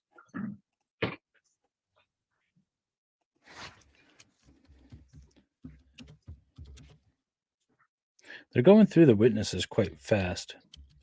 This is a very normal case. We see these huge sensational cases. Karen Reed is going for a month. Young Thug is going for 40,000 years. Even Zachariah Anderson Please raise your with right 15 days.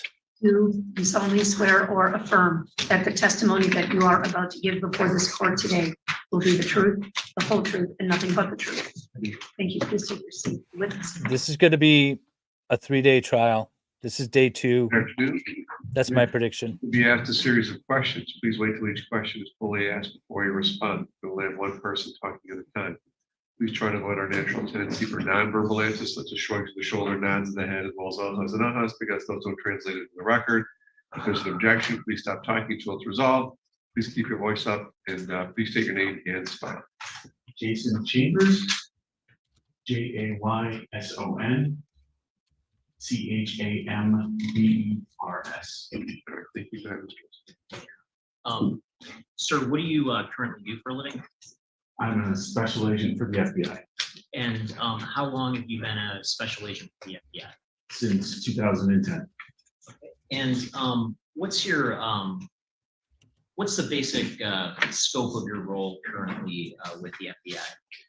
I'm as a special agent, I'm an investigator. I'm currently assigned to our Flint office, but I've also been involved with our evidence response team that's based out of Detroit. Okay, and what is the evidence response team? The evidence response team is the FBI's forensic team that is involved in collecting evidence at crime scenes and documenting them and documenting the evidence and submitting it for process. And do you have any sort of training when it comes to crime scene process? I do. We attend a basic training class, which is 2 weeks long, about evidence response, just basic procedures and how to collect evidence and process a scene. And afterwards, there's ongoing education and other classes that you can take. And some of the things that I've done relevant to this matter were classes on documenting the collection of human remains, and also classes at the Collect evidence. University of Tennessee in Knoxville at their body farm facility, which is specifically collection and documentation of decomposing bodies.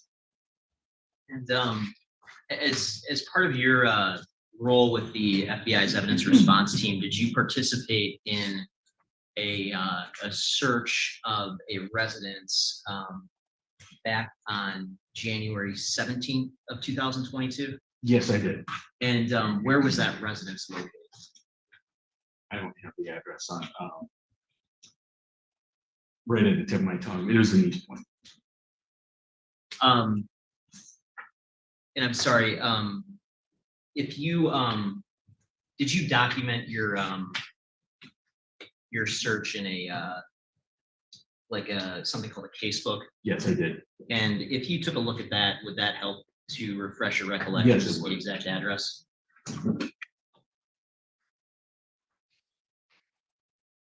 The TV for feed sure. is Yes. behind, but at least gives I'm you handing you a copy of the face casebook of the witness. and take a look at that and let me know when, if that refreshes your recollections to the address that you searched on January 17th of 2022. It does.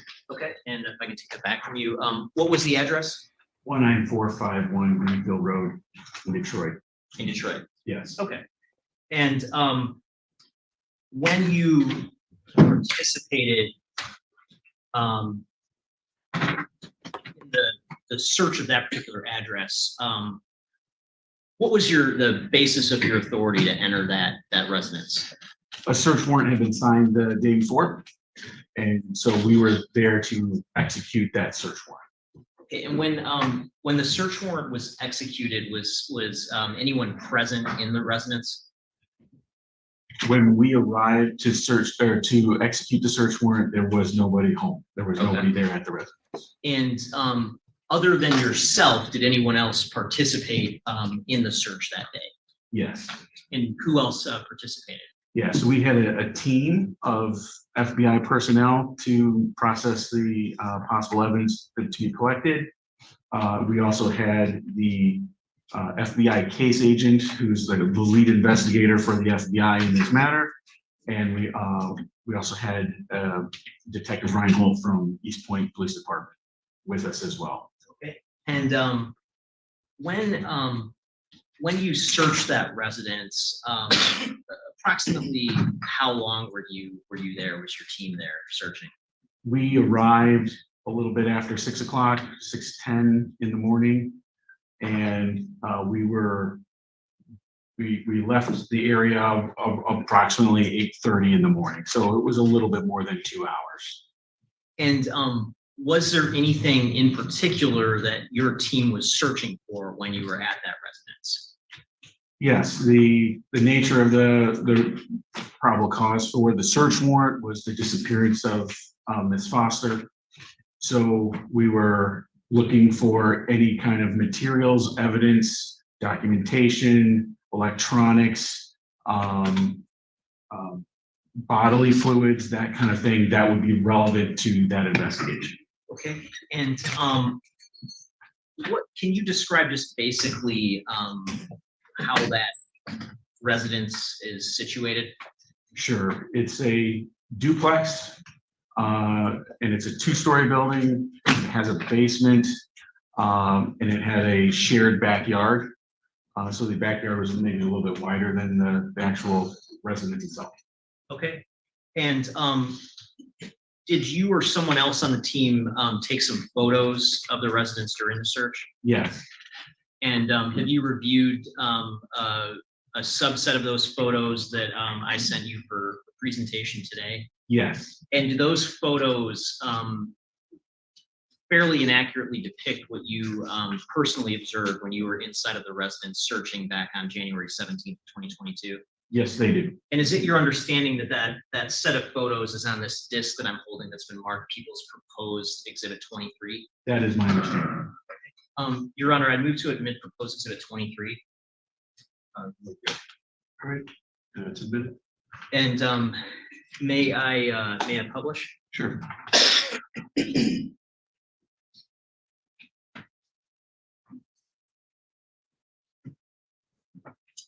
Sir, I just want to walk through these photos briefly. Just looking at page 1, what is depicted here? This is the exterior of the residence. Okay. And where's the driveway of this particular residence? It's along the left side of the house here. Okay. And if we look at page 2, what does that show us? This is the front door of the residence. Okay. And Yeah, that's what I was when thinking, you're Salvador. searching a residence with multiple areas, multiple rooms, is there a way that you keep things organized when you're conducting the search? Yes, so we will label each room, or to the best of our ability, with letters. And so we'll actually take a piece of paper with a letter written on it and tape it to the wall so that everybody knows this room is room A, this room is room B, etc. Okay, and then when we go to page 3. Sorry, yeah. So the top left corner is the news media feed, which has a camera facing the witness sometimes. So that's why I use it, but it is not at all. They're about 2 minutes behind. Room is room A. It's the front entrance living area. Okay. And page 4, does this give a sort of a broader view of that room? Yeah, this is the same room, just looking from the opposite side of the room. Okay. And how about page 5? This is one of the couches in that same room. Okay. And what does page 6 depict? This is one of the items of evidence that we collected. So when we collect items of evidence, we will take photos of that item in place before it's collected, and then we might take more pictures of it later as well. But this is a in place documentation of what I believe is the tablet that we collected. Okay. And is that evidence like tablets or phones, are those collected for possible future forensic extraction and processing? That's correct. And that's not something that you would actually do yourself, correct? That would be somebody else that would handle that? That is correct. Okay. And then page 7, is that just the other side of that particular tablet? That's my understanding. Okay. And how about page 8? What are we looking at here? This is the television entertainment center in that same room A. And there's no evidence of anything here, though. This is another view of that same room from that opposite side. You can see the front door, main entrance on the right. Okay. And so this area right here, this would just be right above is that the main couch in the living room? Yes. Okay. And I'm just going to briefly publish. It's been admitted as Exhibit 11. Have you seen this particular exhibit before? I have not. Okay. Does You mean, is the defendant going to testify? I don't know. I have no idea if he's this going to. area, does that I look feel at like he all should. kind of familiar to you? It appears to be consistent. Objection, I'm not asking him to speculate. He stated he's never seen this particular exhibit before. You have. And I'm not asking you to speculate, but just, does that area look familiar to you based on your prior presence on scene at the Greenfield residence? It does. Okay. And if we keep going through these photos, page 10 of Exhibit 23, is this just another view of the living room? It is. And how about page 11? This is again, same room. This is the little coffee table stand on the other side of the couch that we just saw. Okay, and does page 12 give us a closer up view of that table? It does. And how about page 13? What does this show? This is a photo of the iPhone that we collect. Okay, and the little object right next to the phone, right below it, what's that? That's the place for the SD card or the memory chip for the phone. Okay, and page 14, is that just the other side of the phone? That's correct. Okay, and what condition did that phone kind of appear to be in? The exterior case had sustained damage. Okay. And looking at page 15, what are we looking at here? This is still in that same room, looking towards the other side of the room into what I consider the dining room. Okay, and here at the center of the photo, what's that object? That's a vacuum cleaner. And next to it, what was next to that? It's a box that appeared, the vacuum cleaner appeared to be new, and that appears to be the box that the vacuum cleaner was packaged in. Okay, and was there anything, I guess, in connection with that vacuum cleaner that you saw that could be collected or be suitable for further analysis? Not at the time. Not at the time, okay. Looking at page 16, which sort of zone are we in now? So this is the next room, the dining room area. I labeled it room B. Okay, and page 17, does that give us another view of that dining room? It does. And how about page 18? It shows the dining room area, and then you can see, looking into the background there, you can see the living room in connection. Okay, and do you see on the wall? I guess that should appear then. Object on the wall. Yes. And did you have any sort of familiarity with that during the search? Okay, I'll mute this real quick and tell you guys what this case is about. So Jaden is on trial for the second-degree unaliving of his cousin, Zion. He was the last person to be with her, and so the investigation kind of focused around him. He eventually admitted that she died in his presence, and he disposed of her body in a dumpster. And they haven't been able to find the body. But the question is do they have any evidence that he did anything to unalive her? Apparently she has seizures, which can cause her to pass out and maybe die even.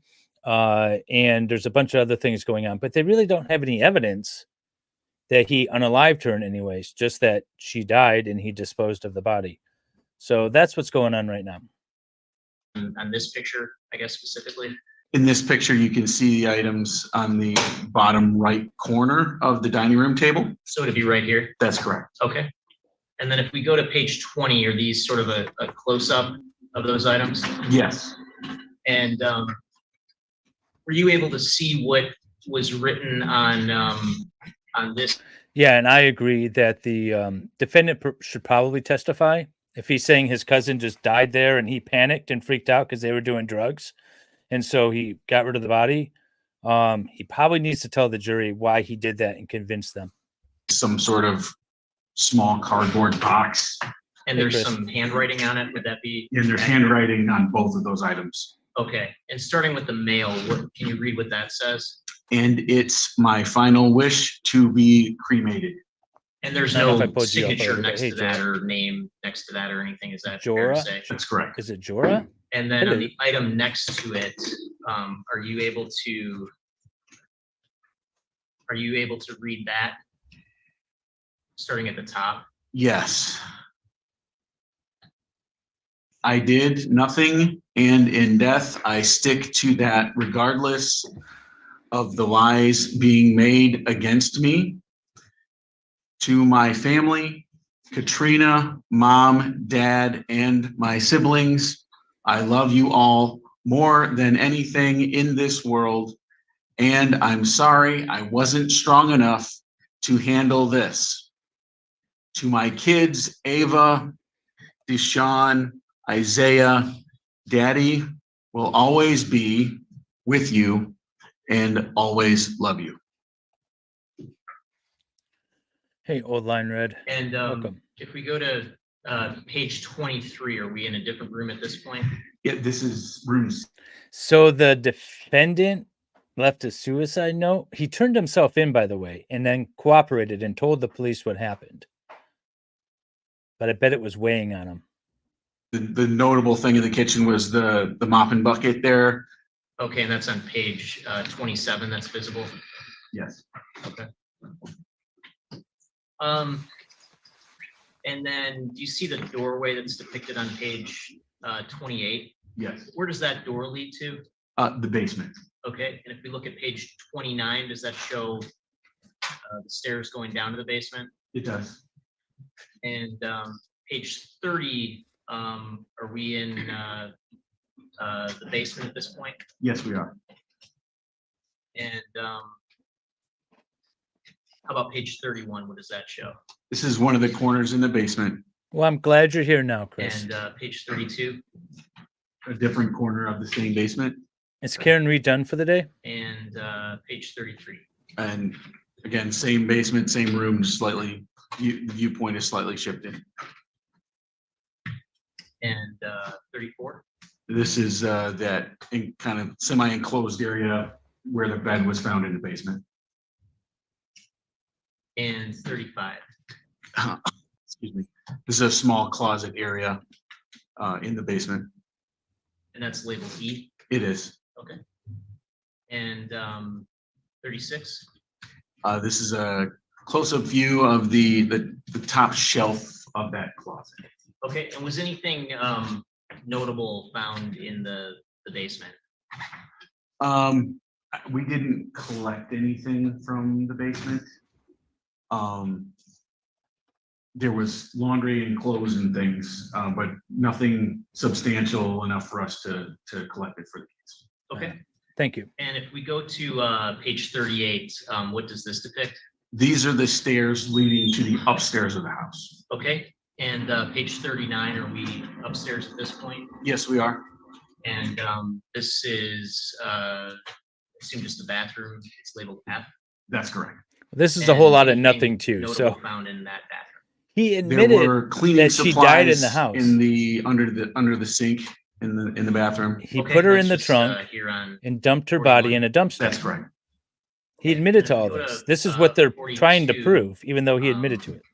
Which room is depicted in page 42? This is room G, and this is a bedroom in the upstairs. Okay. And does page 43 show more of that room? It does. And page 44 Yep, same room. and 45, Again, same room. 46, Yes, still same room. 47. Correct, same room. And anything notable found in that particular room? I don't think so, no. Okay. If we move on to page 50, that's labeled H, is that correct? That is correct. And what area of the house was labeled as H?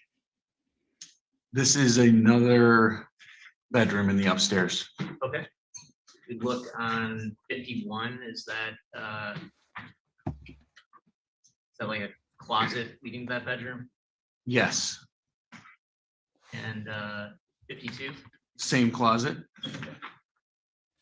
and how about 53? So, and I might have misspoken a minute ago. H was a closet in the upstairs going into the bedroom that we're about to see. Okay. So There's literally nothing significant in these photographs. He admitted to being in there. For those of you who aren't familiar with this case, this is the trial of Jaylin Brazier out of Detroit, which is where I'm located.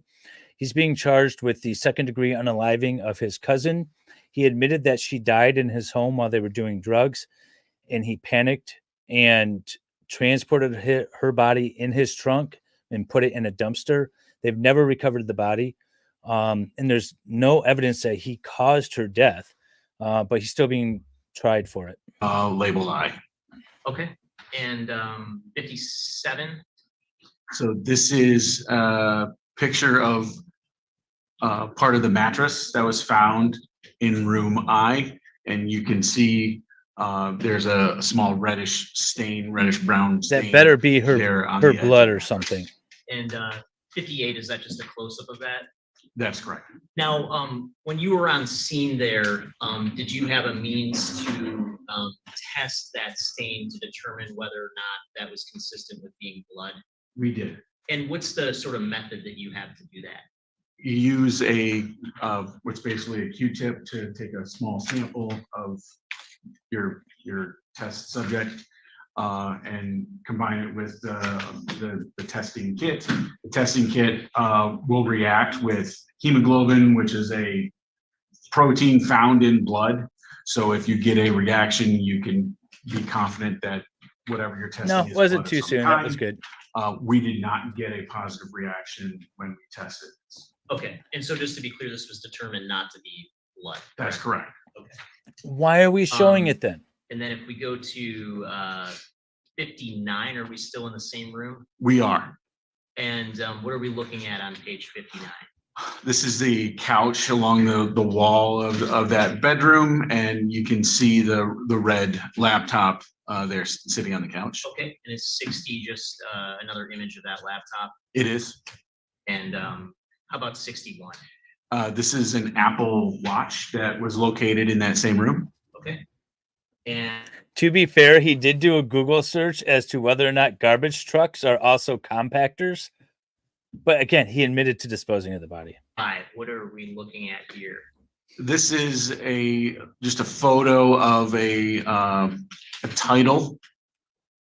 Go to 66 and zoom in on that. Does that have a particular name on the title? It does. It's Jaylin Brazier. We go back to 65 and zoom in. Is there a particular vehicle? Yes, there is. Okay, and what is the vehicle? It is a 2005 Acura TL. Okay. And go to 67. What are we looking at here? This is another computer. 68, just the reverse side of that. It is. And how about 69? This is a picture of the backyard from standing on the little porch area from the back door. Okay, and is there toward the middle of the screen here, is there a particular object there? There is. It's a small, like, coffee table type piece of furniture. Okay, go to 73. Is that a closer up image of that object? It is. And what does 74 show? Broken glass on the ground. Okay. And 75 is just another image of the same table? It is. Okay. I get what they're doing here. Broken Now- glass means violent struggle. If you're in general searching a crime scene for possible evidence of a violent crime, are there particular things that you're looking for? Yes. Things could, it'll vary depending on the circumstances of the situation, but you're looking for possible weapons, signs of some sort of struggle, things that have been broken or damaged, bodily fluids, blood, that kind of thing. Anything like that would indicate violence or struggle. And what sort of methods are used to try to find body fluids at a crime scene? Yeah, the first step is just straight visual inspection using lights and your eyes. Above and beyond that, there are chemicals you can use, things that will react with blood. Sometimes they glow, sometimes they change color, depending on what you're using. There's also types of ultraviolet light that you can use that will also kind of make things like bodily fluids stand out. Okay, and in terms of the chemicals that can be employed. This these pictures were taken though like more than a month after she went this particular search. missing. Okay, and why would that have been? There wasn't enough in having the case agent there and the detective there. We didn't have any, as we inspected the house, there wasn't an area where it looked like it would be appropriate to use them.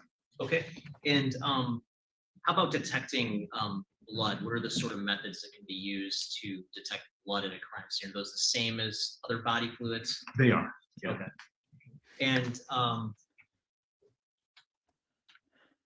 have you investigated in your career, have you investigated other scenes of violent crimes? Yes.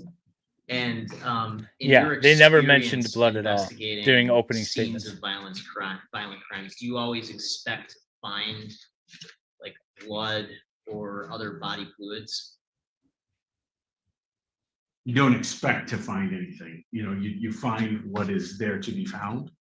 But there are many ways for violence to occur that would not leave evidence like blood or other bodily fluids. Okay. Someone could be strangled that very possibly might not leave blood or bodily fluids. Somebody could could sustain blunt force trauma to their head or something like that, which would. I object to these hypothetical relative to this particular situation. Hypotheticals in other situations. I think this is incredibly pertinent to this. Overruled. So not all forms of violence in your experience are going to produce a bloody crime scene. Would that be fair to say? That is fair to say. And in your sort of training and experience, are there ways to conceal evidence of a bloody crime scene if there had been a bloody crime scene? Yes, there is. And how might one conceal evidence of a bloody crime scene? The absence of removal evidence is evidence. Whether that's a weapon or something that has blood on it, just removing it from the scene would be concealing. And then combine that with general cleaning, reorganizing, putting things back into place where they may have fallen out of place at one point. Just rearranging things the way away from what happened at the scene. And I want to ask, you mentioned some of the electronic devices. We talked about what appeared to be the handwritten notes. Other than that, was there any other physical evidence that was collected at this particular scene? No. And I want to ask, you've been an FBI special agent for, it sounds like 14 years, is that correct? Almost 14 years, yeah. Have you, during your experience as an FBI special agent, worked with other federal law enforcement agencies? I have. You've worked with federal prosecutors? I have. Do you have an understanding, would you say, of federal law enforcement priorities? I do. And is marijuana something that's illegal under federal law still? The unregulated use of marijuana, I think, is a good way to say it, would be federally violating some statute somewhere. Okay, but is in your understanding of working in federal law enforcement, is investigating, targeting people for personal consumption of marijuana, is that a federal law enforcement priority at this point? Jordan, I think this goes beyond his expertise on whether each individual agency would investigate a particular marijuana violation. You may say he's done personally, but he can't attest to other agencies or other individuals in those agencies conduct. Well, he can testify about his own personal experience. In your personal experience, again, you have some familiarity with other federal law enforcement agencies. Yes. And those agencies' activities specifically in Michigan. Yes. And do you have familiarity with working with the United States Attorney's Office in the Eastern District of Michigan? Yes. And in the Western District of Michigan as well? Also, yes. And in the 14 years you've been in the FBI, I assume you've had some familiarity with what types of federal cases are being brought in those two judicial districts within the state of Michigan, correct? I do. And do you know of anyone getting prosecuted federally for using marijuana? I've never heard of that.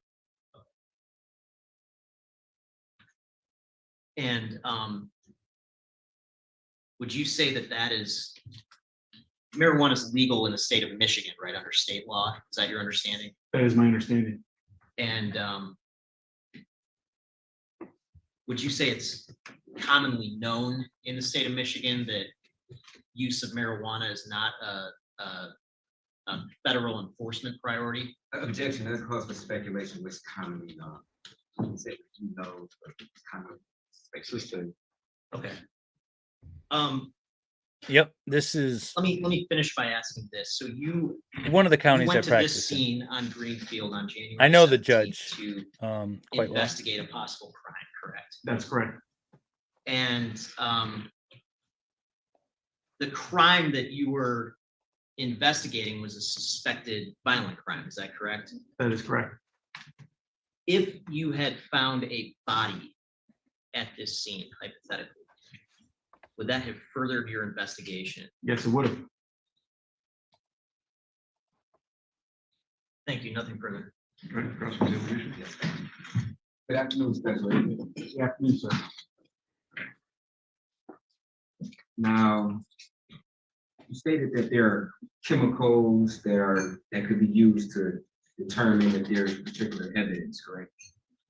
Or bodily fluids, or that's correct. Okay.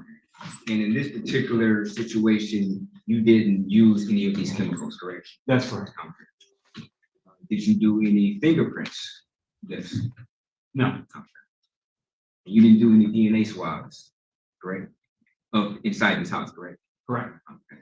And the reason why you didn't do any DNA swabs or fingerprint lists is because from your determination, there was not a reason to do those, correct? The reason we didn't do any of those, use any of those techniques was it was not in dispute whether the people in question have ever been to that house. So finding a fingerprint or even a DNA sample of one of the people in question at that house wouldn't mean something, wouldn't mean anything one way or the other, because it had been well known that these people had been. Okay, but it might have had some evidentiary value of where in the house you found this particular evidence, correct? The context. That was a good question, right? It would. I hesitate to say no, but it would be very unlikely that it would be helpful. Okay. And you didn't find any evidence that would suggest that this particular scene had been cleaned to hide any particular evidence, correct? I don't have enough context to suggest that. Okay. To be clear, you didn't have any evidence to suggest that anybody cleaned this particular scene, correct? I'm only hesitating because the term clean is a little bit of a relative term. To hide. Okay. You didn't have any evidence that anybody cleaned this particular area in order to hide evidence, correct? I don't have evidence to say that. Okay.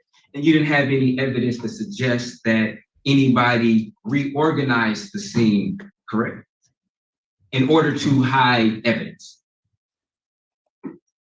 I don't have anything to specifically say that.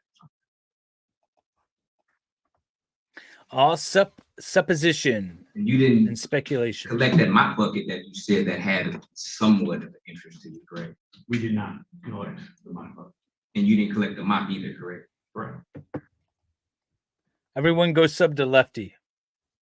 Now, this letter that was written on the table, you don't know who wrote this letter, do you? I do not. And you don't know how long it was there, correct? I do not. And you didn't collect this to do a handwriting analysis on the issue.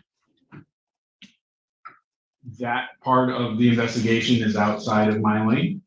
So the notes were clearly relevant in the moment. Okay, my question is, you did not collect these writings in order to do a handwriting analysis, correct?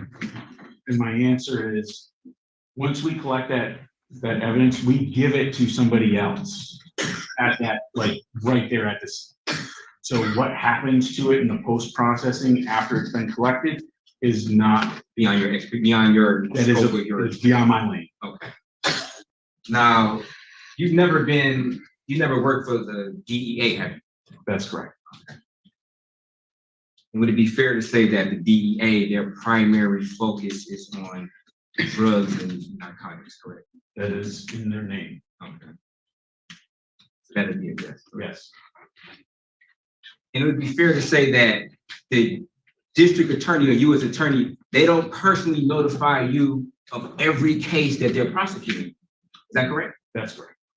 So you wouldn't know every case, especially if you're not personally involved in that case, correct? That's correct. Okay.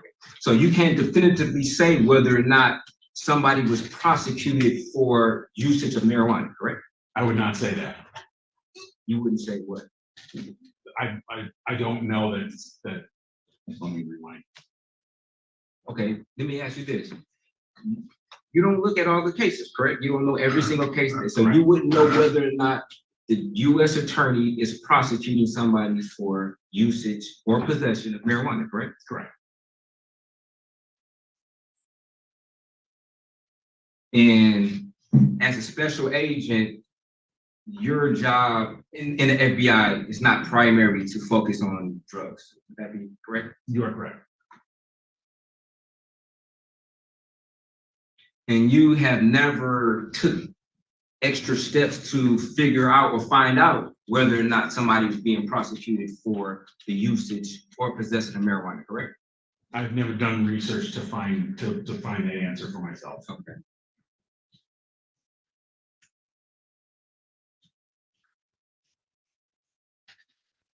Sorry, I was You muted. didn't I like do this any defense type attorney a lot. of analysis on the table that was outside in the backyard, correct?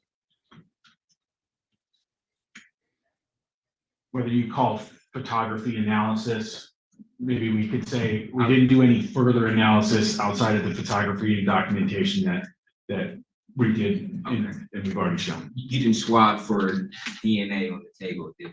We did not. Okay. And you were unable to, I guess, ascertain how long this particular table was outside, correct? I don't know him personally, but I do know him, and he got a great acquittal last fall. You don't know whether or not that table in a was murder broken case. outside, correct? Correct.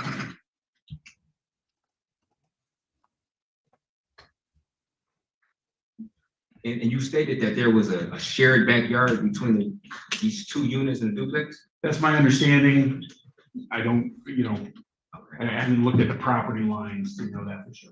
Okay, so you don't know which duplex this particular table even belongs to, correct? It was located on the side that would be consistent with the address of note. Like it wasn't, it was on their side, not the neighbor side, but it's a shared backyard. Shared backyard. In a relatively small backyard, you would say. It's not large.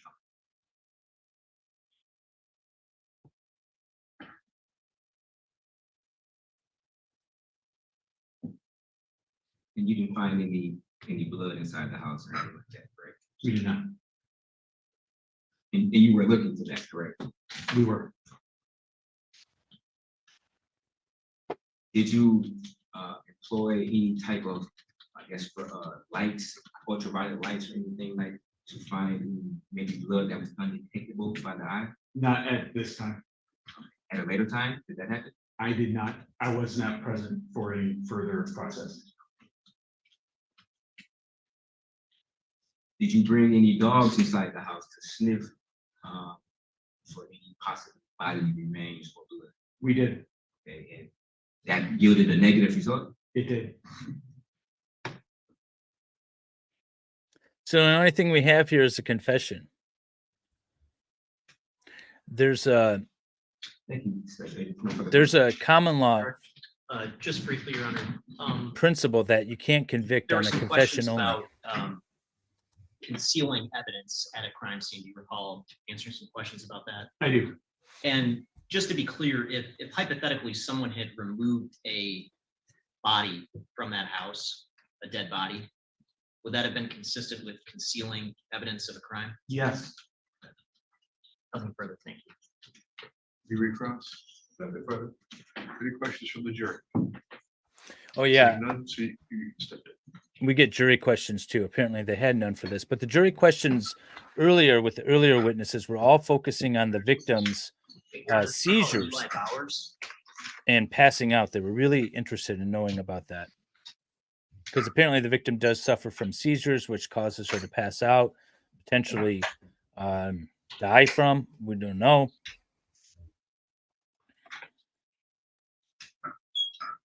Yeah, it does. I mean, because they really don't have anything. Okay, so you have broken glass on a table in the backyard. Who knows when it was placed there? Who knows how it broke?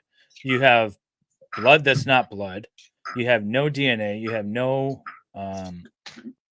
fingerprints. You please All- raise your right hand. Do you solemnly swear or affirm that the All you testimony that have you are is the about to give defendant's before this court today will be the admission truth, that he the whole disposed of truth, the and body. nothing but the truth? I do. Thank you. Please take your seat at the witness stand. Good afternoon. So you're going to be asked some questions. Please wait till each question is fully asked before you respond. You'll only have one person talking at a time. Please try to avoid our natural tendency for nonverbal answers such as shrugs of the shoulder, nods of the head, as well as uhs and ahas, because those don't translate into the record. If there's an objection, please stop talking until it's resolved. Please keep your voice up, and if you would, please state your name and spell. Yes, sir. My name is Eli Bowers, last name Bowers, first name is Eli. All right, thanks. Mr. Jones. Thank you, Your Honor. Sir, what do you do for a living? I'm a special agent with the FBI in Detroit. And how long have you been a special agent with the FBI? Since 2015. And what are the scope of your duties as an FBI special agent? Well, currently I'm assigned just as a case agent, but one of my collateral duties, or one of a few, is assistant team leader for the evidence response. Okay, and as part of your role with the evidence response team, do you have any specialized training when it comes to processing crime scenes? Yes, I'm a crime scene photographer. Okay. As part of the FBI's evidence response team, back in January 21st of 2022, did you participate in the execution of a search warrant at 19451 Greenfield Street in the city of Detroit? I did. And were you at the initial search of that home too that happened a couple of days previously?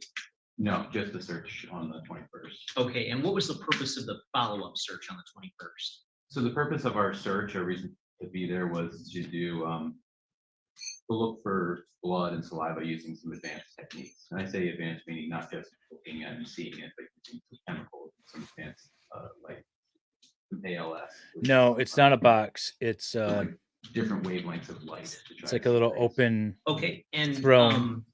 When you say ALS, you're referring to alternative light source? Yes. And can you just kind of unpack that concept a little bit for the jury to explain how that works? Sure. So I'm not a scientist, but I'm more of a technician. So essentially what ALS does, alternative light sources, it uses different wavelengths of light that are not, we don't normally see, but they, well, actually they're everywhere, but it's just that we don't necessarily see them with our eyes. So we use goggles to be able to see their reactions with different things that the alternative light sources projected upon. Okay, and is this sort of like, are you familiar with like black lights that, you know, people might know of commonly? Yes. Is that kind of along the lines of a black light as we're talking about? The same concept, right? How a black light will make something glow that would not normally glow to our eyes. Okay. In normal lighting. And the purpose of that is to detect, you're looking for potentially body fluids? Correct. And would that include, let's say, saliva? Yes. Would it include semen? Yes. Would it include blood? Yes. Okay. And Just looking, the judge on the judge's desk is the Zoom feed, and you see my handsome little face over here. On January 21st, 2022. Yes, we did.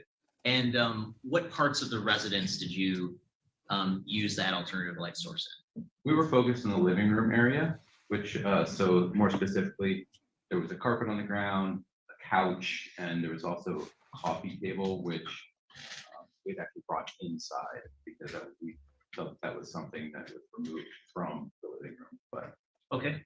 And did using the alternative light source, were you able to identify anything of potential interest or relevance inside the living room? No, nothing of interest. Okay. And are there any limitations with using that type of light source on, let's say, carpet? Yes. And what can you describe what the limitations are? Well, the thing with alternative light source is there can be, when you shine this, it can sometimes pick up dust and debris and things like that. So you would have to see these very small objects and then determine whether or not it's something that you'd be interested in pursuing investigatively. But depending on the carpet, it could be like a high pile, like meaning like very shaggy versus something that's like a flat, non-porous surface, which would be a lot easier for something to glow. Okay. And are you also familiar with something called luminol? Yes. And what is luminol? The luminol is a substance, it's a chemical that we put into a spray bottle, and with the lights off, and if you mist this over blood, it will glow. It'll glow blue specifically. Okay. And did you apply luminol in any areas of the home when you searched it? Yes, the same areas I had mentioned before in the living room, we had also applied luminol to see if any get any reactions. Okay. And based on the application of luminol, was there any sort of reactions, I would say like positively for any type of blood? No. Okay. And are there any sort of limitations to using these methods, such as an alternative light source or luminol? Are they fully, I guess, exhaustive in terms of their ability to detect body fluids? No, they're usually just an indicator, sort of a compass to point us in the direction, and then for instance, if we would find something that would have reacted, we would have swabbed it, sent it to the lab to confirm what the substance actually was. So it can only give us an indicator at best. Okay. And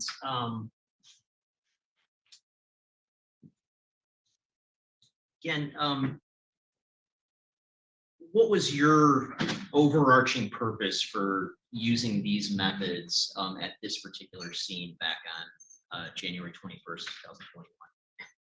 Well, we were asked to do this search specifically of this area by the investigators, and I was not sort of part of the investigative team at that point. I was just a technician working in this instance, and they were trying to detect if there were any bodily fluids or blood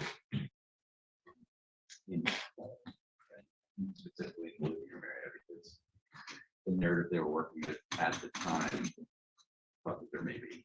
Okay. And in terms of your ability as a technician to investigate that scene, if there had been a body present at that scene, would that have been helpful to further your investigation? Oh, yes. Thank you. Nothing further. Cross-examination. Sure, a body would have been helpful, but that doesn't mean that he's guilty.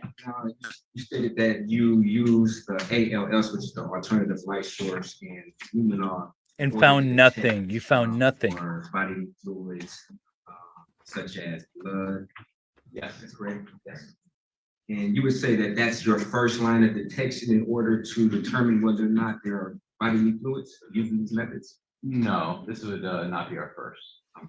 What would be the first line of detection? I mean, I think it's sort of more common sense. If you walk in and just see it with your eyes. Okay.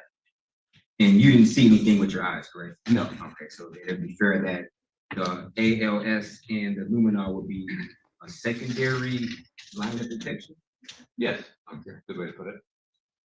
Were there any other secondary methods of detection other than luminol or the alternative light source to determine whether or not there's blood in a particular area? Are you saying would there be, or any ones that we use? Any ones that you use? Not that we use typically. Sometimes a swab or something to see, but typically we'd only do that if we detect the presence with one of the other methods. Okay. Are you aware of any other methods that you may not use? Not that I know of. Did you personally, was there a dog that was brought in on the day that you were there to maybe sniff for particular body fluids? No.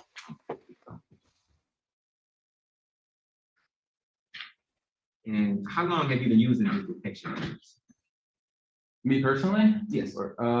Well, I joined the evidence response team in 2017 or 18, so 6, 7 years. Okay. And if you know how long the FBI themselves have been using the detection I methods? don't know. Okay. It predated your employment with the FBI. Oh, yes. Okay. Yes. And would you say this is a pretty fairly reliable source of detection? Yes. Well, you know, you got to ask, I And you guess. stated that you checked the carpet, correct? Yes. Okay, you checked the couch? Yes. Okay. Did you check the walls? Yes. And they all yielded negative results? Correct.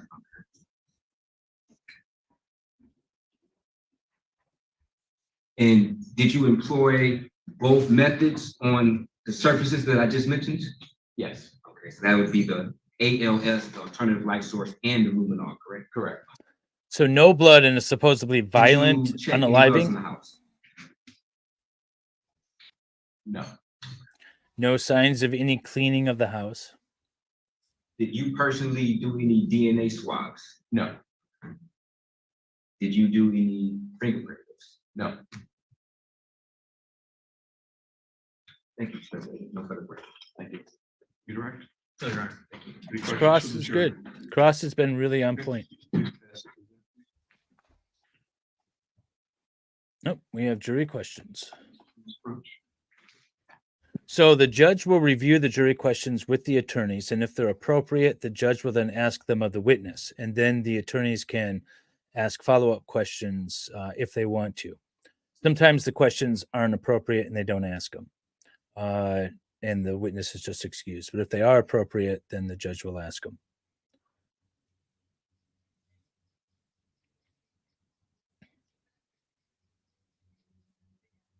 And they've usually been really good. Why do you not check the bedroom? Because we were only asked to check the living room by the investigators. We were working there as essentially an assistance to them. That's what we're asked to do. Any follow-up based on that question? Just briefly, so, Special Agent Bauer, so just to be clear, your role on scene was that you were sort of completing a specific task that you were asked to take care of, is that correct? Yes. And you, were you involved with like driving the overall investigation at that point? No, not at all. But the ask was sort of specific to the living room, that was the area of focus? Yes, that's fairly typical for the FBI's role in non-federal cases, because we were considered specialists, for lack of a better term, by a lot of the state and local investigators. So they wanted us because of our specific abilities to work with the alternative light source and the luminol, which is not typical for a normal investigator. That's why we were called in. Okay, thank you. And would it be against the rules if you were to, let's say, take it upon yourself to search another area of the house that wasn't specifically given to you to search? As long as it would be in the search warrant, we could do so, but obviously. If the search warrant stated you can search the entire house, then you could take it upon yourself to search another particular area, correct? I suppose so, yes. I think you can step down. All right, so yeah, this is live. This is a direct court feed from the courtroom in Wayne County. Go to your next witness. This time the people called David Yount. The Hall of Justice in downtown Detroit.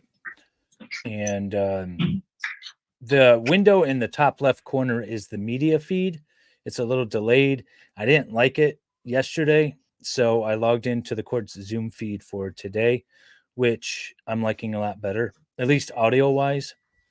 But nope, this is live in the moment, maybe a few second delay. That's it.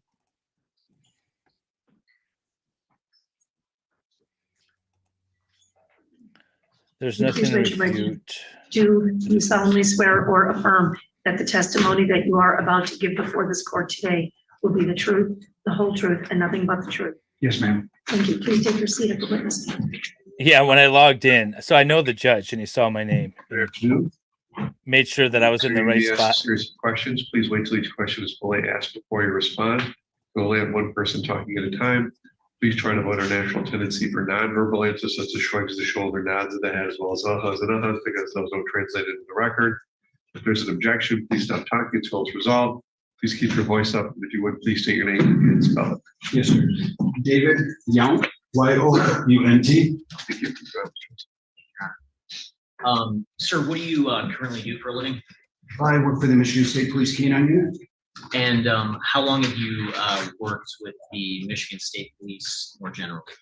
Since May of 1995, I think I spelled And it right. how long have you been with the K9 unit?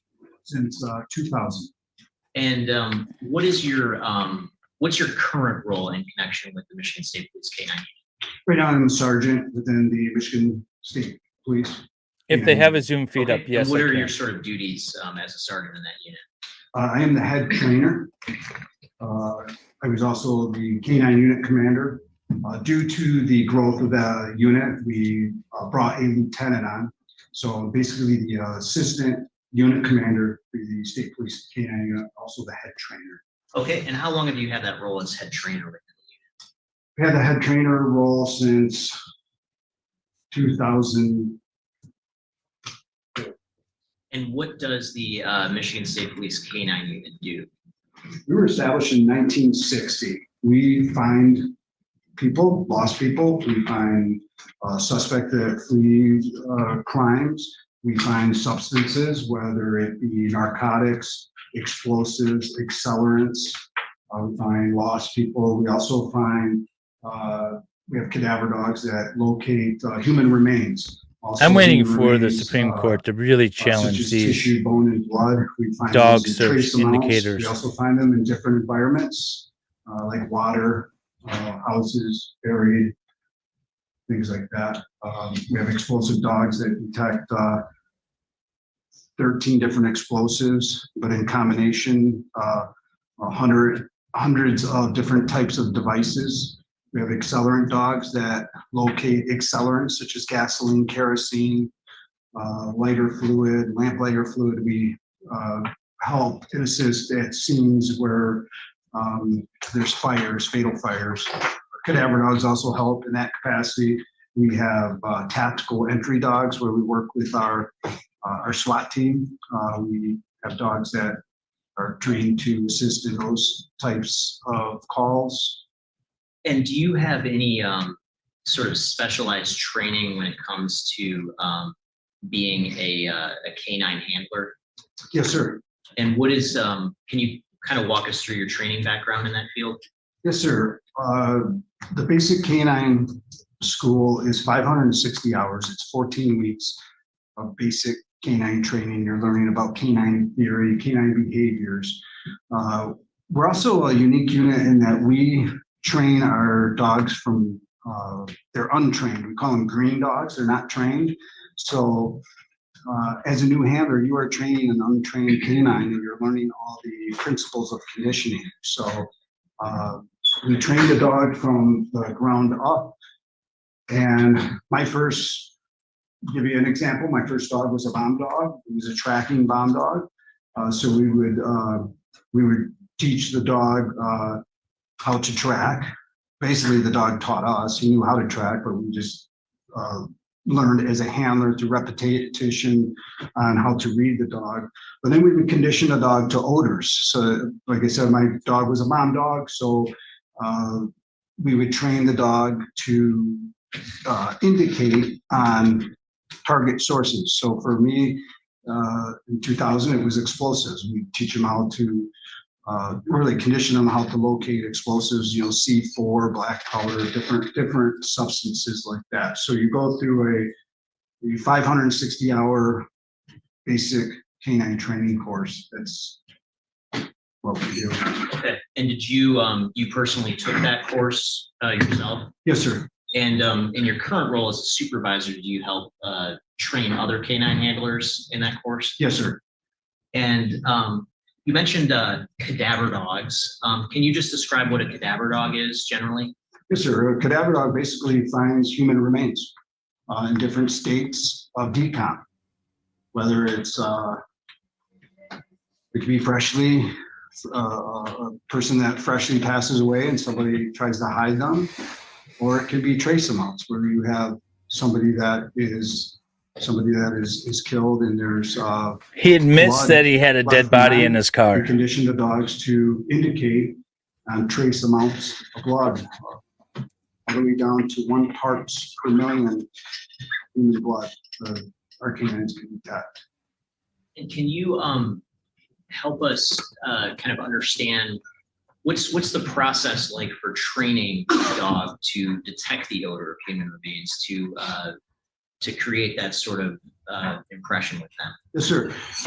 So the principles and conditioning for a canine for detector work, whether we're detecting narcotics or cadaver or accelerants, it's the same. The first thing we do is we teach the dog to sit, because the sit is going to be the response. That's going to be the final response that the dog does to say, hey, this is I'm getting as close as I can to the source of the odor. He sits. The last place his nose was is where I look, and that is usually where the substance is. So in our training course, we teach the dog to sit, and then when he sits reliably, when I tell the dog to sit and he sits right down, then we bring in odors.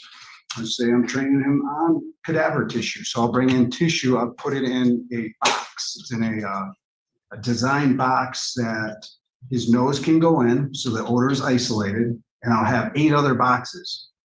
7 of the boxes are empty. One of them has the target odor. The dog is directed to the box, and the dogs are selected because they're high drive dogs. They're naturally curious and nosy, right? So we point to the box. The dog smells the box. He doesn't really know what he's smelling, but he goes to the boxes. He goes to the one. He gets to the one with the odor, the tissue, which is a different odor. And he'll usually hesitate. They usually stop and hesitate. Well, what is that? And then we say sit. And the dog, oh, sit. Boom. And they'll sit. And then we put a ball with a design box with the hole. We pop the ball through the hole. And like Pavlov's law, we ring a bell, you feed the dog salivates. It's that conditioning process we do hundreds of times that the dog eventually seeks that odor out, because he's pairing that odor with his reward. Mind you, we pick a dog that's a high drive dog that hunts, and he wants that ball for the prey drive. If we do that hundreds of times, eventually the dog is conditioned to that odor. So how long does it take to take a dog that's green, as you say, and untrained, and get that dog ready to be put into the field and be used as a cadaver dog in the field?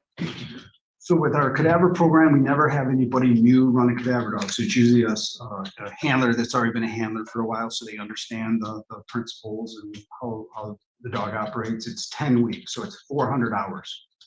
400 hours of training, detector work training.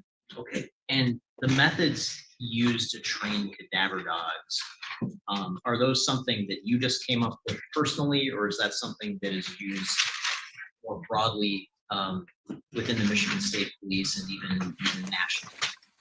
I would say the principles that we use are worldwide. We've evolved since 1960. Obviously, things change, right? We find new techniques that work, and we use them. Our manual is taken from the United States military, but also from U.S. Customs and a plethora of sources that we vet through. Hey, if this technique works, we're gonna take that little segment and use that for our application. So this process of cadaver has evolved. And are you familiar with a cadaver dog by the name of Jameson or JMO?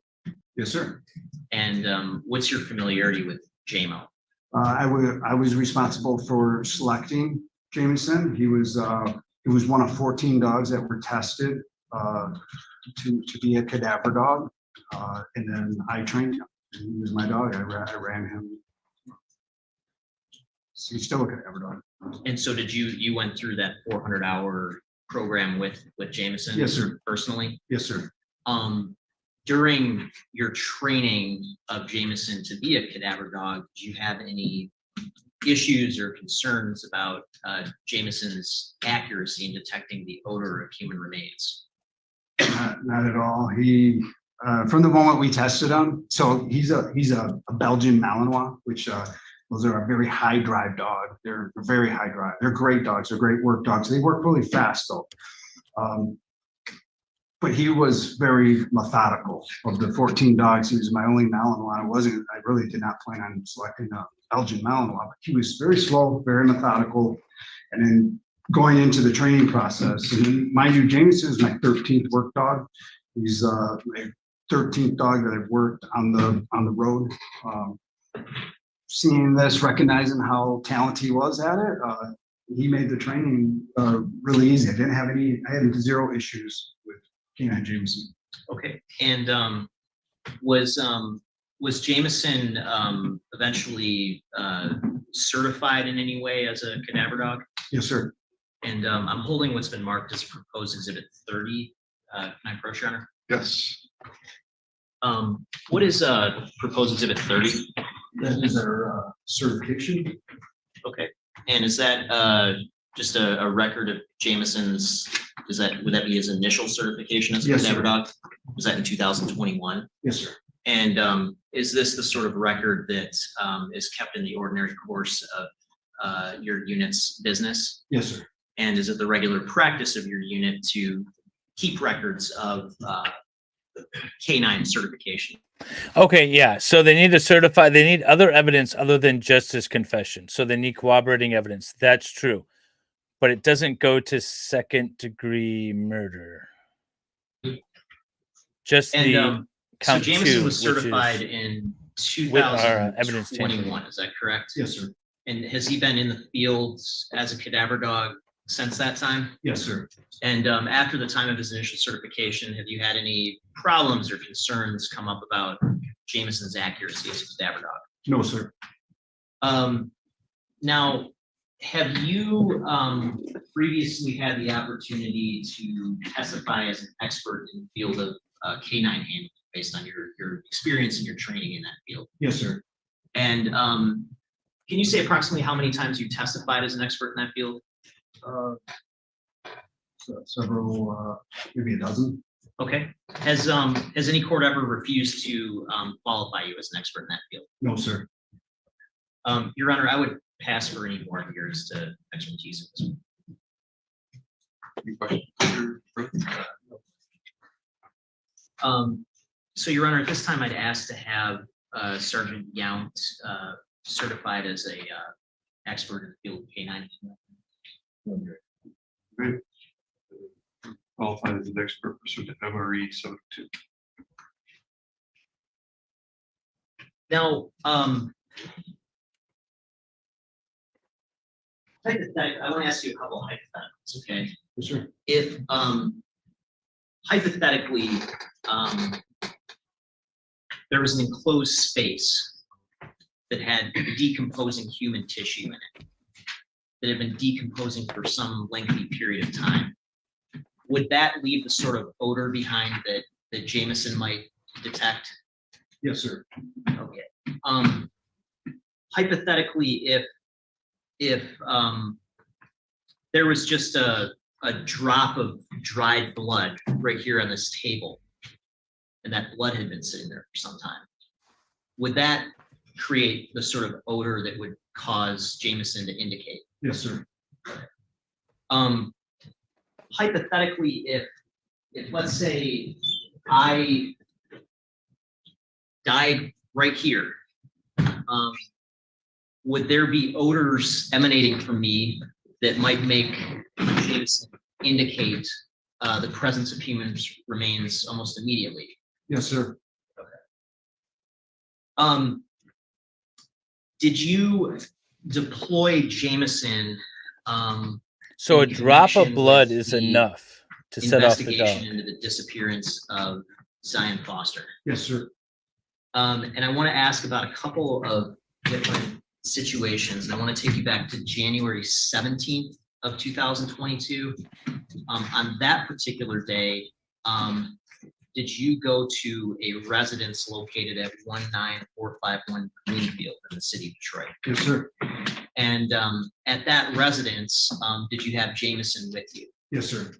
And can you kind of walk us through what you did with Jameson at that residence?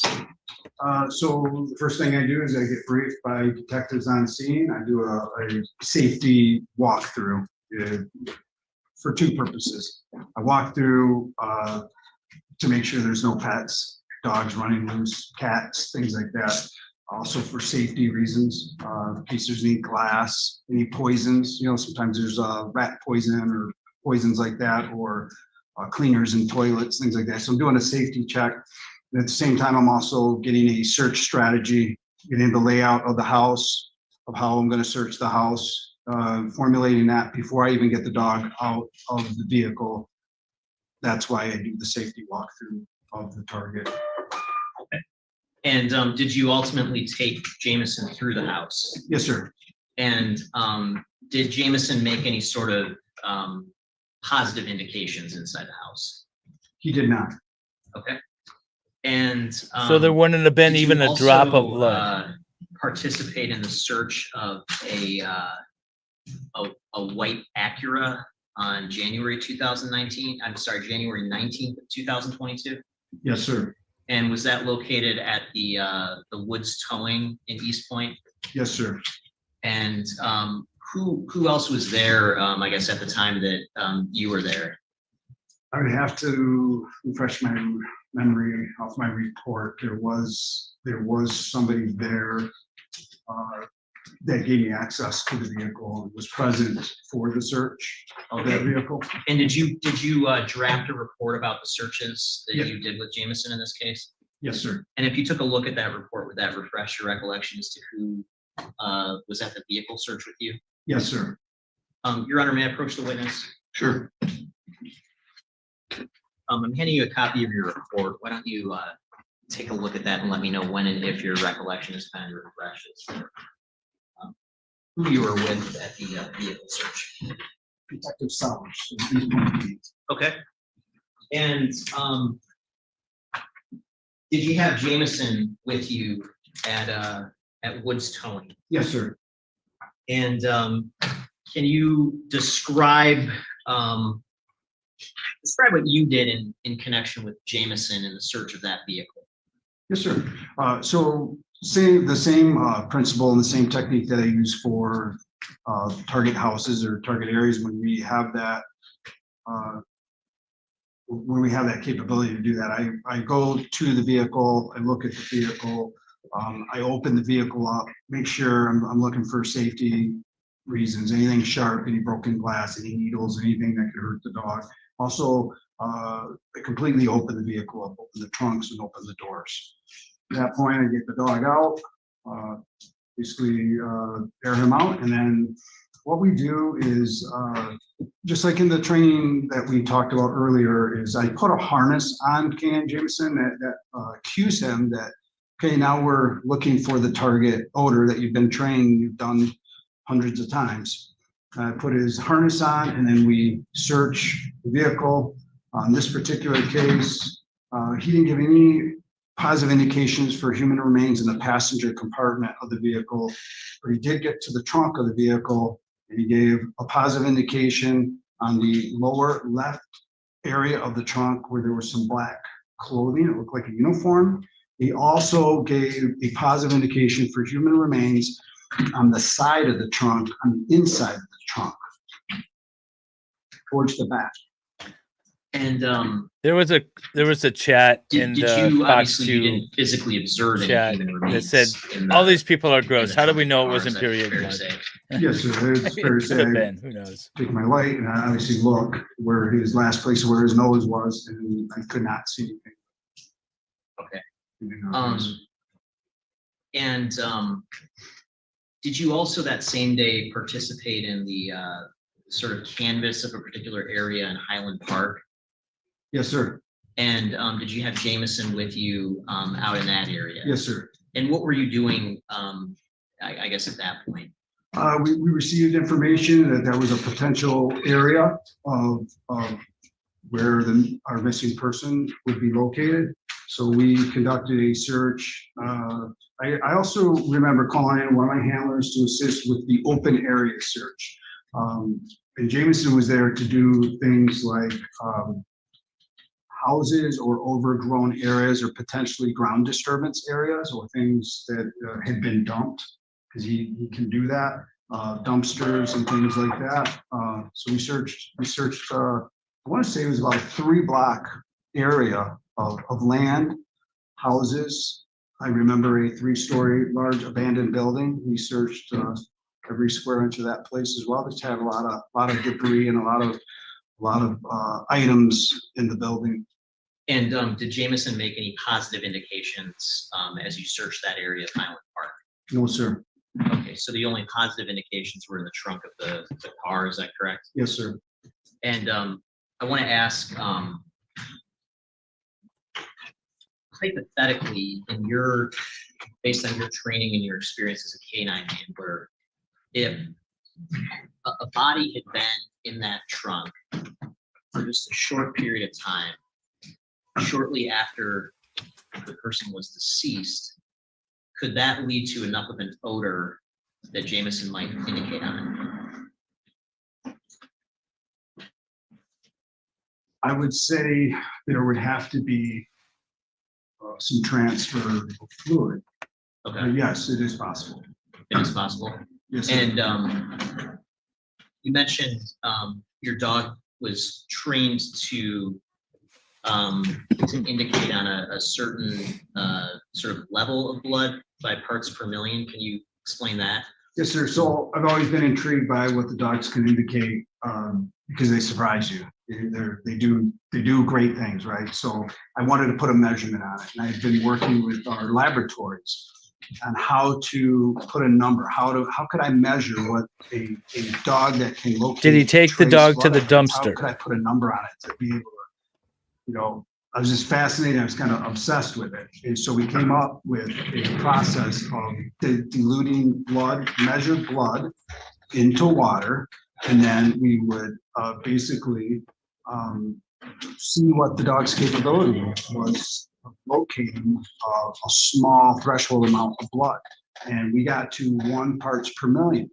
And if you know what 1 parts per million is, if you took the tip of your pen and held it out, it's a speck on the tip of that pen. Would that be visible to the naked eye? No. And if you, let's say I dropped blood into a glass of water, like a full drop of blood, there'd be some change to the water's composition, right? Yes, sir. You'd be able to see it slowly turn red to some extent. Yes, sir. How about with 1 part per million? Is there any, to the human eye, would you be able to see any change? And but Jameson can still detect just that small amount. Yes, sir. Not only that amount that is freshly placed out, we did it aged 2 weeks. We did 1 parts per million that was aged out 2 weeks old. And when you talk about transfer of fluid, when it comes to your cadaver dog, are you talking specifically about blood? Yes, sir. Is Jameson trained to indicate on saliva? Not specifically. Okay, any other body fluid that Jameson is trained to indicate on? Not specifically anything other than blood as far as fluids. Okay. And I guess in my hypothetical that I posed earlier, if let's say again, if I were to suddenly die right here, would there be sort of immediate odors that might be indicatable by Jameson? Well, I'm not a pathologist, but from my understanding over 20 years of doing this, my understanding from the industry is as soon as a human body dies, the cells die with it. That's how we're able to locate victims in water, is the cells die and they put off a gas. And then that's what the dogs are trained to detect. So once you die, your cells die and they're dying, they're gassing off immediately. Okay, and so even without blood being present or outside of my body, there might still be an odor that would be detectable. Is that fair to say? Is that correct, or? Can you say that again? So, maybe to make this less about me, if somebody hypothetically passes away, and there's no blood, no body fluid, would their body start emitting that gas that you described based Yes. on your training and your experience in this field? Yes, sir. Okay. And so hypothetically, again, would it be possible if someone had been in the trunk of that car even without bleeding and had been dead, would it be possible for there to be odors left behind indicating the presence of human remains? That's a good question.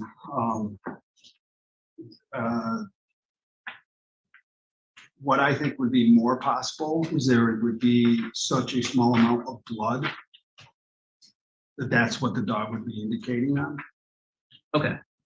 And so small that you might not be able to see that with your naked eye, right? See it with the naked eye, or you could potentially miss it with search techniques as well. Thank you. Nothing further. Yes, ma'am. Good afternoon, Sergeant. Good afternoon, sir. Jameson was certified through Michigan State Police, correct? Yes, sir.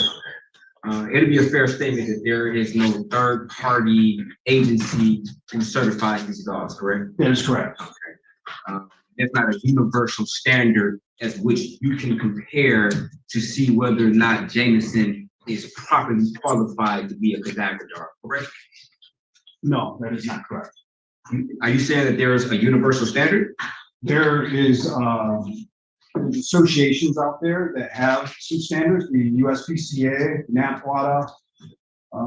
There's also NASAR. There are some associations out there that have a standard, but they're. So you're saying that there is a universal standard? Is that what you're saying? No, they're not universal. There's other standards.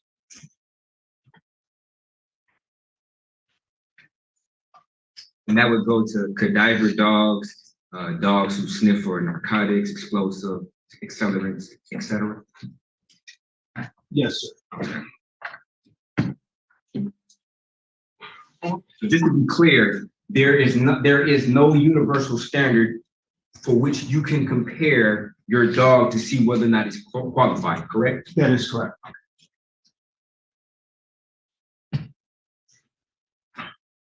Now, has Jameson ever been false positive?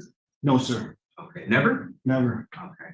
Now, in a situation where Jameson were to detect on a particular area and you yourself didn't see it, or if you use other methods of detection and they did not come up, how would you be able to verify whether or not Jameson's detection was actually accurate?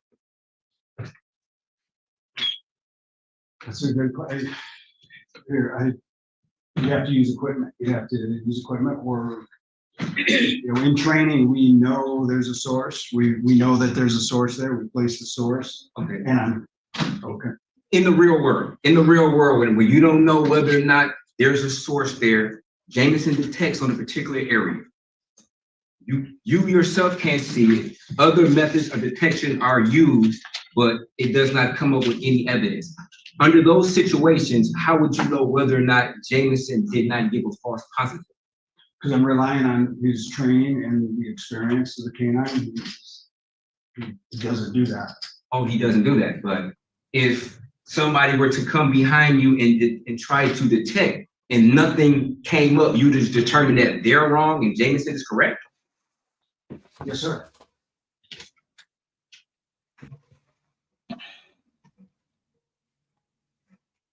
Okay. And in this particular situation, did you verify after the detection of Jameson whether or not something was discovered in the area that Jameson indicated on? I had followed up a short time later, and I believe they were still going through the items of the trunk. Okay. And as far as you know, there was no evidence of bodily fluids that was found in that particular trunk. That is correct, sir.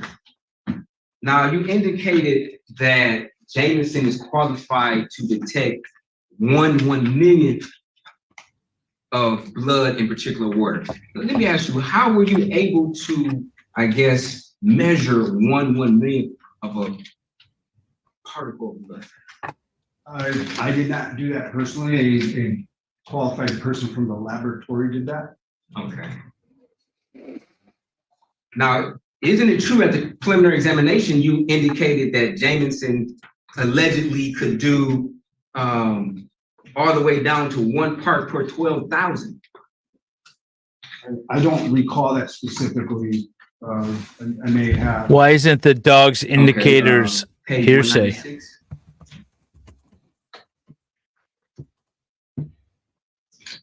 And what was the date of that, sir? The date of that would be August the 9th, 2023. We tried to line 10. We try to hit all the spectrums. We try and hit fresh blood. So we try to use fresh blood. We try to use aged blood. And then we try to vary amounts to do all the way down to 1 part per 12,000, which is less than a pinhead. Yes. Remember stating that? Yes, sir. And that is because during that process in that program, that's where we were at. So now you're saying that he's more qualified. So now he went from 12,000 to 1 million. Now, We were measuring that. We were measuring. now you're trying to say he's more qualified. In our measurements. Okay, but today you testified that Jamison allegedly can detect all the way down to 1 part of 1 million, correct? Yes, that's where he's at. So he's changed, correct? As far as his being able to detect, he's gotten that much better? From us knowing what he can detect. Okay, so you're saying that since August 9th of 2023, at that particular day, Jamison was detecting 1 part per 12,000, correct? At the minimum. At the minimum. And now you're saying today that he is detecting 1 part per 1 million? Yes, sir. Okay, could it be that you're mistaken? Because you used the same analogy at the preliminary examination that the pinhead that you used today. 1 parts per 12,000 is a pinhead. Okay. It's just a bigger portion of it. Less than, you use less than the pinhead. It'll take up more space. It's a pinhead, but 1 part it's per 12,000 would take up more a bigger space on portion of the pinhead. But 1 part per million would take up lesser space on a pinhead. And did you submit So any now pinhead is all relative, I to guess. substantiate that Jamison can now detect 1 part of 1 million? Yes, sir. It's in the training data. It should be in our training data that we document. And this is the thing with canine training is you're constantly evolving and measuring and pushing the dogs, pushing the envelopes of the dogs. And it's just August of 23 was just earlier in his career. Okay, so within less than a year, he's gotten almost 10 times better as far as his ability to detect blood. I wouldn't say that it's better, like he's gotten better. It was us being able to measure him. We were going through a process of measuring what they could detect. So as time went on, we decreased that threshold to see what the canine could detect. And it just happened on August of 23. We were at 1 parts per 12,000. What day did he get to 1 part per 1 million? I would have to look in the training documents. Do you have that? I do not have them. I submitted, I don't have. I can get them. I can get. Okay. When is the last time you reviewed those? My training days? Yes. Well, I'm on light duty right now, so I've been injured. I have major shoulder surgery, so right now I've been kind of out of that loop right now. And when did that date take an effect that you were out of that particular field? We're still in the field, but the status has changed in January of 23, mid-January. I'm estimating that.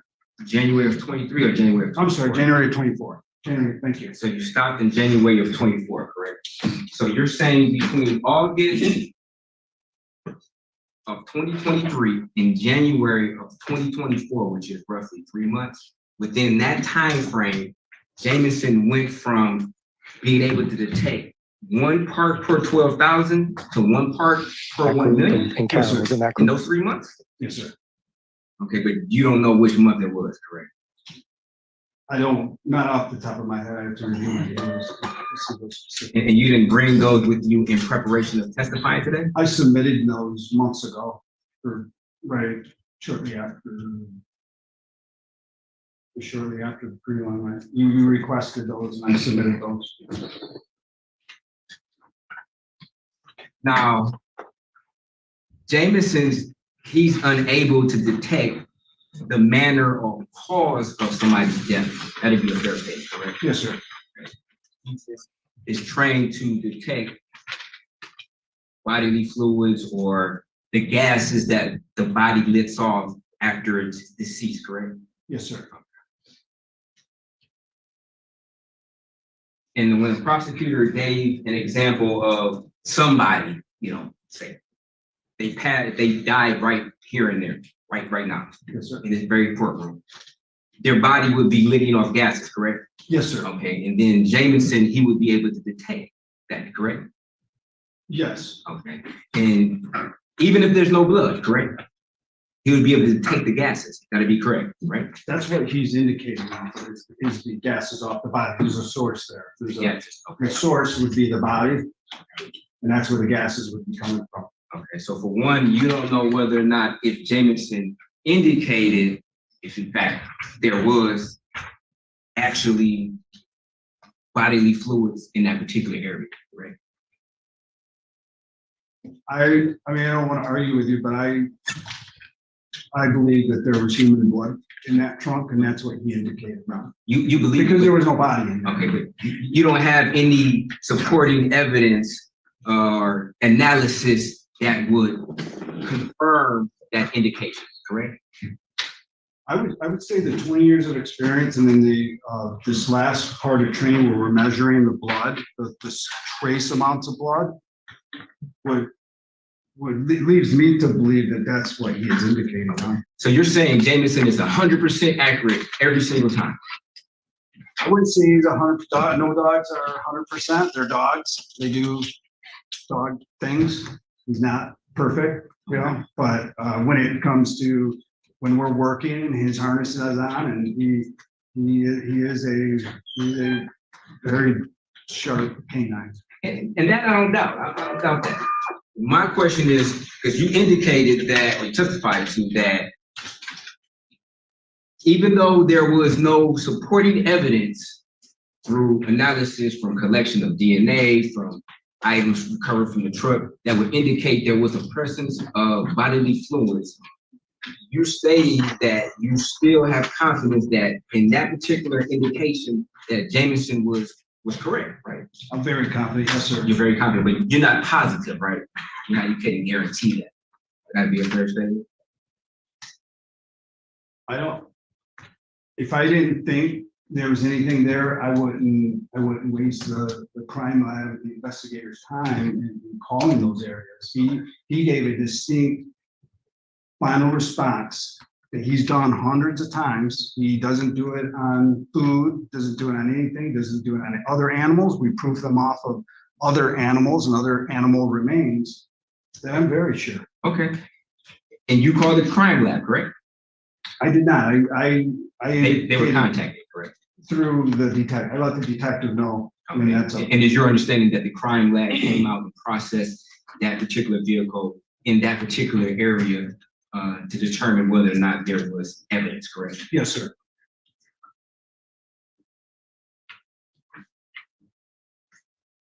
Now, has Jameson ever had a false positive during his training? No, sir. Even during training? Even during training. So the first day you ever took Jameson out, he never had a false positive?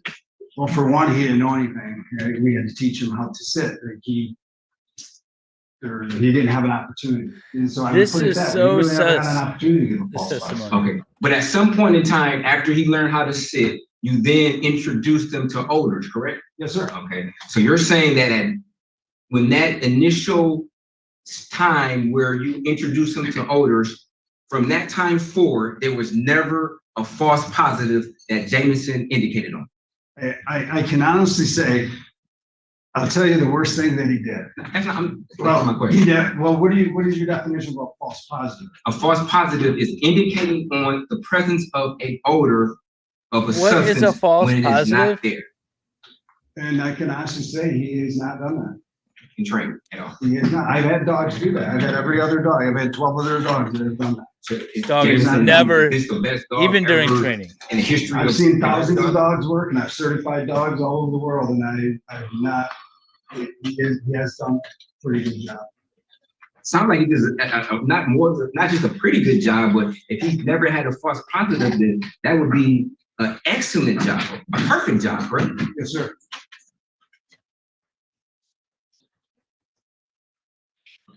Now, you indicated, you testified that usually when the substance is, they sit.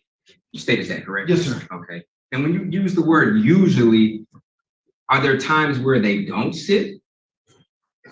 There's times on the boat when they're on the water where, so we're on these flat bottom duck boats and we're given an area to search on the water.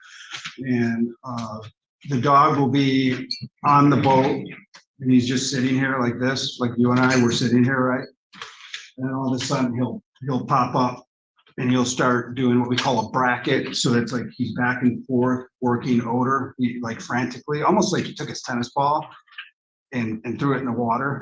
And he'll do these things we call bracketing. And so those are times when I've had the dog not sit on the boat. And my theory is that what happens is they get odor and they think because of the land searches, they can get to source. But in the water, they can't get to source, and sometimes they won't give the final response because they're like, Dad, get me closer. And so we'll work these patterns, right? And when we get out of a certain area, he'll stop doing the bracketing. And then we go back in and he does the bracketing. So that's one of the few times where he doesn't give that nice, pretty final response. But his behavior is not what it is. Okay. And when we mark those areas, we let the dive team know, hey, we've got some indications in this area. The dive team will go in and dive. Usually when that's like, so there's been situations where the body hasn't been there, correct? It's situations more that the divers miss the body. I've had them actually miss their sonar. They have these very expensive sonars that they'll use, and they're not coming up with anything. And we'll put the dog on the boat, and the dog will hit. And sometimes they will miss locating the body. And how are you able to attribute them missing the body versus the dog being able to or indicating incorrectly? What happens is they'll come out like the next day, and the body will be like floating right there in that area where we told them these indications were. And It'll be fair that bodies in water, they don't stay in the same place, correct? They do when they initially go down. When a body initially goes down, after they drown, they go down, right? And so, right when you I die, don't know. you're You tell me. gassing off. Like this guy's just your making cells stuff up. die. You start to gas off, and usually it depends on what the person's age, depends on their body mass index, temperature of water.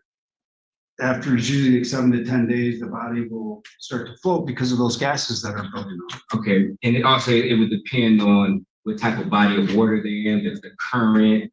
You have the depth, the current, the temperatures. But it would be fair to say that a body, if it falls in the water, is not going to rise in the exact same location that it went. It may be 15 feet downstream, it may be 100 feet downstream. It may be in a whole nother area. That'd be a fair statement, correct? That is possible. Okay.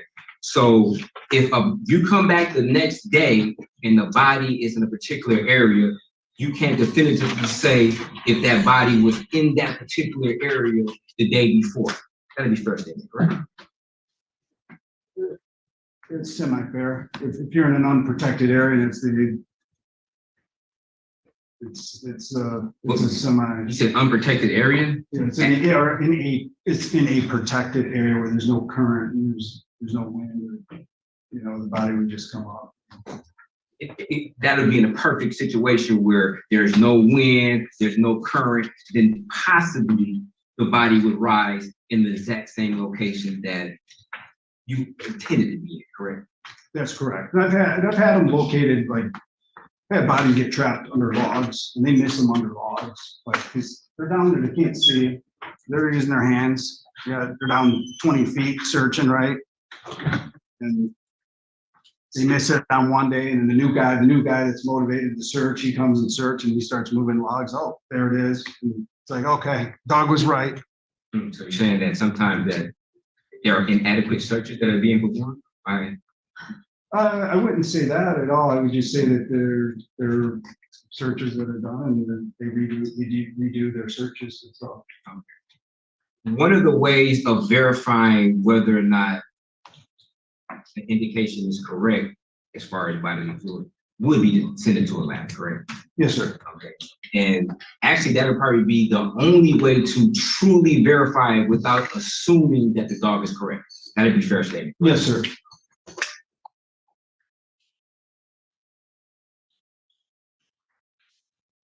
And you're stating that in those particular instances where the evidence is sent to a lab and it yields a negative result, you would still have 100% confidence in Jameson despite trained professionals analyzing and determining that there is no evidence. Is that correct? I wouldn't say 100%, but I would lean more towards that there was something there.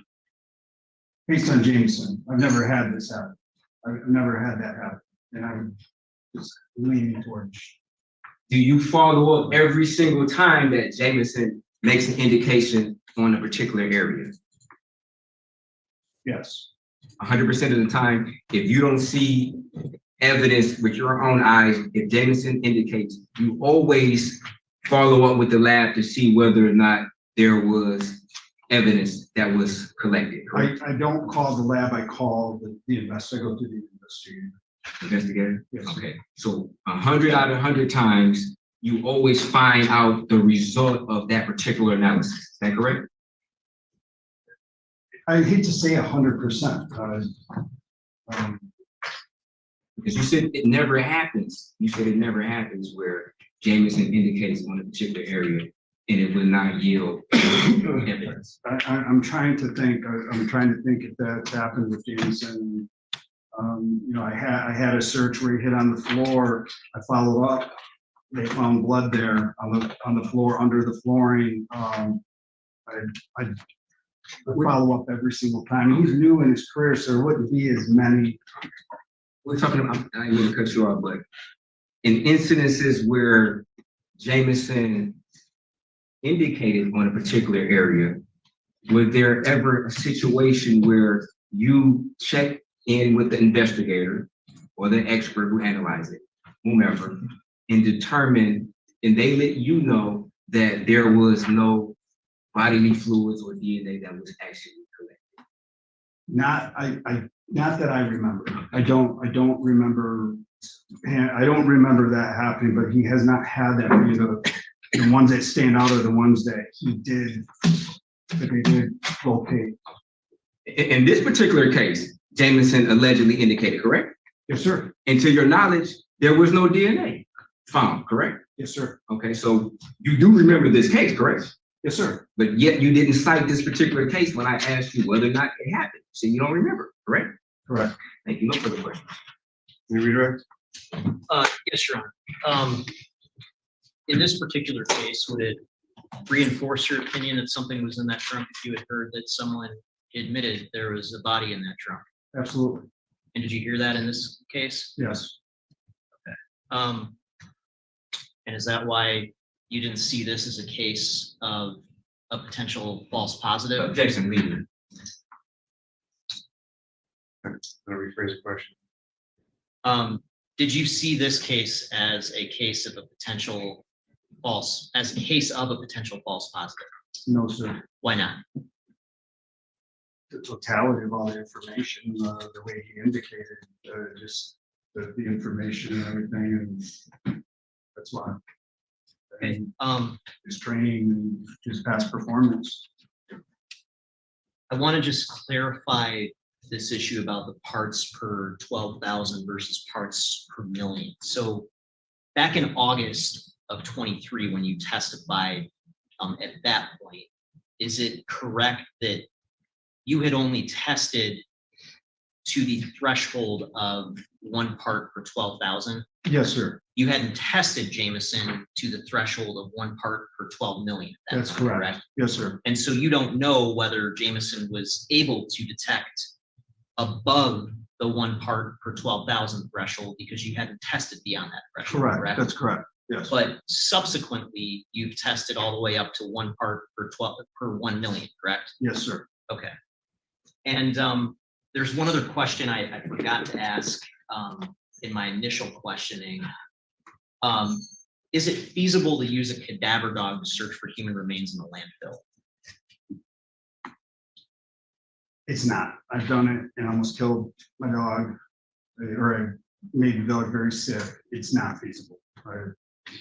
Okay. What are the limitations of being able to use a cadaver dog in a landfill? Objection, Your Honor, I think this goes beyond the scope of the process. And to be fair, yeah, I just forgot to ask this question, but he's here.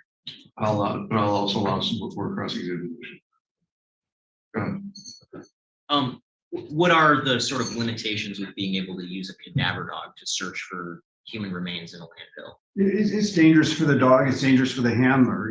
There's gases. There's gases that are building methane gases, poisonous gases, and those things is people throw their garbage away, right? It breaks down and it gives off dangerous gases. And, we don't do that.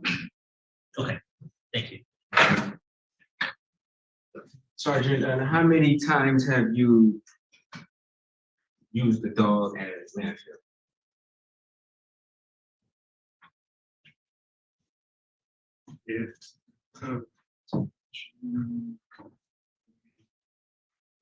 Maybe 3 or 4 times. Maybe 3 or 4 times? Yes, sir. Yes, sir. Okay, was it the same dog? No. You indicated that it could be dangerous for the dog and for the handler, correct? Yes, sir. Okay. Because of the gases? Yes, sir. Okay. Are these the same dogs who are trained to detect accelerants? No, sir. They're a single purpose dog. All they detect is human remains, nothing else. Would it be fair that some dogs are trained to detect accelerants, correct? Yes, sir. Okay. Accelerants can have harmful chemicals. That'd be fair statement. Not the same as what's on a landfill. Those are poisonous gases. So you're saying that accelerants are not poisonous gases?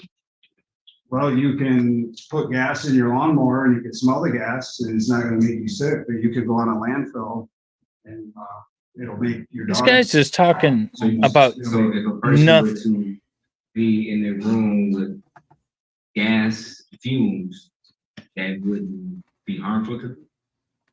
Are you talking about gasoline? fumes, like an accelerant dog? Yeah, gasoline, yes. No, that's not for a short time while you're searching. I mean, then I guess we wouldn't search garages and sheds, things like that, but landfills are different. There's raw material. People throw their stuff away and it breaks down. That's what's creating the poisonous gases. And did the dog have, are you saying this out of an abundance of caution? Or did the dog, when you performed this particular search, actually have some adverse effects? The dog had adverse effects. I've had 2 dogs that did that. They had adverse effects. If you could describe what the effects were. Oh, I got a very lethargic, almost would lay down, and vomit, diarrhea. And that's the same with all the dogs exhibit those same symptoms? I wouldn't say every dog, but it happened to me. It happened to my dog. It happened to my first cadaver dog, Storm. It happened to my second cadaver dog, Lightning. They both exhibited similar. It's definitely not healthy, and the one I got sick. Oh, okay. And out of the searches that you did conduct, were those the only 2 dogs that were used? Yes, we were looking for the Skelton boys down in Morenci, the 3 Skelton boys that were missing. So And how long were you out there for? it's been so long. We worked that case several days and went into a while. Okay. A lot of land, a lot of areas. And did the dogs immediately start to exhibit those symptoms, or was it after a period of time? I don't think it was immediate. It was enough to know, don't go back on the landfills. Okay, just give us an estimate if you remember. It's been so long, it's hard for me to remember how long we were up there searching. Okay, was it a long time? Was it a short time? Were you out there for like multiple hours? 10 hours possibly? Out on land, no, I really don't remember that. It's been so long. We were out there searching. Maybe an hour or less. When the dogs started exhibiting. Okay. So if there is a request given by a particular agency to bring a cadaver dog to a landfill, you would Is reject the that security guard request? sleeping again over by the door? Seeking a dog, absolutely. Yes, sir. If no further questions. No, he's moving.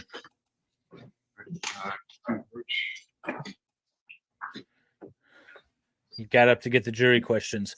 I do love the jury questions. How much bullshit are you filled with, sir? Is it all the way to the top or slightly above?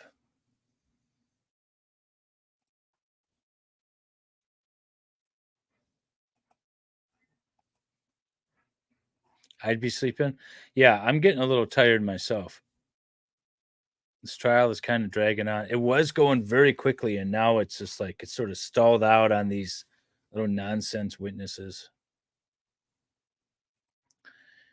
Yeah.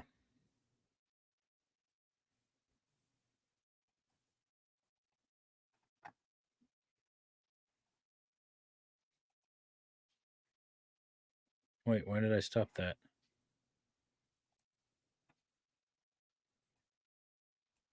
Is it current?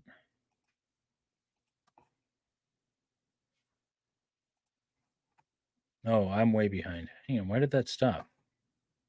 That's weird. Let me fix this.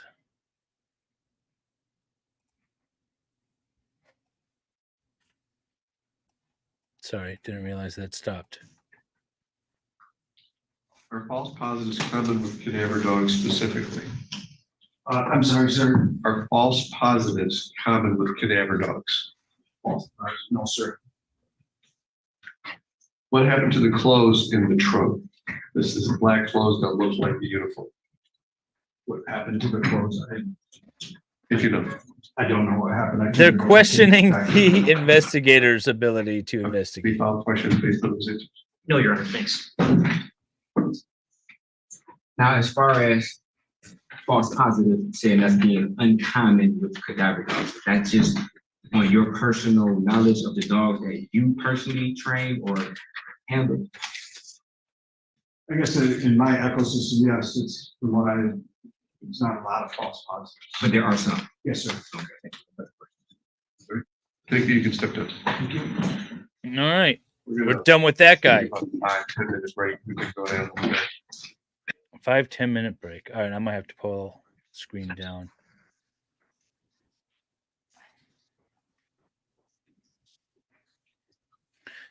Just to see. Recording stopped.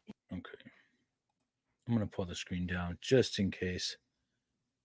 We see the tops of their heads. I don't know if that's something to really be concerned about or not. Okay, so what evidence do we have? We have investigation and forensic examination of the house. No blood, no DNA was done, no fingerprints were done, but we have a broken coffee table in the backyard that we can't establish when it was actually broken. Now, we walked through the house yesterday and today. The house doesn't seem to be in the most neat and orderly fashion. a broken table sitting out back, sitting there. I don't know. It's conceivable that it's been there for a while. Then we have, are we winning yet? Yes. I don't know. Then we have a cadaver dog that could hit on a drop of blood and didn't hit on anything in the car, but hit on, or I mean in the house rather, but hit on the trunk in the car. Okay. With a uniform in it. Okay. Doesn't really do anything except prove what he's already admitted to. Doesn't show any unaliving. We had something that looked like blood that was tested and found to not be blood. Again, no DNA testimony. I'm not sure what we have to establish that there was any sort of like violent act. I still don't think this guy's going to get off. I think he's going to be convicted, namely because if the state makes the right argument, I think it could be said that him transporting her in the car and throwing her in the dumpster could have caused her unaliving, even if she had a natural or health-related unconsciousness sort of thing.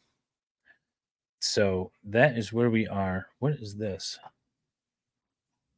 Oh, that is woman talking head again. Directed verdict. It's possible. Will this judge issue a direct? I want to say I believe that this judge is capable of issuing a directed verdict. We always say that most judges aren't willing to do so. I feel like with the right circumstances. By the way, so the background is this judge was a prosecutor for many years. And that's how I met him, because I was a criminal defense attorney. But he was a fair prosecutor in that I would be able to go up to him and be like, listen, this is our defense. You should just dismiss the case. And he would say, okay, you're right. I'm going to dismiss the case as a prosecutor. So with that understanding, I feel like this judge is capable of dismissing or giving a directed verdict or some other relief. Well, directed verdict as to count 1, the second degree, but not as to count 2, the tampering with evidence sort of thing. So I feel like this judge is capable of it. Is this enough? I don't know. The highly publicized case again, maybe not nationally, but locally, everyone's talking about this case, and they have been for 2 years. So is this the type of case based on that to get a directed verdict? Probably not. I love to see it happen if there's not enough evidence to support it. We are back in the courtroom. Everyone's just sort of hanging out. Courtroom, I believe, is muted. We don't need to see commercials for Fox 2. I do like their chat. I've been watching their chat, and people are getting mad. I think there's some people that are fairly close to the case in this chat. Someone's banning other people. This Desiree is fairly active. I feel like Desiree knows somebody personally in this case. Don't start something you can't finish, Desiree says. She also blocked a few people. Let me ask Desiree how she's personally connected to the case. Let's see. You seem personally connected to this case. Oh, I should spell personally correct. Let's see what Desiree has to say. Let's see. She hasn't said nothing out the way to you, says Beth Ann. Wow. I was worried about spelling personally wrong.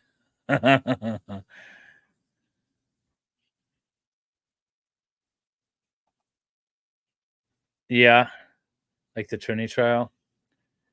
Jury. Well, also remember, this is Wayne County. This is Detroit. The jury pool is not necessarily the most friendly to police. I have no idea what the jury is made up of. Actually, I kind of do. It's blended. Let's just say it's a Disney production level quality of diversity. And so, but again, this county, this city is not, these people are not afraid to say, you know what, state prosecutors, investigators, you guys did not do a thorough job here, and dismiss the case. Or not dismiss, but acquit.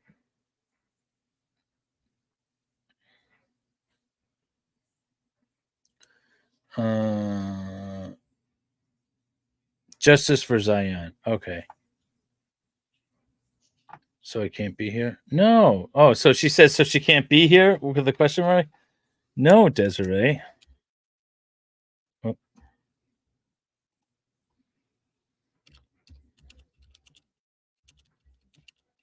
In fact, you should be on my stream and giving us some much needed insight. That's how we're going to get her over here.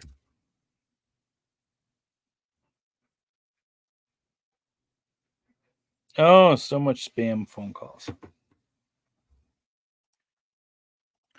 This is Fox 2. This is what I've been streaming in the corner. So Fox 2 Detroit is the YouTube stream that I pulled the chat from. It's a local Fox affiliate, and they're the only ones really streaming. Although Channel 4, which is the local NBC affiliate, said that they were going to, never found it. They said that they did yesterday, never saw it. They said that they were doing it today on their live morning broadcast. Still don't see it. So I am checking out Fox 2. Actually, let's see here. And their website is called Click on Detroit because it is. Let's see. Has this even started? It said that they streamed day 2 6 hours ago. Well, 6 hours ago, it might have started.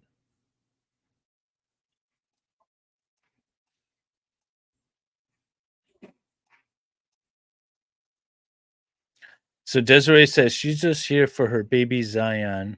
Zion is the victim in this case. She will get her justice no matter what. Okay.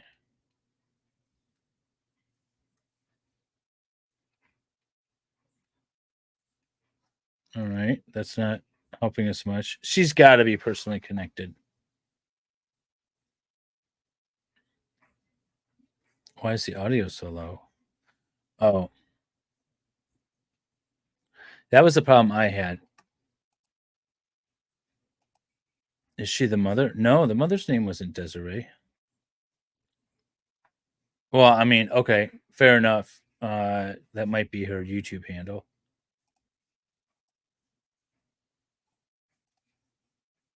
Let's see here.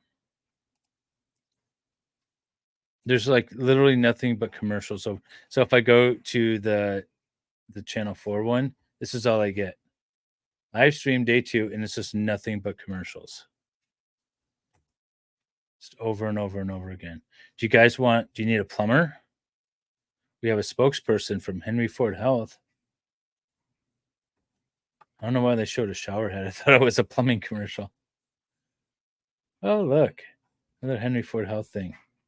There's literally no coverage of it. When you click on the video, it's just commercials. Stupid. Recording in progress.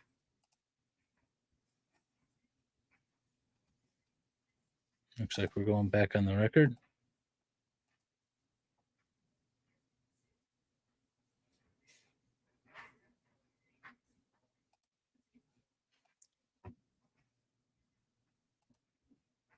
Let's take just I don't want to show the jury. Again, the jury is slowly making their way in.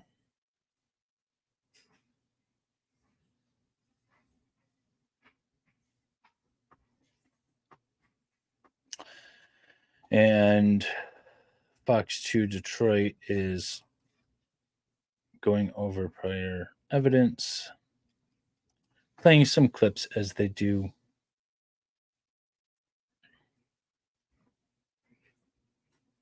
Purple Hearts for Zion, Desiree says. Desiree's like the grandmother or something. She's a cousin. She's got to be something. But if she wants to talk, I invited her over because I like to get some insider information on some of these cases.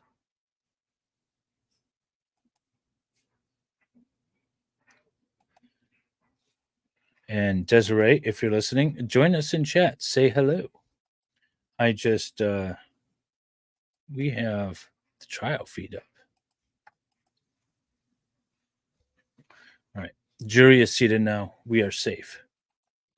I don't have any volume from the court yet.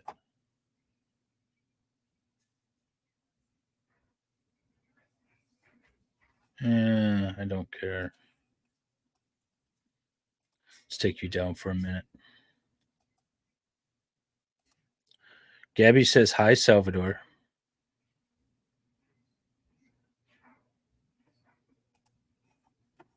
No, see, I think the family is in this is the mother who testified yesterday, and she's in the courtroom, I believe.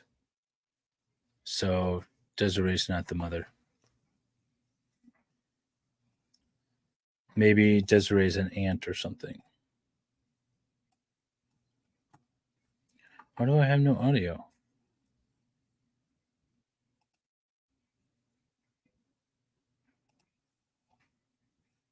Courtroom's still muted, that's why. Courtroom has itself muted.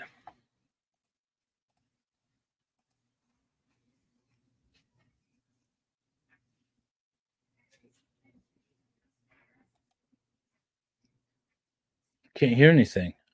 Oh my God, can't hear anything.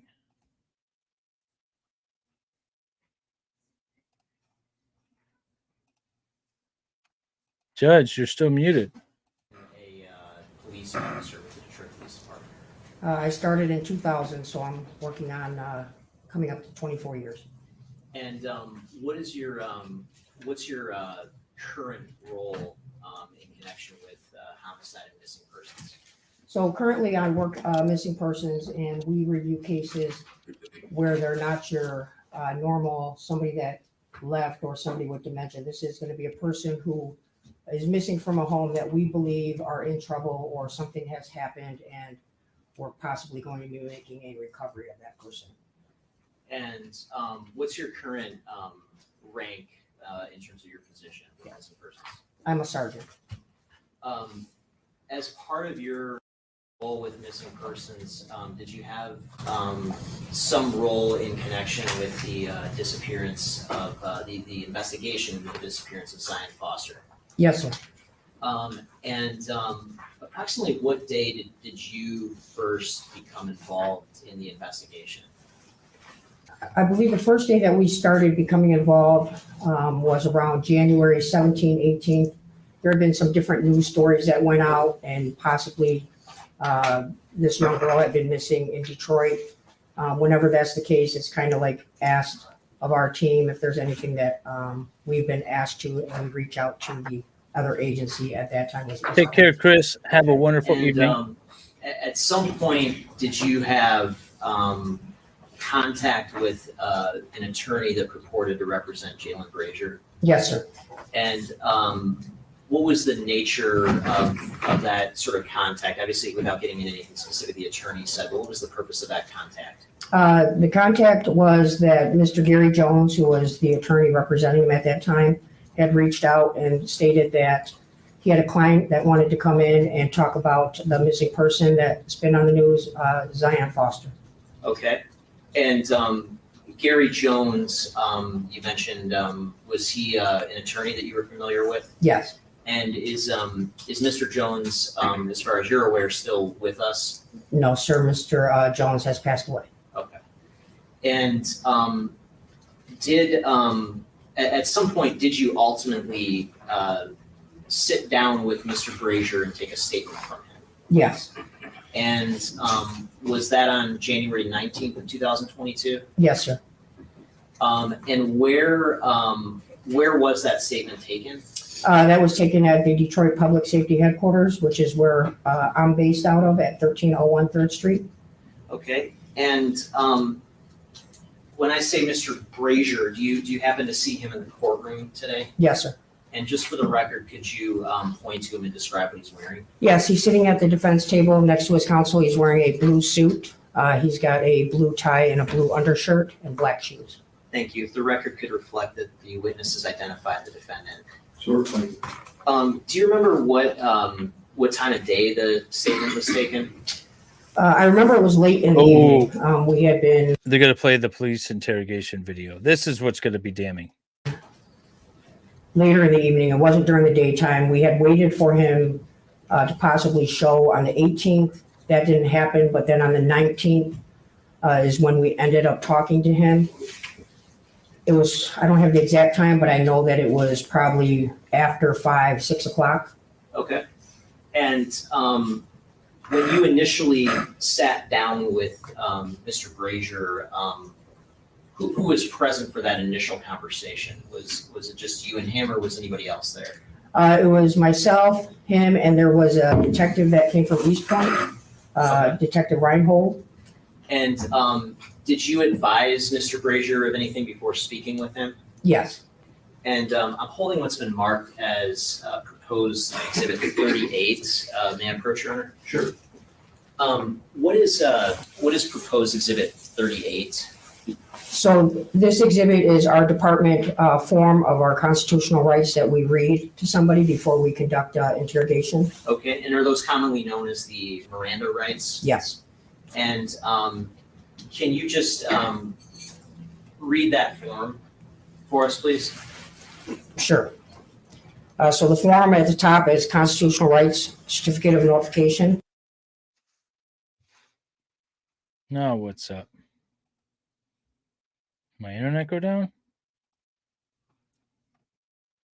And it reads as follows. I understand that, 1, I have a right to remain silent and that I do not have to answer any questions put to me or make any statements. And was there any indication from Mr. Brazier as to whether he understood that right?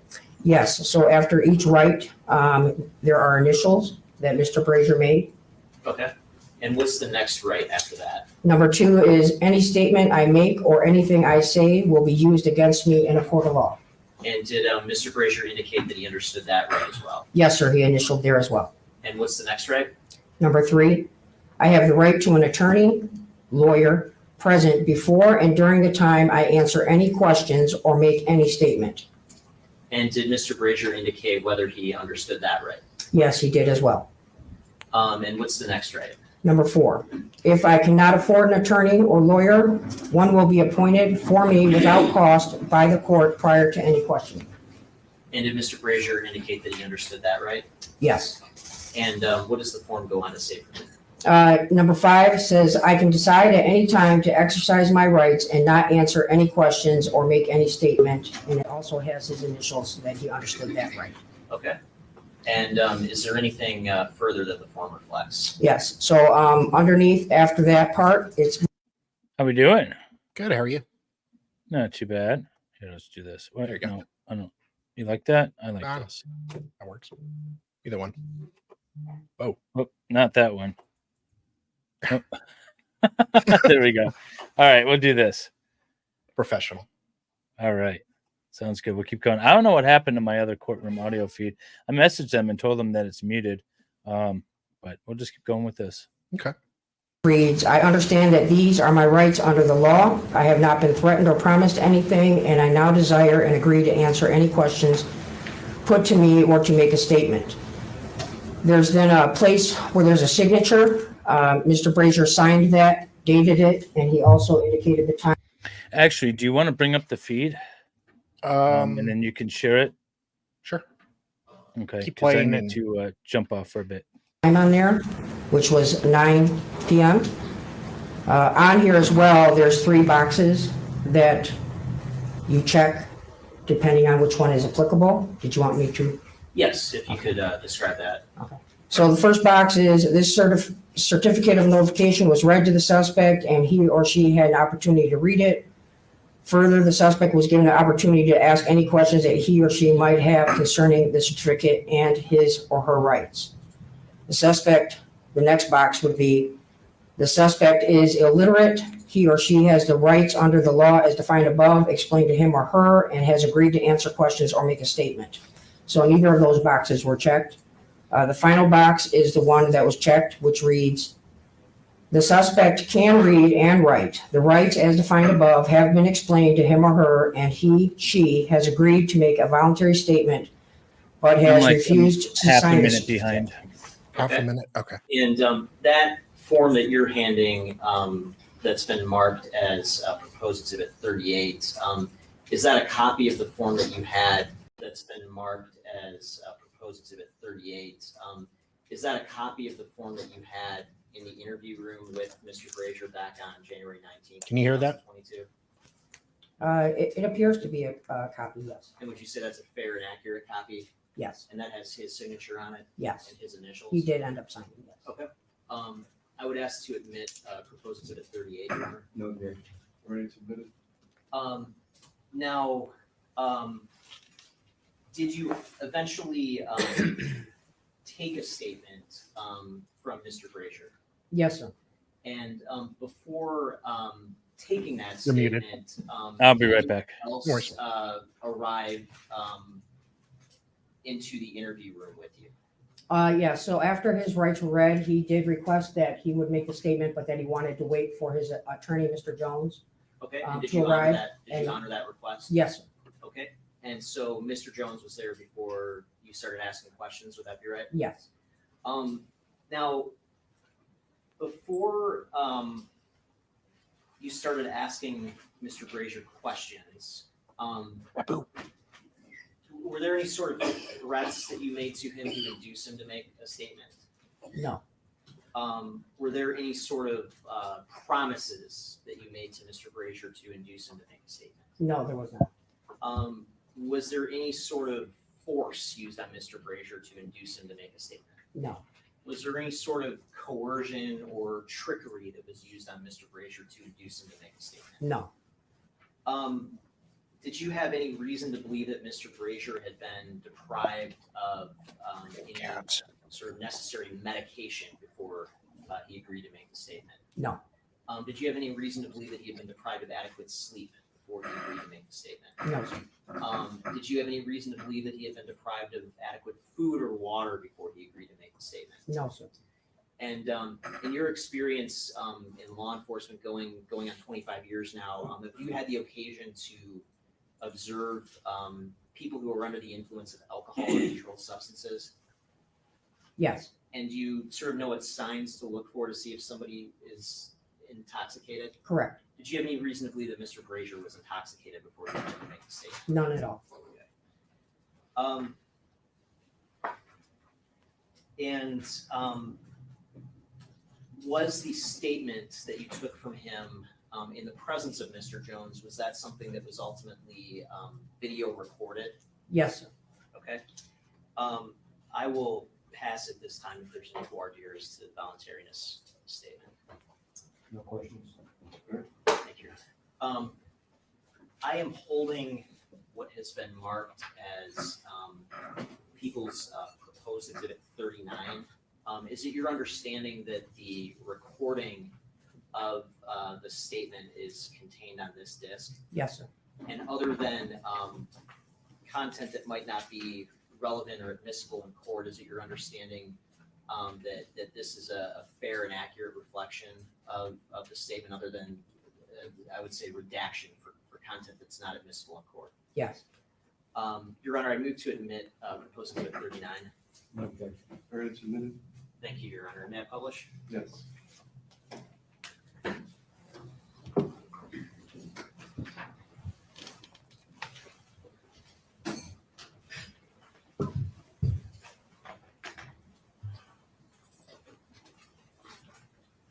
And just a heads up for the court, it's a little over about an hour and 15 minutes, so the plan is to start this this afternoon and then complete it tomorrow morning. If that's Sure. okay. Yep, absolutely. And I'm going to start the video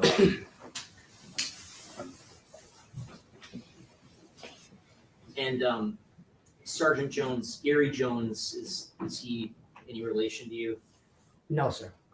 Just a common last name, obviously. Yeah. All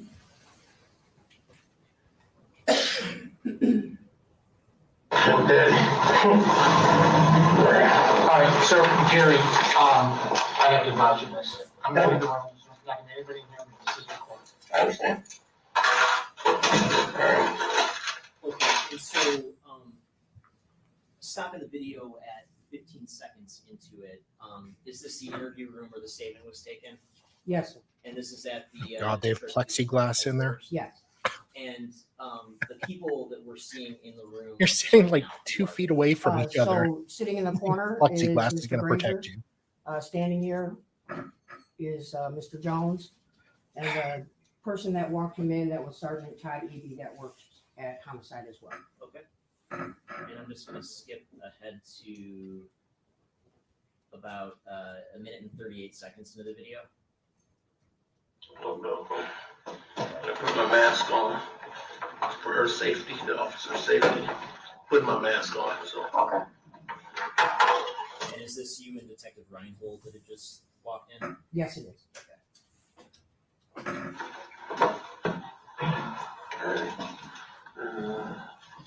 I, put my phone up somewhere? Phone?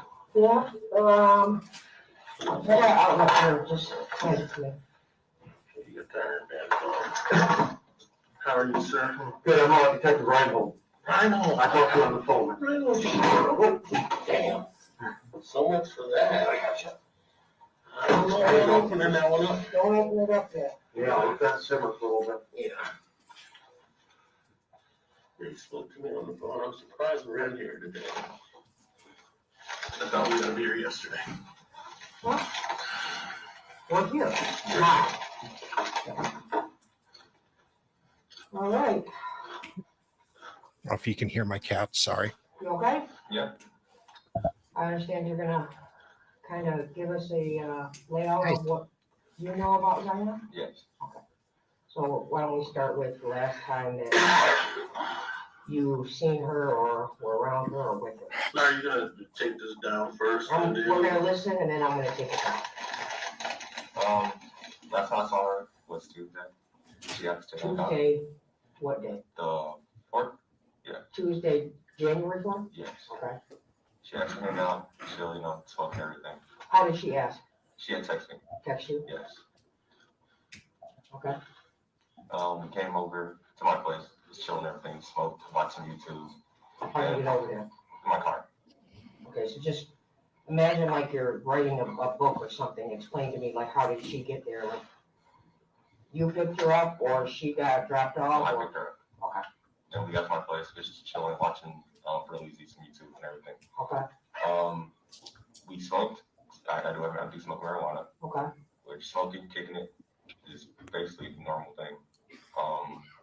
For about 2 hours, I'd say, just relaxing. Around the time, it was time for her to go home. I went to my kitchen, I was getting some things to drink, and I came back into the living room, and she was saying how she's tired, and she sat down for a minute, laid her head back. So I'm like, okay, because it's not unusual when smoking, you get fatigue, you want to sit, you either eat or, go to sleep. So I gave her a couple minutes, whatever, I say about 20 minutes. And I went to go shake her, and I'm like, hey, all right, are you ready to go? And she wasn't responsive, she wasn't anything. So I went to go check her heartbeat and everything. And it was slow, and her breathing wasn't normal. It was very super, super faint. And I freaked out. So what I did, I took her. After that, I waited a little bit, waited 10 more minutes. And it was still, sounded like it was creating more pain, or I don't know what was going on with her body, but her heartbeat was. And they're 2 feet away from each other. Not existent. It's very safe. Yeah. All I smoked, all we had was weed, normal marijuana. So I freaked out. I'm like, okay, well, this looks terrible. This looks very bad. I didn't know what to do. So I took her. You're not wrong. Put her in my trunk. And I put her in my trunk. Okay. In my car. And I took her to Highland Park. And and put her inside of a trash can, and then I left.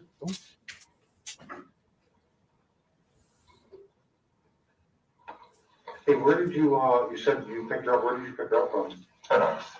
Okay, in, Eastbourne? Yes. Okay.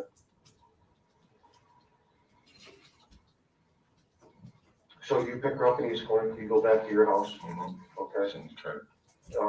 The Greenfield address? Yes. Okay. And then she was, where was she, you guys were smoking where? On my couch. Oh, just on the couch? in the Yes, in the room. Okay, living room? I wonder if that's his. And then did she hit you up to smoke weed on the hours? She hit me up on New Year's, like Happy New Year's and everything. Okay. Let's talk about, getting together. Yep. Kind of like watching TV, and just usual get together stuff.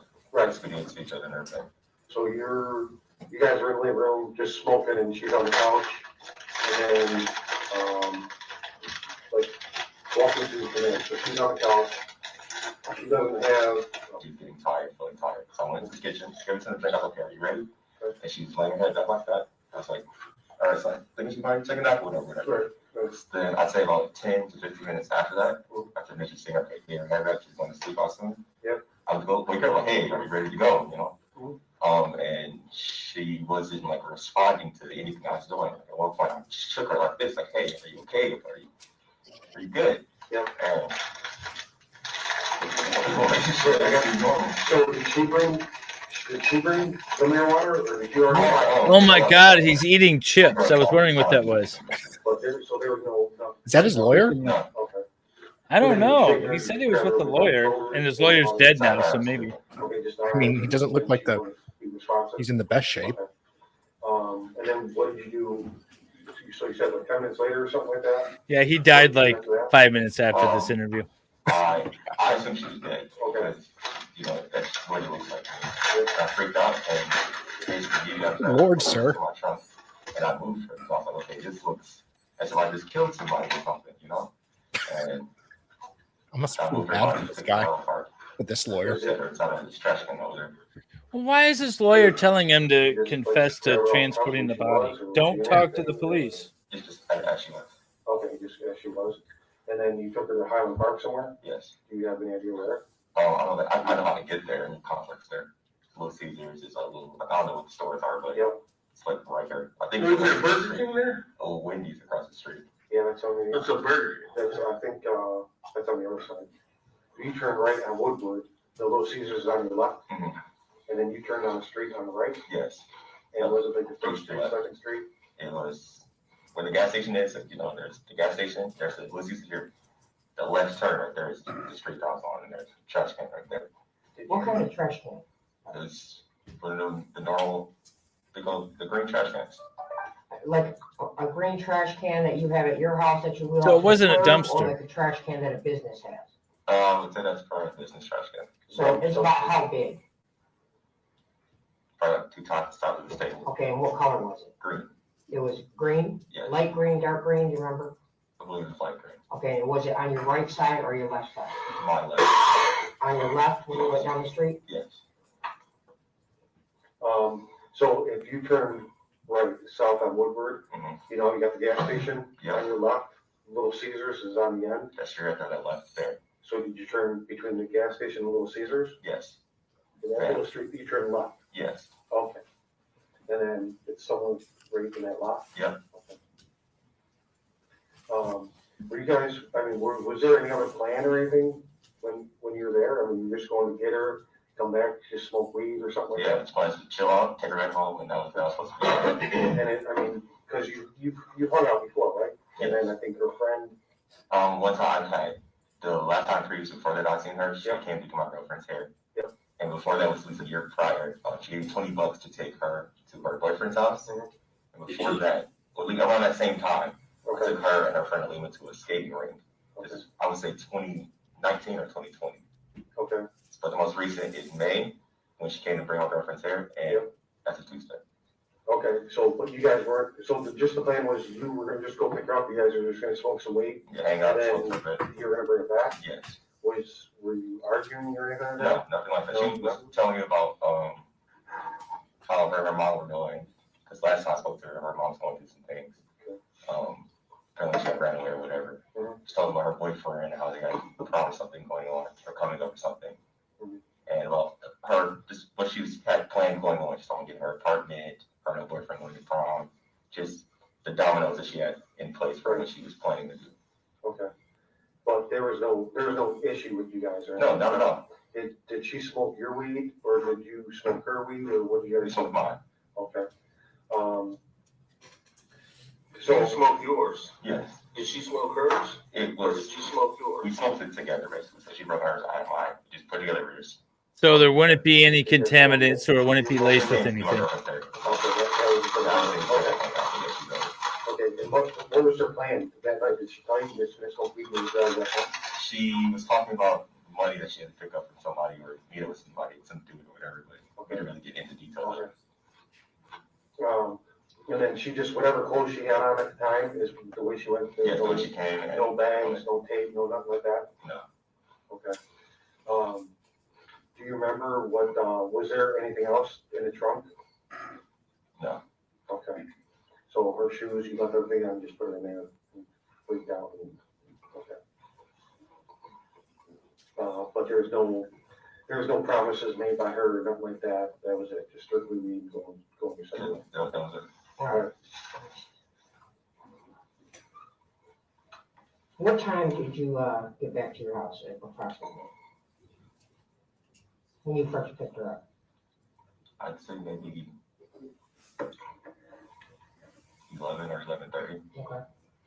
And then you said when you picked her up, you remember what time you picked her up?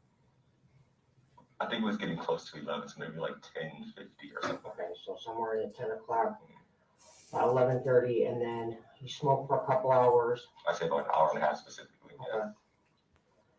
And then you come back and you know. I don't know why he's so specific about that. Who was with you when you picked her up? In the car? Just me and her. I had my kids with me. Yeah, my boys, because before that, we took our mom to work. So you had your two babies? Yes, my youngest, my two boys, Sean and I. So they were at the house too? Yes. So that was your afternoon? Yes. All right, so you had the kids and her, so you bring the kids back to the house too. Mm-hmm. So where are the kids at when you guys are smoking? I put them upstairs. I put them to bed. They go upstairs, they go to bed. Okay. Oh, you're muted. Why are you muted? You shouldn't be. No, I'm sorry. Did you need to go or? Yeah, I'm gonna You jump know. off. I forgot dinner with the in-laws and my parents, so I'm gonna go get ready for that. Thanks everybody in chat for hanging out. Salvador, we'll see you. Yes. Enjoy. I will see you later. I'll try not to end the stream. All right. See you guys. Bye. Oh, God, I'm never gonna live that down. So then you notice her looking sleepy, looking tired. You attempt to wake her up, and then you described that you had felt her chest and she had a faint heartbeat. Do you have any medical experience? So describe to me how you would say like faint heartbeat or shallow breathing or anything like that. Okay, well, let's say like if you're resting and falling asleep, you can feel the exhaust from your nose. You can see your chest moving and everything. Okay. And it's for the heartbeat. Like literally, put my hand here. You can feel your heartbeat. If you're hand, you can feel your heartbeat. So you could still feel her heartbeat at that point? Yes. Why didn't you call EMS? I didn't know what was going on. I didn't know that it was something on my weed or the weed that she had. I didn't know what was causing that, but I knew what it at the time it looked like to me. I was like, oh my God, it just didn't look good. I just freaked out. All right, have you and her ever had any, I understand they say you guys are cousins, but you're not really cousins, like blood related, like that, right? Have you ever been in a relationship together at any point? Never. Nothing went on that night? Never. So there would be none of your DNA or anything like that would be in areas Nothing on at all. her? Nothing at all. And do you remember what she was wearing when you picked her up? She just had on her black leggings and a black shirt. Black shirt and black leggings? Yes.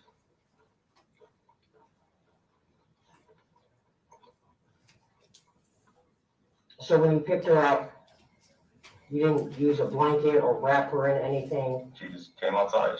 That's just how she. No, I'm saying after when you picked her up and you get back home, when you find her unresponsive. You didn't wrap her in anything or put a sheet or a blanket over her before you placed her in your trunk? No, I just carried her into the trunk. And that was it.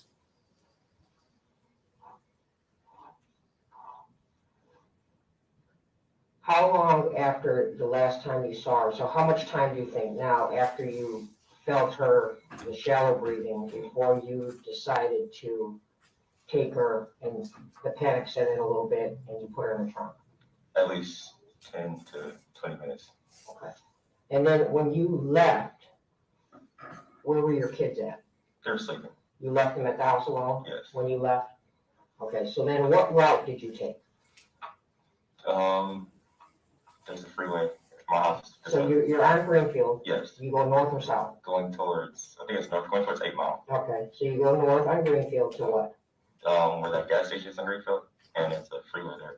And what freeway is that? Is that James Clinton said? Okay, And just took that straight to Davidson and Island Park. you took that to Davison, Mhm. and then you took Davison to what? Up to the Highland Park area right there. Okay, Like you come up, there's Wendy's and stuff, right, everything right there. right, so did you make it all the way to the Wendy's, or did you turn before that?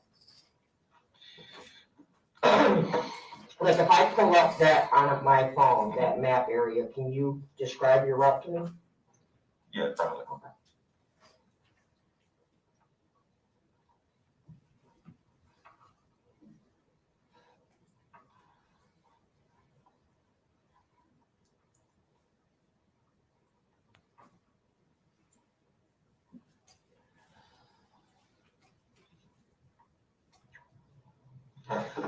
This is Davison, right here, and then this is where you would come up to Woodward. Okay, and that's his Little Caesars here?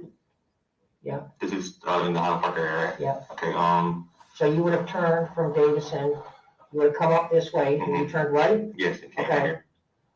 This is Little Caesars, and Okay. it's like a lot right here, 2 trash cans. There's a lot right here. Like, here's Little Caesars, Yeah. there's a complex right here, it's there's 2 of the big trash cans, like right here. In this zone right here.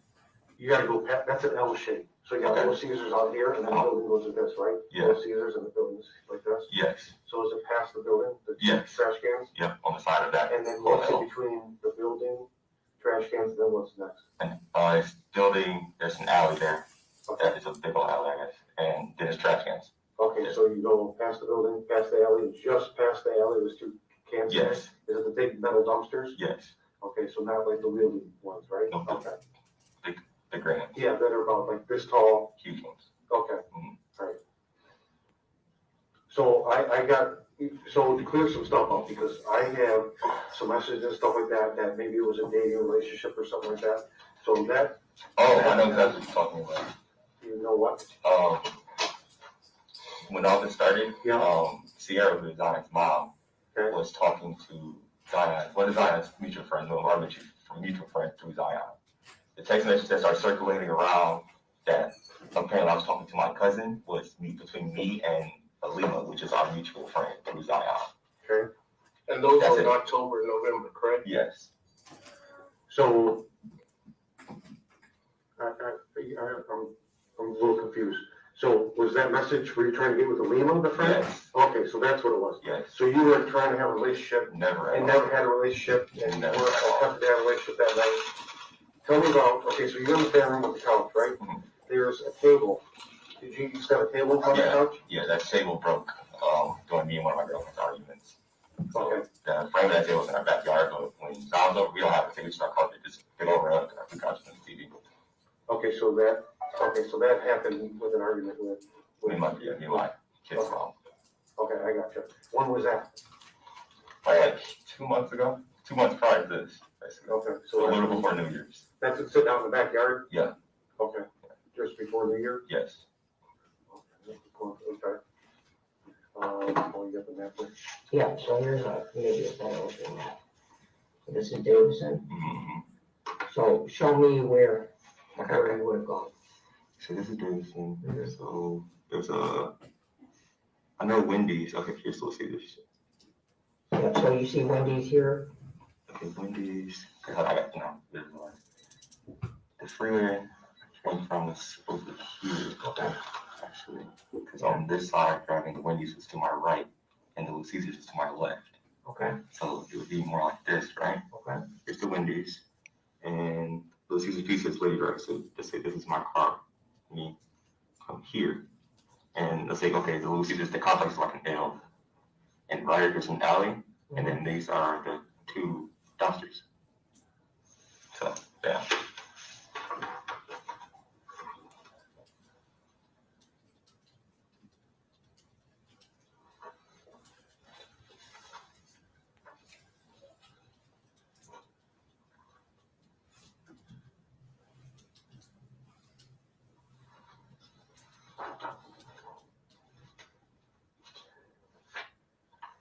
I'm gonna stop the video briefly at 20 minutes and 46 seconds. Sergeant, that map that was discussed, did you retain a copy of that? Yes, sir. And I'm holding what's been marked as proposed exhibit 20. May I approach, Your Honor? Yes. I'm sorry, proposed exhibit 40. Is proposed exhibit 40 a copy of the map where the defendant made an indication of the area where he took Zion's body? Yes, sir. And is that, would you say, a fair and accurate copy of the actual document that he drew on in your presence? Yes. I'd move to admit exhibit 40. No objection. Submitted? And may I publish, Your Honor? Yes.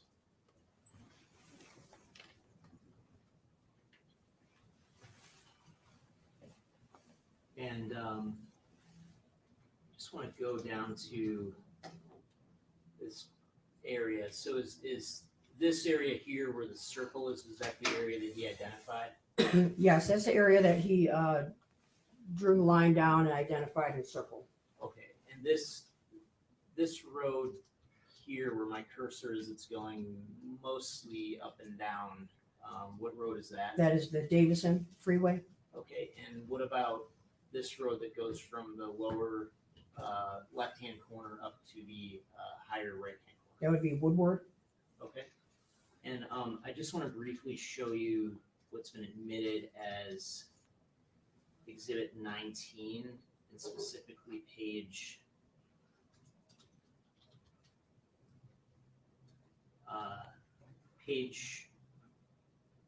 I'm sorry, 1 second.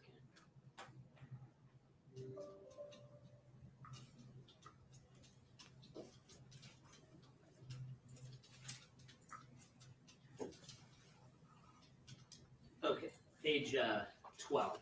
I'm sorry.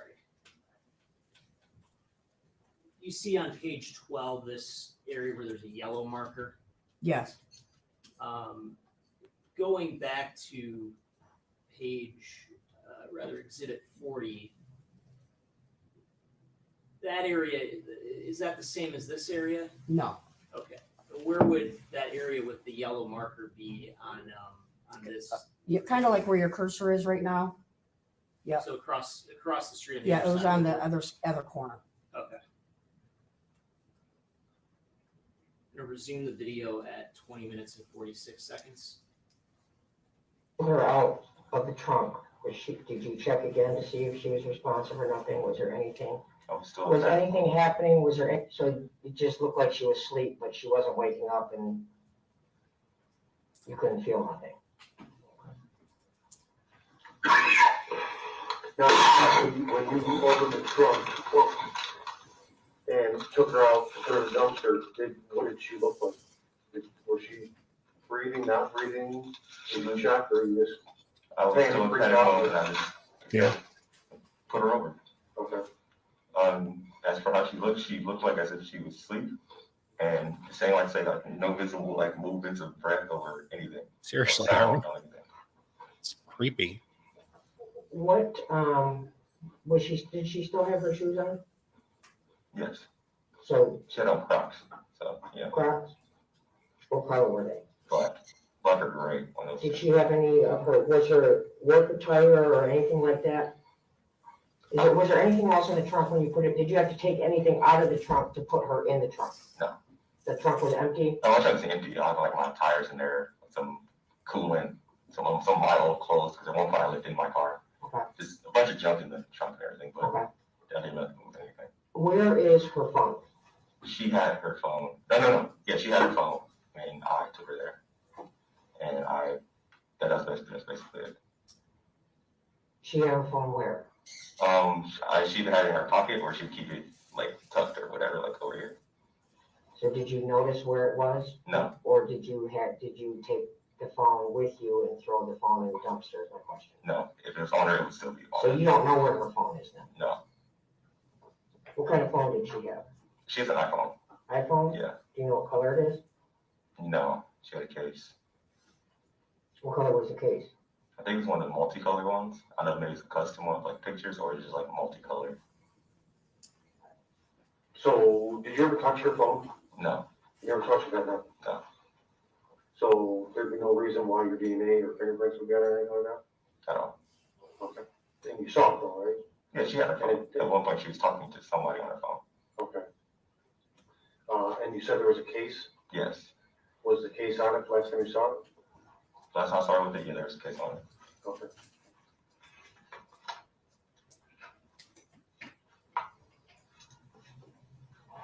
Where do you get your marijuana from? The dispensary, it's called, it's in Ferndale. I'm trying to think of the damn name. Lives in Ferndale. L-I-V-S? Yes, LIVS. Is there like only one of those in Ferndale or That I is know it like of. a McDonald's and there's 20 of them? No, it's just the one that I know Do you know what street it's on? of. No, but I know how to get there. Yeah. So you normally go, that's where you normally go to purchase it? Yes. When did you purchase the marijuana you had that night? Months ahead of time. Months? Usually, because I have seizures. So, and when I get overly stressed, my heart calculations and heart rhythm, so it messes with me. So I would usually just have weed just to think for later for if I need it. So you have enough weed for months when you buy it? Not for months, but let's say like $80 worth. Okay. So you had bought that weed a couple months prior to. Yes. So was that like normal? If she knew she wanted to come smoke some weed, she would come meet up with you to smoke weed? She smoked with multiple, like different people, but if she asked to hang out with her, yeah, definitely. Okay. And then where did she get her weed from? I have no idea. What did it look like when she brought it over? Hers, it had like purple bits on it. Okay, what? Like, there's like the leaves are like kind of green, a little bit purple. Mm-hmm. Compared to mine, it's like, I would say kind of like shiny. I don't know how to try to I don't describe know it to if you. we kind of sort of, I don't know, does that mean like? Did it, was it a particular strain? The one I had was from the dispensary. The name of it was what? It was sativa. I think that's the strain. Yeah, sativa from the dispensary. I don't know what hers was. I mean, when she pulled it out, how did she have it? It was in a bag, just a little small little Like Ziploc bag. Ziploc bag? Yeah, not like a zipper. The one you put a sandwich in, and you fold the plastic over. One of those. Is that how it comes from Lives? No, from Lives, they give it to you in a whole little package. In a package? Like the silver zip type package. Yeah, you open it and you can just put it wherever you're gonna put And it. you guys didn't add, I don't care if you did, it just helps me to understand if there was something else in there. Is there any time that you ever like add something to it? No, not at all. No. Just bare raw, what I would get from And then Lives. what do you use to smoke it? We had, they're called camel wraps. They're like hemp rolls, kind of like, like a Black and Mild, Mhm. but it's just, They're the wrappers. you just wrap it. Okay.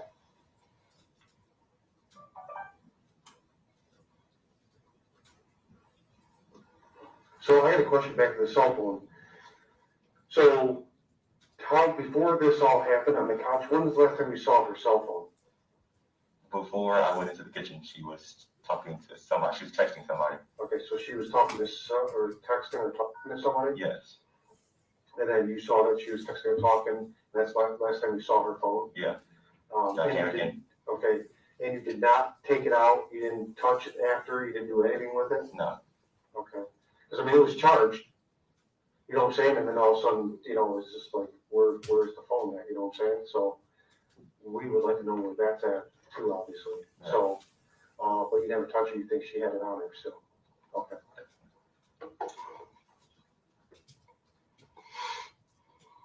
Have you been back out to that dumpster? No, So you haven't been back over into that area since that day at all.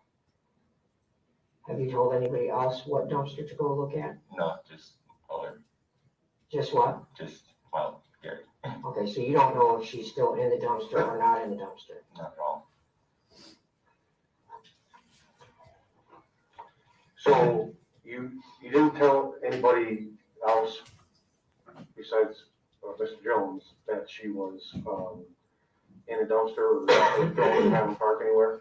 Well, that's a lot. Recently, I told my mom and but she was with me when I was talking to him. So my mom also knew this. Okay, so your mom knew? Yes.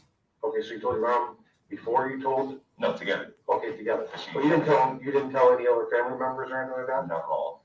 Well, no aunts, uncles, grandma, grandpas, nobody, just in, okay.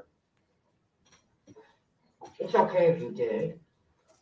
Okay, we're just trying to make sure everything that we're piecing together. I think the major question is, when did you tell me about the dumpster incident? This is very recent. What's today?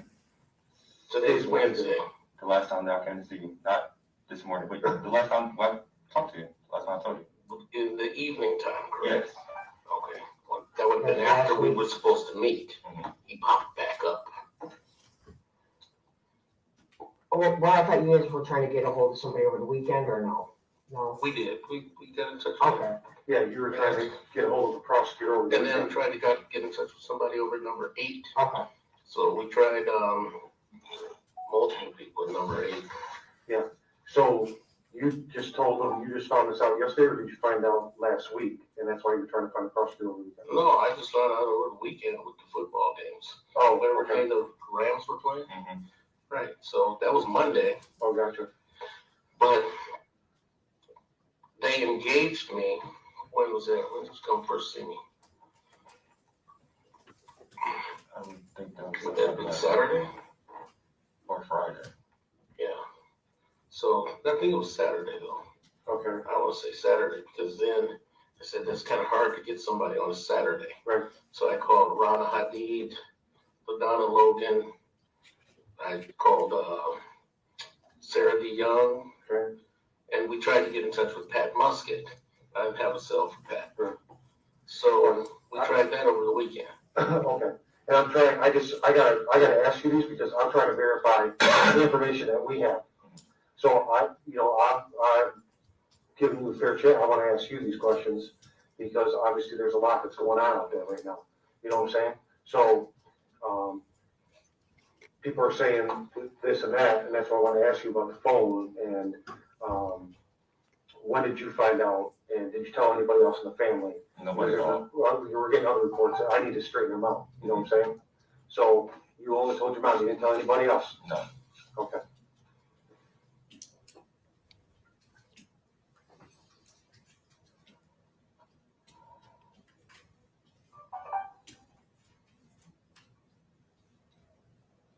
And we tried to take Scott too.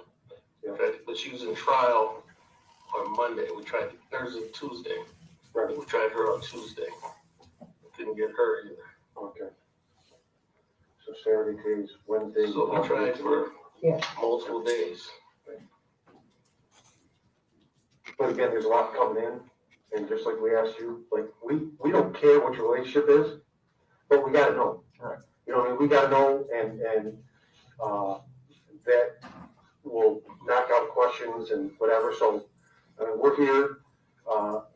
We just want to know. Right. And we see you're here, but for us to keep going on our investigation, we gotta know if you're lying and we're just at a dead end again. You know what I'm saying? That ain't gonna help you and it ain't gonna help us. So, just keep in mind when I'm asking you, it's not that, you did anything wrong, but we need to know those answers because we're being inundated with. We got your back. Tips, family members, both sides of the family. Well, You know, all the kinds of video stuff. that you got from the neighbor across the street was due to our doing. Because when I talked with him, I said, you need to canvass the area of anyone that might have a Ring doorbell in your area. That's mine. It's mine. The hell? So that's what that was. And so I think either your mom or who engaged the neighbor? My mother. Got the neighbor. I wasn't on. And this is for the camera or in East Point? Showing his vehicle. Okay, right. You know, in the driveway, him moving the vehicle. Yeah, and I asked you about that, and you said, what? That wasn't me, that wasn't my car, or whatever, so I'm trying to establish a rapport after, we're talking, you know what I mean, so we already knew this, but it doesn't help you if we gotta work on it for 3 more days to prove, you know what I mean, that it was a lie, it was your car, you know what I'm saying? And you've already talked to him, so it makes no sense, so when I asked you, was there any other, relationship gonna happen with Zion between the two? Nothing at all. You weren't interested in that. You never talked about it, never thought about it, never did that. Not at all. Okay? And I'm gonna be very careful. This is another question. With her cell phone, did you ever touch her cell phone that night? No. Not at all? No. Okay. So these, I just gotta know for sure because we don't wanna go down one road when we need to be on another road. You know what I'm saying? And just to get this all. I'm gonna pause the video in 33 minutes and 7 seconds to do it. No, we're just about 4 o'clock. As indicated, we're gonna stop every day about 4 o'clock. As today, I just got a handful of other matters that I have scheduled for tomorrow morning. So I'm gonna do my level best to have those done by 9:30. Again, please be here at 9:15 so we can start properly at 9:30. Again, you can't talk about this case with anybody. You gotta avoid watching any news reports. Okay. Nothing on the news, nothing in the print or online, okay? So you can't share anything you learned today with anybody or talk about it or post it on social media. So we'll see you back tomorrow at 9:15, so we can start talking. 9:30.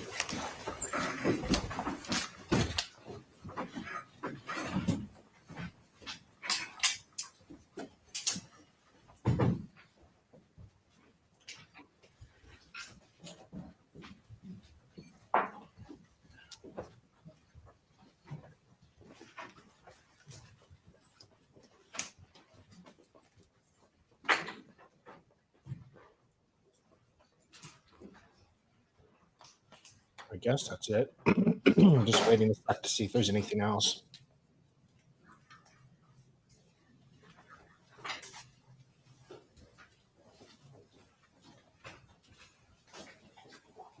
Or family.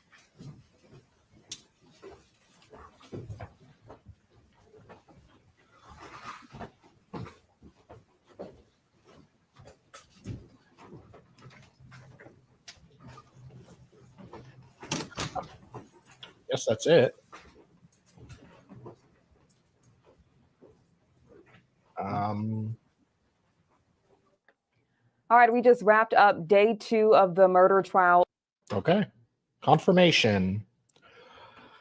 All right, so that's it. You're coming back on?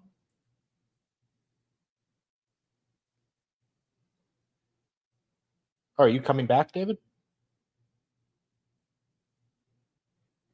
Okay. We can hang out for a sec. It sounds pretty interesting. He just doesn't want me to end the stream.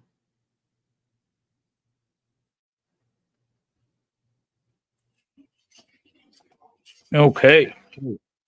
Hello, hello. Hello. All right, so that's it. I don't know what this woman is. We can remove her. Hey, well, okay. So they played the police interrogation video. That's what I was listening to. Well, I was getting ready for other things. So, okay. He admitted to transporting the body. First of all, bad lawyer. Bad. Shame on you.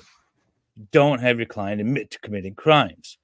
So that's the thing they have. But I mean, am I missing something, Salvador? Are you hearing anything that is evidence other than the supposition, right? Yeah. Other than the yeah, I mean, other than speculation, like, well, he hid the body, therefore he must have done something wrong. Am I missing something? I haven't heard anything at all. I mean, I don't. I don't like the guy. I think he lives a shitty life. He's in and out of prison. He's Yeah. smoking pot with his cousin. He dumps her body. No, he did say she looked like she was sleeping. I think that's bad Yeah. because we have testimony that she sometimes passes out when she poops. I mean, when she has her seizures. But other than that, I don't know. I'm not seeing a whole lot. I think he's going to get convicted, though. Yeah. And Probably. I'm not too terribly concerned about it. But no, just I'm concerned about it because I don't think it's enough evidence. Like I was listening to his audio recording or the audio recording of his police interrogation. And I'm thinking to myself, if I'm on the jury, what am I doing? If I'm on the jury, am I going to vote to convict? Is this enough to convict? And I feel like my gut instinct would be like, this dude's up to something. I don't like it. Convict him. But I don't know if at the end I would be comfortable with that decision because of the whole lack of evidence here. Yeah. I mean, it's not like Zachariah Anderson but I mean, where I think Zachariah is innocent, I think this guy probably did something shady, but there's just nothing on the record about what he did or could have done. Yeah, and I hate the idea of speculating. I hate the idea of it. We know something happened, right? He admits to dumping her body. We know that. But I don't know. I just don't like the idea of convicting on speculation. I'd be happy to convict him on destruction of evidence or whatever it is. But not this. I won't have much sympathy for him if he's found guilty, said Justin. I agree. And I'm trying to set that aside because at the end of the day, I would love to hear something that the state can point to and say she was unalived somehow by him. Yeah. And that's why I was like justifying it in my mind earlier. I was trying to justify it. If the state argues she was alive, she had passed out, he didn't know what the hell was going on, thought she died, and him transporting her, throwing her in the garbage can, which ultimately ended up in the garbage truck, maybe compressed, maybe not. That's what killed her. I can get my head around that. I can justify that. But the state isn't even arguing that. I'm just arguing it in my mind, trying to justify a guilty verdict. So I don't know. I'm having a hard time. Yeah, same. Right. What time did they say they're starting? 9:30? 9:30. Okay. Same time. Yeah. 9:30 tomorrow should be good. If this goes into Friday, I'm not going to be able to stream on Friday. At least not in real time. It's going to have to be a later thing. Okay. We're going to have to play like catch up at some point. Yeah, too much speculation. I agree. Too much speculation. But this is a real trial. And I say real trial. All these trials are real that we stream. This is an everyday trial. This is the kind of stuff that goes on in downtown Detroit, in downtown, wherever you are, every day. This isn't a big sensational trial. But it's good. I'm enjoying it so far. Although I was getting a little tired with the whole cadaver dog officer and that stuff. Yeah. It was just That waning irritated on me. Yeah. I don't think regular people will have a problem going guilty. That's the problem, right? Yeah. So I keep saying, like, our justice system is a reflection of our society, and our society is currently sitting down saying, tell me a good story before I can convict. And they're not. I would hope that this particular jurisdiction would take this very seriously. My experience with Wayne County is that the juries do take this seriously and expect police to prove stuff. It's not like some well-to-do, say, Oakland County where James and Jennifer Crumley were jurisdiction. This is Wayne County. Like, they don't trust the cops. You need to prove to them.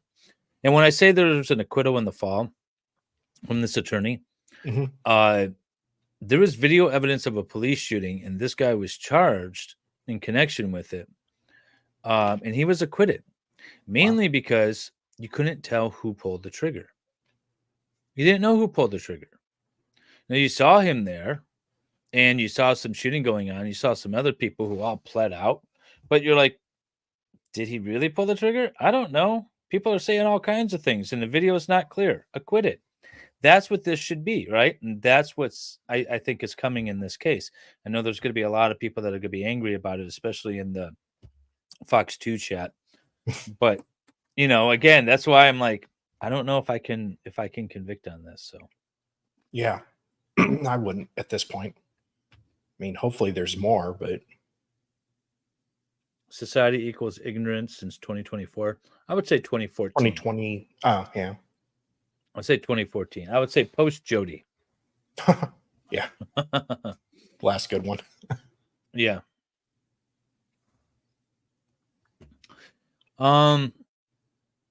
Yep, I would agree with you, Justin. I'm not going to say it out loud because I'm on YouTube. Yeah. But no, I would agree with you. But that's all. I heard that we were ending, and so I wanted to jump back on and give my final thoughts for the day. I don't know if you have any. No. Yeah, just what you said. I just haven't seen anything there yet. Okay. Yeah, I haven't seen enough. It'd be interesting. You said that there were supposed to be 10 witnesses. I thought you said that. Oh, I didn't say that. Mm-mm. Okay. Do you have the witness list? I mean, not now, but I can get it. I don't have it right now. I can get it. But so we're on what, witness 13? 13, yeah. 13. I would imagine the state's going to be wrapping up pretty soon. They got the police interrogation. That's what I wanted to see. I don't know if they have much more after this. Now, they didn't say they were arresting yet. No.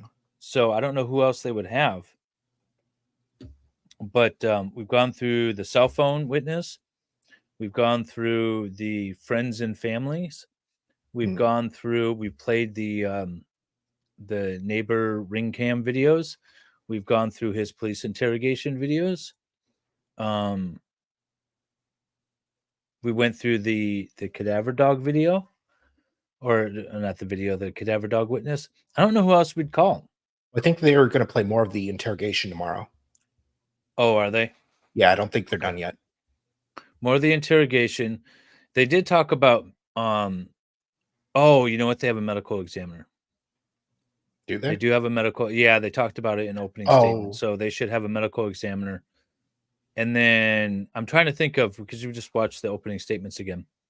I think that's it. That's all the evidence that they previewed in their opening statement. The medical examiner will be the last one. Okay. I think. So then it's the state's or the defense's case in chief. Okay. Cool. That's my favorite quote ever. Yeah. No, yeah, it's a good one. So, all right. Well, you all have a good rest of your day. Salvador, you have anything coming up tonight? Yeah, or Hella is doing and I are doing a interview with Ty's wife, Lauren. Oh, okay. Pro se again. Yeah, that'll be interesting. I will not be able to watch it live, but I'll check it again. And I know there's been talks about maybe doing a Lego stream or something.